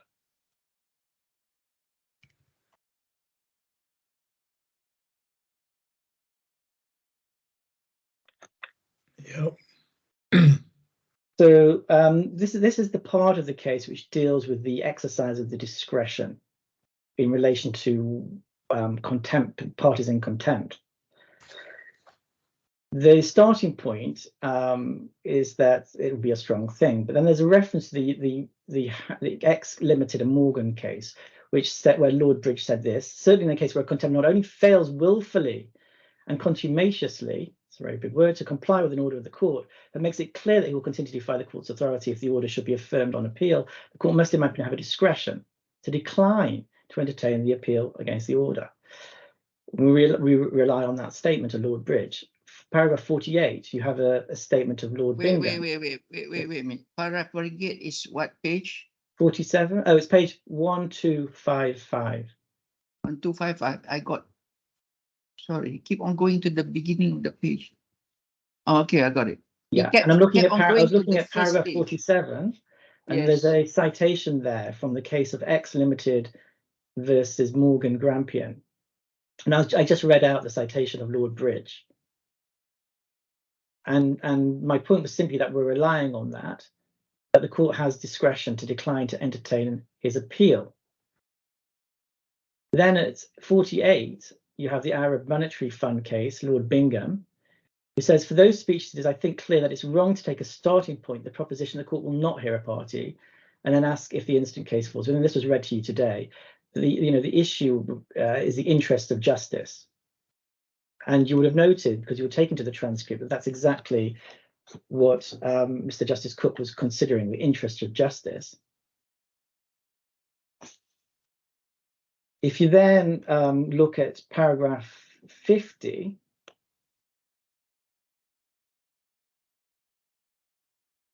the first line is the one that I really want to highlight, and that the modern authority has made clear the discretion of the court is free from the constraints of such a categorized approach. And there's that's a reference back to paragraph 49. Then paragraph 52 is another citation from X Limited, this time of Lord Oliver, where Lord Oliver says that, of course, one can envisage circumstances in which the court would be unlikely to exercise its discretion in favour of hearing contemner.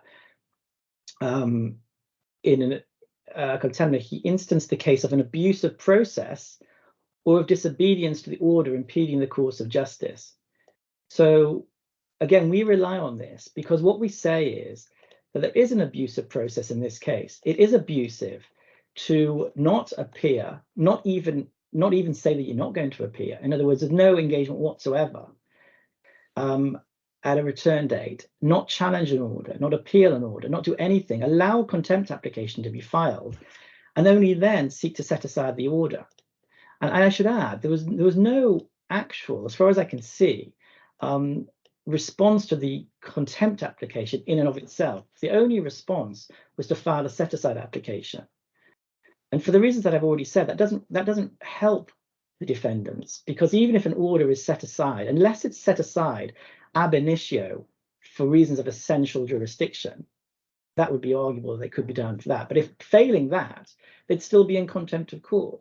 And we say that is a clear abuse of process.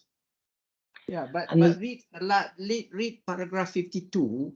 Yes. Paragraph 52, the last sentence in that quoted. For instance, where the appeal is grounded on an alleged lack of jurisdiction to make the order at all, you would see in general rights that the contemner should be heard. Right. Yes. Chief Justice makes a good point there, and that in a sense is what the judge picked up on and said, you know, that I'm going to hear the defendants on that point. They're saying that there's no jurisdiction at all, and those are the words that I'm highlighting here, at all. In other words, no essential jurisdiction, no power. In other words, it's equivalent to making a decision about someone's marital status, an example that I used. I'm going to hear them on that because that's all I need to hear them on. But we would say that they were in a situation of an abuse, and also this other point here, if you can see, of disobedience to the order impeding the course of justice. And we say it does impede justice when a party who's been asked to provide information about their assets fails to do so, or to freeze assets where there's potential for a propriety claim as well, although we never put it like that, but that's certainly the case. To give information, if a party fails to do that, they impede the course of justice. And so we have both these things in this case, and therefore the judge was right. We would even say generous to say, I'll hear what you have to say, but I want it limited to this point about jurisdiction at all. In other words, essential jurisdiction. Now, I said that this case helps us in relation to understanding that distinction. And if you go to paragraph, we looked at paragraph. Mr. Bo, hang on a minute. Let's assume that we decide that the judge was wrong in limiting the appellant to argue only on jurisdiction, assuming that he was wrong. What do we do? Do we decide what he has submitted before us? In that finding, the matter would have to be sent back to the judge. Sent back? Yes, and there's an obvious reason for that, because he's going to have to take into account points of fact and points of law, and we would want an opportunity to appeal those if he made a wrong decision. And also the fact that he was most familiar with the case, having heard those points in detail and read the evidence, more clearly read the evidence at the time. So he'd be the right person to deal with that. And the reason we'd need is to be referred back for the reason I just gave you. If I may then, if we can look at paragraph 148, just to remind the court that in this situation, the order was, having heard the contemners in this appeal case. Yes, sorry. I'm afraid I've just been thinking about your answer to the Chief Justice. I didn't understand it at all. Yes. The Chief Justice was positing a situation where, I think he was, where this court ruled that there was no jurisdiction. Ah, maybe I misheard the question. No. Sorry, Judge. I wasn't thinking of that. I was thinking that if we decided that the Justice Cook was wrong in limiting the hearing of only on the question or the issue of jurisdiction. I see. Assuming we decide that he should have given the contender, everything he wants to say. So Mr. Bohr said that if that's the case, then we have to send it back to Justice to hear the whole case again. Right. Okay. I misheard. And just to clarify, Lord Glennie, my reason for that is because the court at that point would have to take into account issues of fact and law, and we would want a right to appeal those if he got it wrong. And we would have had that process had he done that in the first instance. So this is on the question of what I might call discretionary jurisdiction. That's right. Yes. Yes. If we get into that position, I mean, we say, of course, this appeal should fail. But yes, I hope that clarifies the point. The point I was going to look at now was in this Uzan case, as my learned friends explained earlier, the court did hear the contenders and orders were set aside. But what's material is that despite that, the contempt was upheld.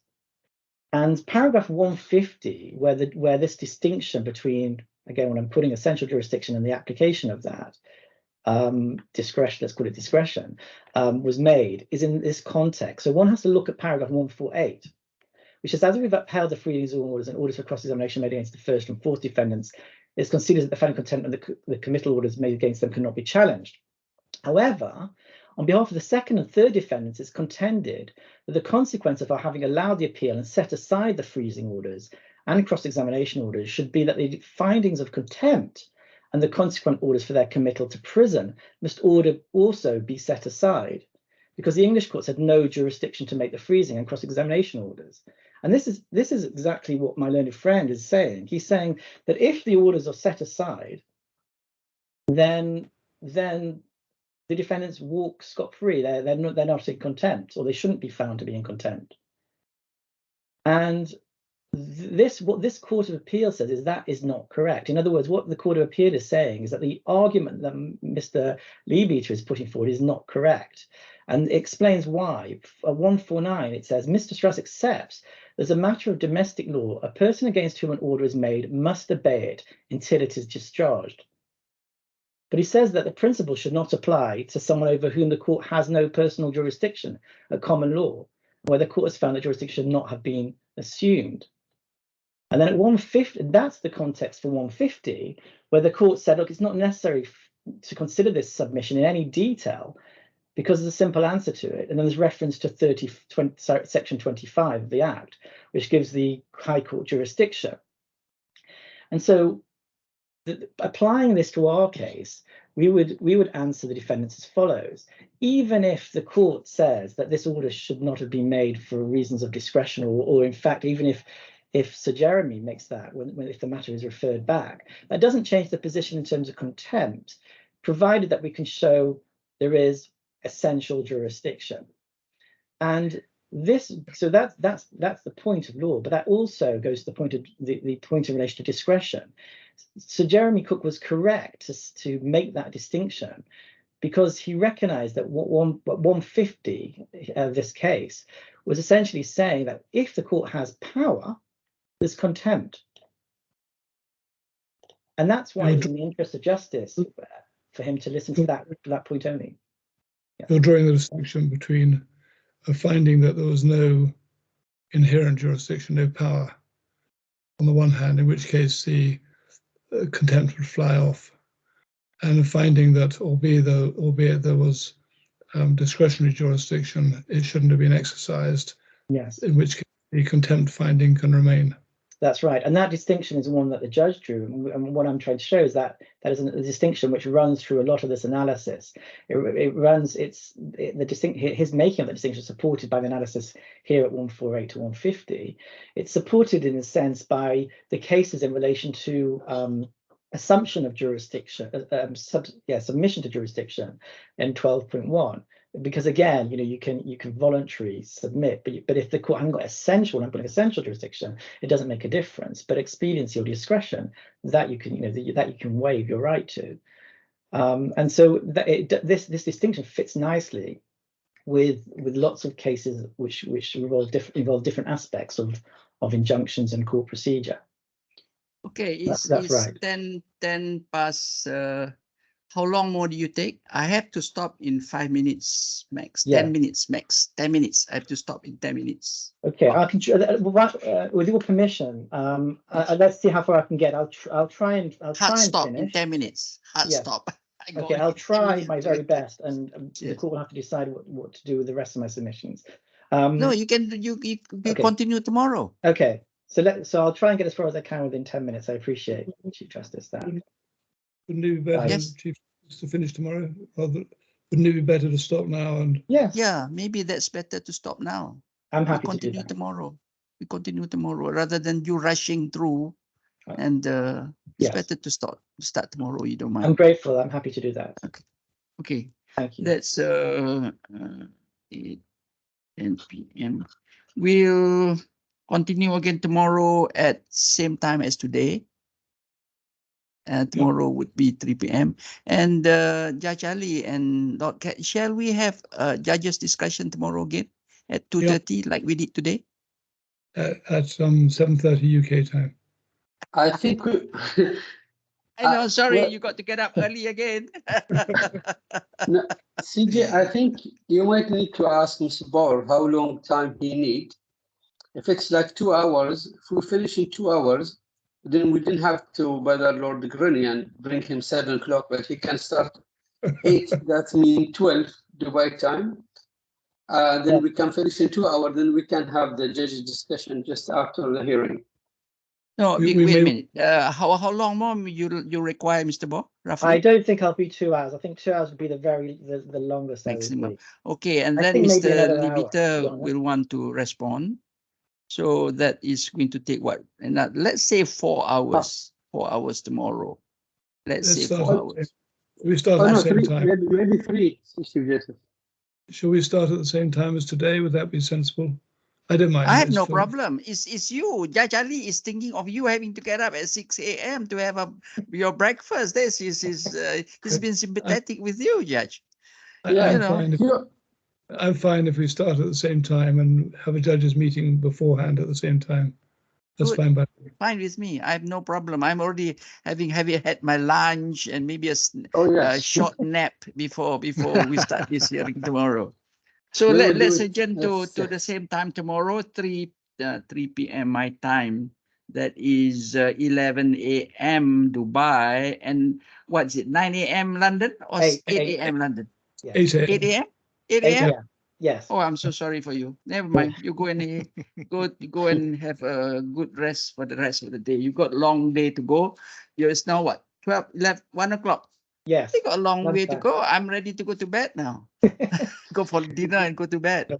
Actually, I'm trying to catch my last minutes of my prayer time. That's why I'm rushing. Not otherwise. Okay. Anyway, thank you very much. I'll see you tomorrow at 7:30 your time, Angus. Yeah, sure. Good. And Judge Ali, what time? 11? No, 10:30. Is that it? 10:30. Okay. We'll see you then. Thank you very much indeed. Sorry, I forgot to rush off like this. No. Thank you. Thank you.